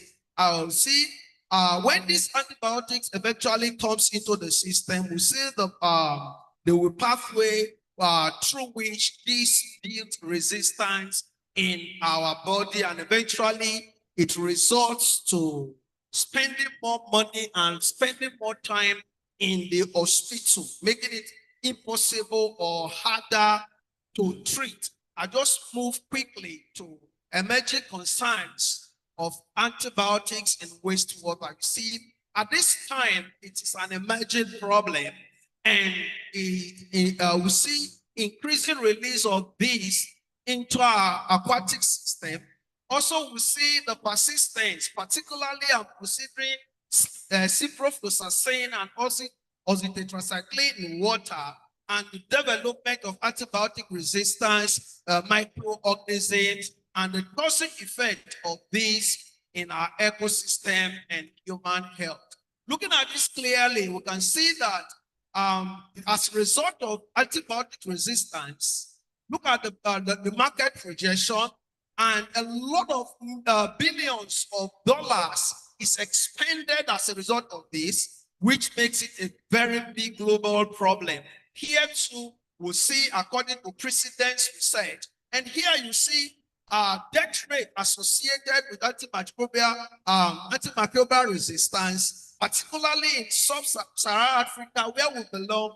You see the amount in that graph. Now, a lot of methods have actually been used to treat antibiotics. Some of them are highlighted here. You've seen photon oxidation, adsorption, membrane technology, anaerobic treatment, electrochemical oxidation, and all of that. In all of these methods, as good as they are, there are some drawbacks associated with this method. This is why we try as much as possible to modify some of these methods to bring up a more sustainable way of treating antibiotic resistance in the environment. These are some of the drawbacks that we have: high energy requirement, formation of toxic byproduct, especially when you are using advanced oxidation processes. Then requires specific conditions, especially when it has to do with biological degradation and all of this. And most importantly is the high cost that is associated with it. Of course, from findings from literature, we see that titanium dioxide also has been used. But there are some of the challenges we find out that are associated with it, which is rapid electron-hole recombination. Then the nanoparticle agglomerate, and there's always difficult in recovering this catalyst that is used from the water. And this is why we in this work try as possible to use an agro-industrial waste. And in that, we are considering seed pod, like we can see there highlighted, and particularly we are looking at cocoa. Looking at cocoa, we know cocoa very well. One thing I just want to bring out from cocoa is the fact that for every cocoa pod, only 25% of it is the seed that is used by some of these our beverages industries and all of that. Why 75% of it is discarded? That is, if you have a truck of cocoa seed, you have 3 trucks of waste. And this is why it became a concern. While we look for a material we can use, converting waste to wealth, we consider cocoa. And we generated voucher from cocoa. How do we do this? We did this by carrying out pyrolysis. Pyrolysis is when a carbon-rich material is subjected to elevated temperature in the limited supply or absence of oxygen. And we choose voucher particularly for these reasons. Since it is the challenge of absorption we want to check, we look at it because of its high porosity, high specific surface area, high blood volume, pore size average, high absorption capacity, and also because of the high functional group availability in the surface of voucher. I want to take this back a little, like you can see this on the board, like a single grain of voucher produced. When you look at it, look at that microscopically, we can see the amount of pores that are available. Are you following me at all? You are not. Now, quickly, we look at this feedstock. When used, it is used to solve climate problem, water treatment problems, soil health, and energy. Quickly, I move as we talk about the research gap.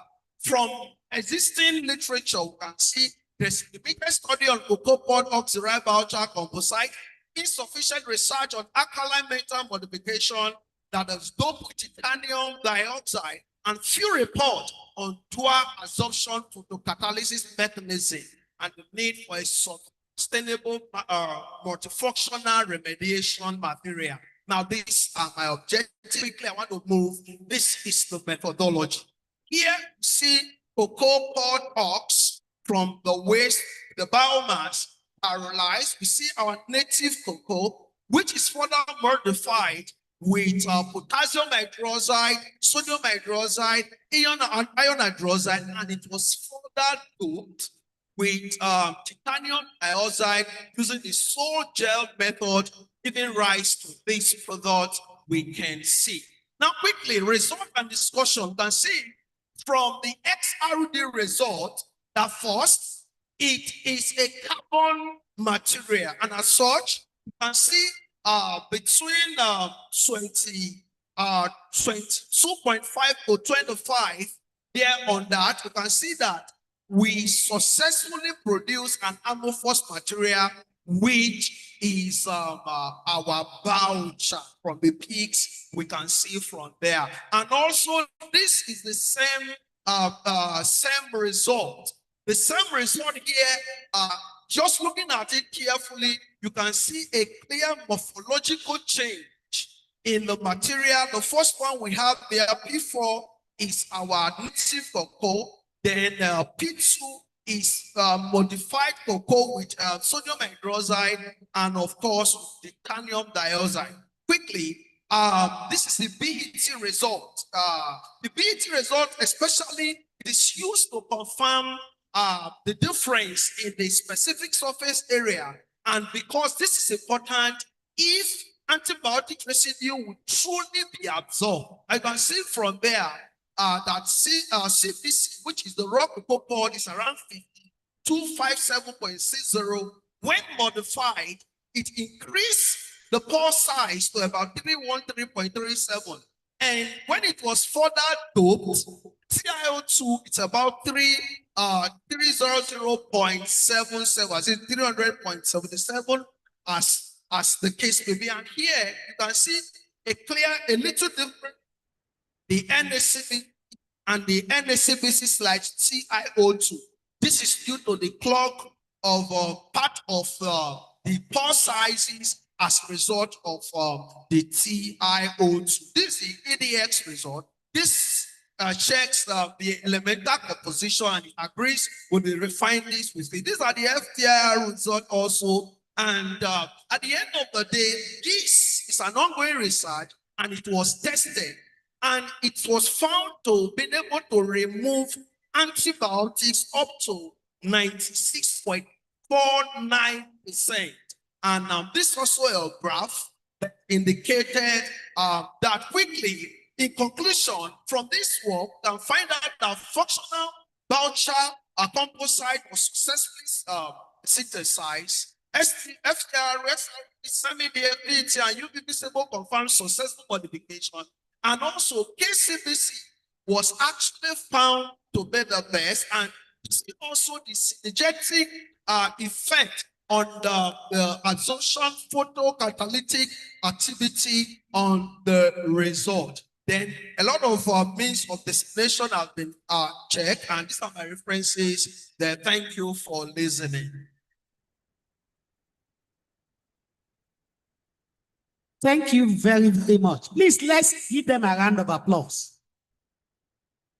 You see, when we talk in terms of smart science, this is a first-hand smart science.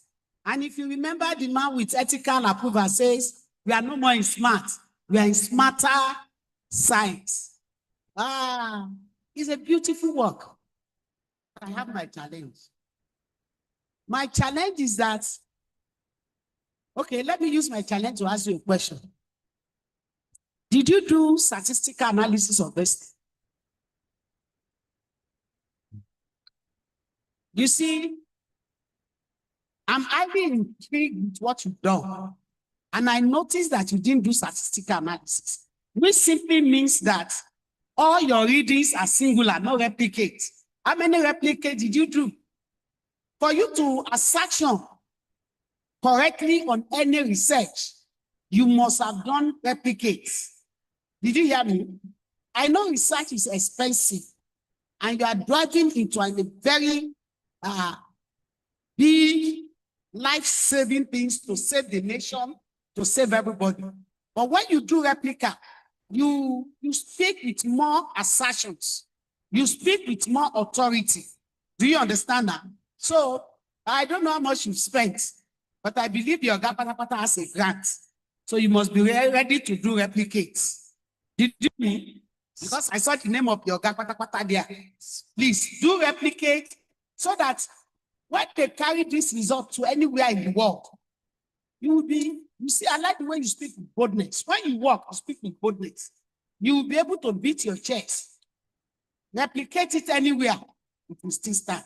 But when you don't do replicate of a result, people will try to find the potholes, the holes inside. So, any question? I like Afa. You know why I like you? You help me to keep this session live. Thank you very much. Thank you, Maya. Please, before you talk, for those of us that does not understand, when you present at conferences and they show you where there is pitfall, you go back home and amend. And by the time you put that article in a index journal, Q1 or Q2, they have no option than to bow for you. We are not doing it to bring you down. We are doing it to lift you up. Do you understand? God bless you. Thank you. I joined up to congratulate you. It is actually very wonderful and scintillating research. However, we are running from antibiotic pollution to titanium dioxide pollution. Is there no way, because titanium dioxide as well, that you want to use it as photocatalyst, is also a pollution? Are we running from pollution to pollution? Or have you weighed the pollution from antibiotic and that of titanium dioxide? Because according to health indication of titanium dioxide, it will cause lung problem and some other problem as well. So that research will not be like running from problem to problem. Thank you. All right. I want to believe that I need to explain this more. What we are actually producing is a composite issues as catalyst. So like we know the definition of a catalyst, it alters the rate of a reaction without necessarily taking part. So it is like the titanium dioxide is actually carried by the voucher. And after the cleaning process is done, you can actually, remember I told you, the challenge has always been, the challenge has always been removing the titanium dioxide. But this time, it is not a challenge because it is housed by voucher, which can easily be removed after the treatment has been done. So we are not running from pollution to pollution. We're actually doing cleaning using waste material in our environment. Please, clap for him. Before you go, I remember I have a good knowledge of chemistry. And unfortunately, my first degree is biochemistry. Your answer is not satisfactory to me. What did I say? Your answer is not what? You see, you talk about the active sites of that titanium, the other side. Right. Now, you put it in Bausha. After you clean, does the residue of the titanium, is the residue not live in the water? Because it's going to attack, it's going to be attached. That active site is going to house the antibiotics. How do you clean it? How do you sweep it out? Do you do sieving? Does it form a residue? That is why you can answer the question is asking All correctly. right, please, can you go back to the slide? Please move to slide number 18, please. Slide number 18. Are you with me? Okay. Slide number 18. Move. Yeah. Thank you. This is how it works. Like you can see there, photocatalysis. The composite form is a voucher that is doped with titanium dioxide, and under UV, like we know that in sunlight there is UV, and when this comes in contact, the ray from the sunlight comes in contact with this, there is excitation, producing oxygen, oxygen species. Like we can see the OH, the dot OH we have there, and the H2 minus we have there. This is actually what does the degradation. And when the degradation is done, it releases clean water. Look at this in the form of using this to produce filters that we use in our storage. That the water comes in to the filter, it comes in contact with the composite that is produced, and the contaminants are degraded before it gets into our houses, or maybe in areas like industries, maybe pharmaceutical industries, where effluents containing some of these contaminants we are talking about issues. Where the effluent is released, it is just it's actually fixed there such that it comes in contact with it. In the presence of sunlight, it successfully breaks them down into harmless component, which is now safe to the environment. And this is actually the... Before you move forward, have you ever heard of free radicals? Now, you are doing that in front of water. Don't let me go to too much chemistry. Let me stop here. See ourselves. Because if you are talking of H2 0 plus, yes, you should know what that where you are doing. All right. Please let's clap for him. Yeah, they have, you see, it's a smart research. The only thing is that we need them to look deep by the time they are selling their product out. Thank you very much. The next person. Okay, thank you so much, everyone. We are going to take the last presentation for today, which is also going to be a virtual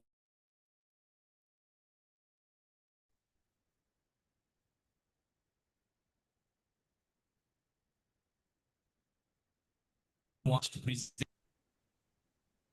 from Ogun State Institute of Technology.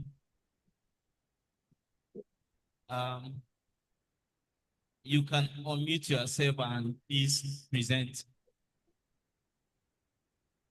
Okay. Good afternoon, everyone. Okay, we can hear you. Good afternoon, everyone. And standing on all existing protocols.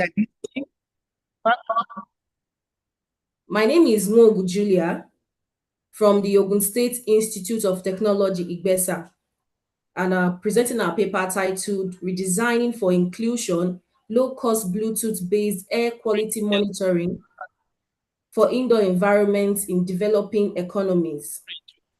Now, hello. Hello, Ma, can you hear hello, me? Please? Julia, can you ask us? I can hear you clearly, Ma. I can hear you clearly, Ma. Right, please share your slide with us. Share that slide. Okay. I believe you are using that. Please share the slide. Thank you.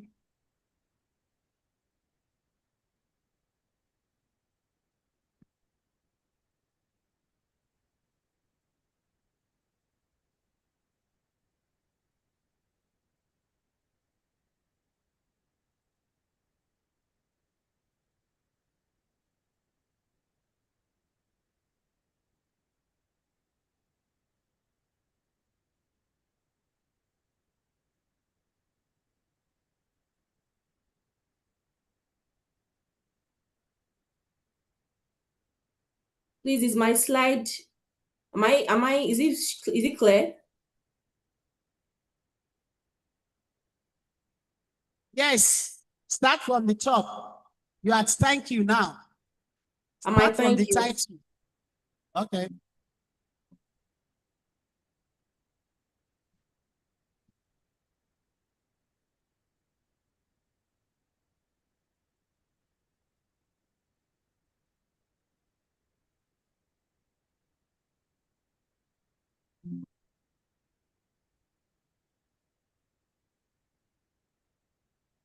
Am I on the front page now, ma?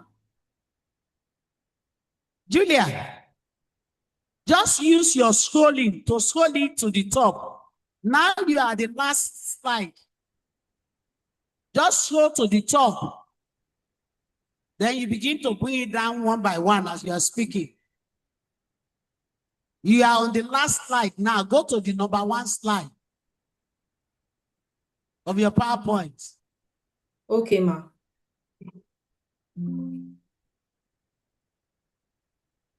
Let me redo that, please.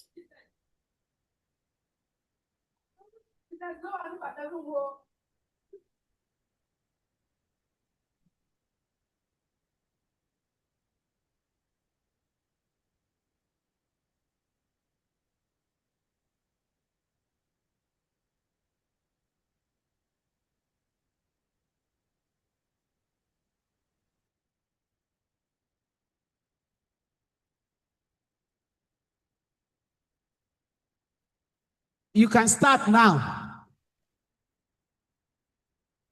You can start your presentation now.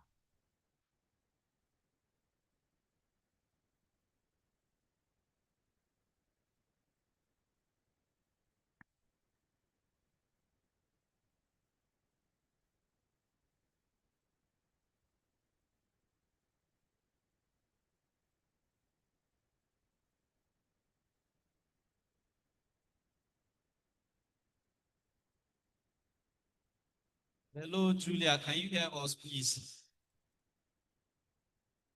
If you're with us, kindly proceed with your presentation. We can see your slide. You can just continue, please. And you have 10 minutes only to present.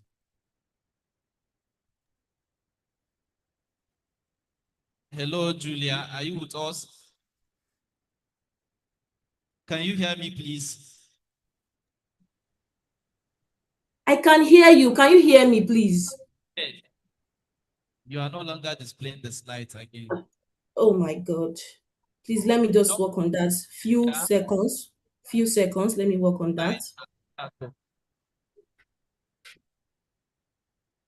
Am I audible and is my slide showing now, sir?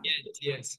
Go ahead. Okay. So once again, I greet everyone. My name is Mogu Julia from the Ogun State Institute of Technology, Igbesa, and our paper is titled Redesigning for Inclusion, Low-Cost Bluetooth-Based Air Quality Monitoring for Indoor Environments in Developing Economies. Now, if we take a moment to think about how, despite going through our days in the streets, inhaling vehicular exhaust, industrial emissions, we still get back to our various homes, our various offices, and we still meet a second, often invisible layer of airborne contamination. Like, okay, a woman cooking indoors with firewood, because our paper is concentrating on developing economies. Children sit in classroom for hours with probably one windows, no cross ventilation. They inhale poor quality indoor air, like the air quality indoor is bad, and there is no means for us to checkmate that. That is why our paper come in. Our paper is a review paper to review existing low cost IoT based indoor air quality monitoring system with respect to sensor technology, communication protocols, and deployment suitability. Our paper is also to identify and analyze structural gaps in current designs that limit adoption in developing economic contexts, particularly in sub-Saharan Africa, where Nigeria belongs to.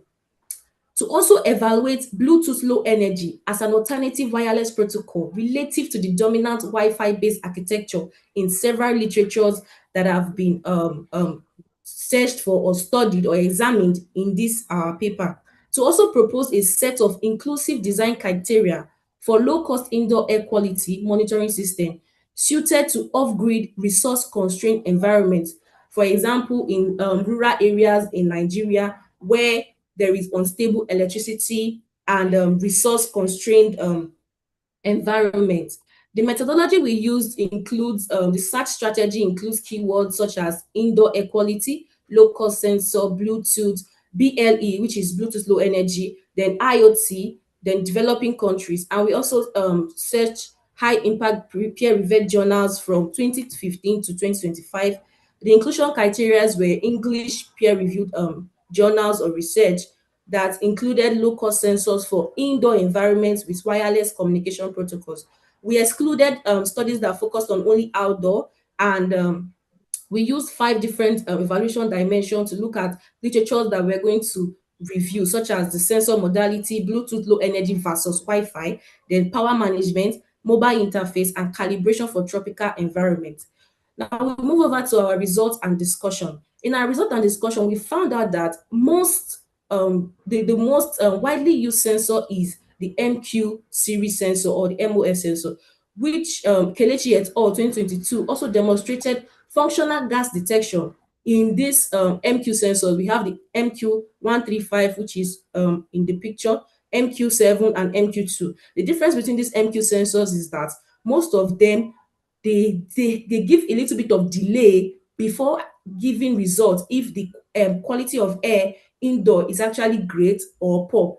We also tested this MQ series sensor using the mini prototype to determine the kind of air that is indoor, even if the AC is on and if the windows are open. And we also detected that the windows being open gives more quality air using the Bluetooth readings, the Bluetooth serial terminal reading, or a software that was developed on Play Store and iOS, gives the windows being open gives more quality air than the AC being on and the windows being shut. We also have the optical particle counters. They are more reliable, but very, very expensive, and they meet the regulatory accuracy threshold in real world setting. Real world setting now, according to several papers, indicated that real world settings includes developed countries, not developing economies. Then we have the electrochemical sensors. These sensors, Pinedo et al. 2024 validated the A-Quality32 device that included ESP32 and SCD30. They achieve reliable stability of over 70 hours of continuous operation, which will not be suitable for developing economies that don't have stable electricity and access to internet all the time. Now, this our table from our result in our result and discussion also give comparison of Wi-Fi and Bluetooth low energy for indoor air quality monitoring. These are the list of papers that we examined to look at the parameters, in terms of Wi-Fi, Bluetooth low energy, and the implication for developing economies. Like for internet dependency, Wi-Fi requires cloud, web dashboard, but Bluetooth low energy does not require anything such as cloud. It just requires for it to be directly connected to the mobile device, which can be a smartphone, to receive information or data. And it's also Bluetooth low energy functions when the internet is absent or unreliable compared to Wi-Fi that needs internet to function. Then for power consumption, Bluetooth has more battery life than Wi-Fi. Then for the suitability, it is more suitable for rural deployment. It is stronger in rural deployment compared to Wi-Fi that needs a lot of internet, they need stable electricity to function. So now, because of time, let's move over to the gaps.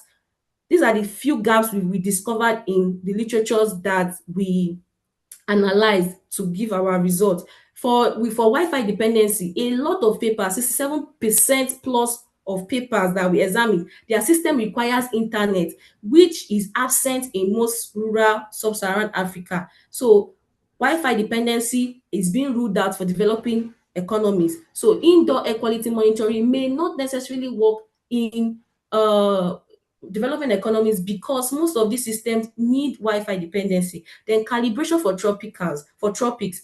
The sub-Saharan Africa is mostly hot. So some of all these sensors that have been created, the ones that are already suited as good to go in developed economies, the countries there are mostly cooler compared to how hot the sub-Saharan Africa used to be is actually. Then for the field data, only Abdul did a study in Ekiti for indoor air quality, and the guy from Cameroon. They are the only papers that did indoor air quality for African field data. Every other data was gotten from developed economies. Then for the local sourcing barrier, which is a gap, most sensors are not produced in Nigeria or in Africa. They are being imported. So import delays and custom duty may serve as some of the barriers to getting these sensors in, around and making it accessible to rural developing economies. And there are no trained personnel to actually work on these sensors or calibrated models if they are being developed in Nigeria. And also the language or literacy gap. We found out that some of these sensors, their data sheets are in English, and people that are not so literate may not be able to understand most of the information needed for them to accurately create an indoor monitoring sensor with Bluetooth Low Energy to monitor the quality of air in their room or in their surroundings. Then we also, in conclusion, we found out that Bluetooth Low Energy is nearly absent from the literatures, but it's not due to technical limitation, but because there's a research bias towards Wi-Fi dependent architecture, which was confirmed by Asamrai et al. 2024. He concluded that Bluetooth Low Energy appeared in only one of 50 plus reviewed systems. And we also saw that only Abulud did a study on Ikire Ekiti, meaning that the sub-Saharan Africa is almost absent from field validation data. Then we also saw that the calibration for temperate condition is lacking compared to the ones that are already being done for developed economies that have cooler weathers. In recommendation, we actually recommend that the Bluetooth Low Energy is being done as a monitoring prototypes in Nigerian classroom, workshop, and homes to help the West African and the rural developing economies to monitor the quality of indoor air they are inhaling in their homes, in their shops, or in their offices, and to confirm full system assembly from components available within Nigeria, such as the Arduino ESP32, MQ series, and the PMS 5003. We acknowledge the support of the Robotic and Innovation Technology Center for their support towards this study. And these are some of the references that we use for our study. Thank you so much. Thank you very much, Ms. Gillian. This question. Any question for, yes? Well done on your beautiful presentation. It was well received, and I want to really say well done on your literature review with respect to measuring different. The question I want to ask is, what were your particular atmospheric parameter main source? Is it carbon dioxide or carbon monoxide or oxygen level or the rest? Then you mentioned that these heater-based sensors are not very accurate.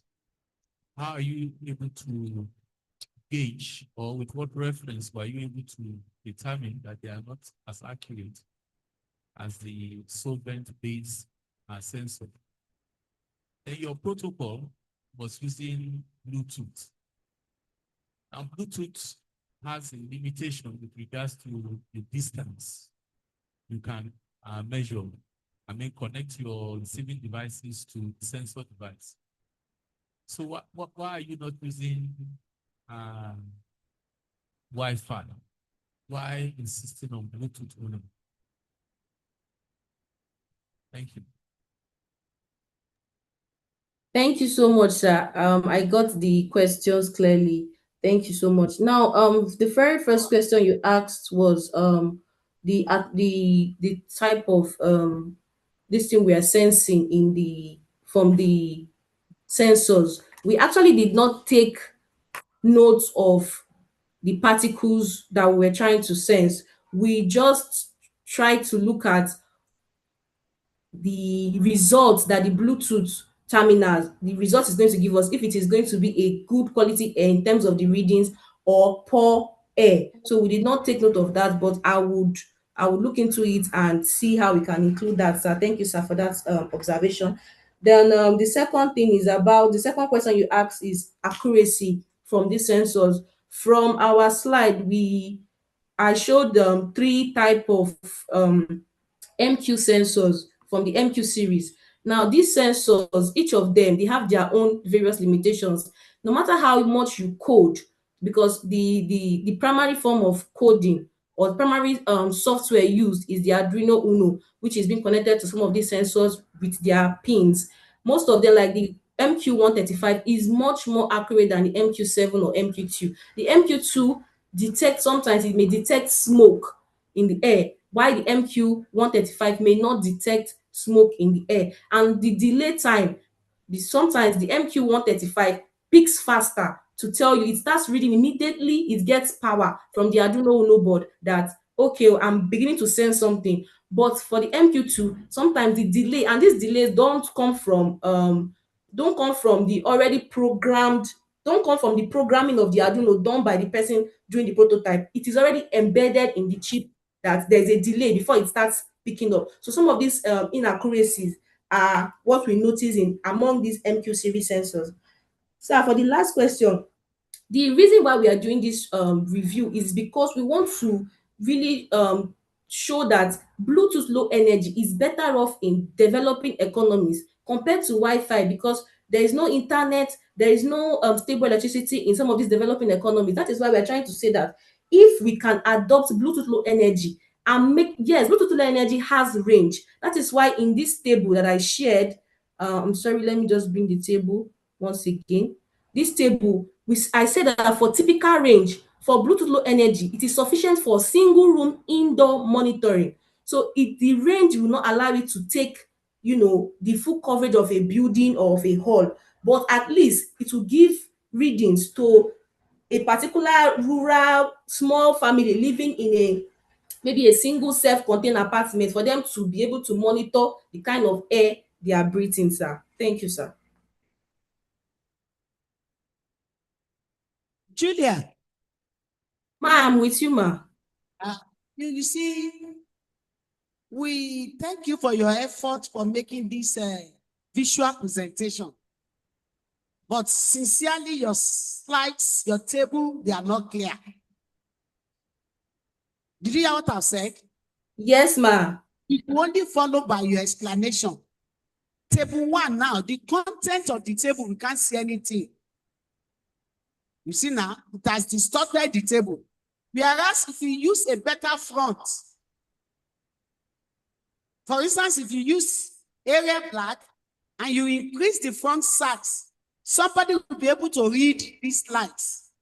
So for next presentation, make sure your slide, especially the tables, are legible and readable enough. Thank you very much for your time. It's beautiful having you. If there's no other question for Ms. Julia, please let's give her a round of applause.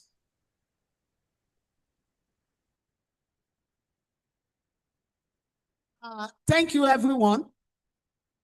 It is a pleasure hosting and heading this session. I'm very glad and I appreciate all of us that sit, including my dean. Apart from the Dean of Life Science, who is the main host, I can see my dean sitting there all the way since we have been presenting. And Dean of Computing Science, I can see my Baba Dean there sitting and listening to us since. We appreciate you, sir. The three things that makes this conference a reality, we are very grateful. For every participant, Mama has entered back. For every Mama Akitayo, we appreciate you. For every participant that has made this session lively, especially Afa, Thank you very much. Because except for where they did the life science, we really made the thing understandable and interesting. And for the students, we are very grateful. We have come to the end of this session. Thank you, sir. Thank you, ma'am. Let's appreciate her, please, one more. Thank you very much, ma'am, for chairing the session. And last but not the least, we have come to the end of today's edition of the 9th International Science Conference. And the conference continues tomorrow. But tomorrow we are starting with the technical session at the respective venues indicated in the programs of events. So please, all participants are encouraged to check their venue and be there by 9 a.m. After the technical session, we are to converge here in this venue by 11 a.m. for the keynote address. One is going to be physical and the remaining two are going to be virtual. Then to also make the conference interesting and also encourage younger ones coming to the university, part of the conference will be secondary school debate and quiz competition, which is also taking place immediately after the virtual keynote addresses. So with this, we have come to the end of today's edition of the 9th International Conference, Science Conference, and I thank you so much. Particularly, I would like to appreciate our deans for staying to the end of the conference. That is a sign of good leadership. We appreciate you, Ma and SAS. Thank you so much. To all our participants, the ICT team, DJ, everyone, we appreciate you. And see you tomorrow by 9 a.m. at the respective venues of the technical session. Thank you and enjoy the rest of the day. Bye.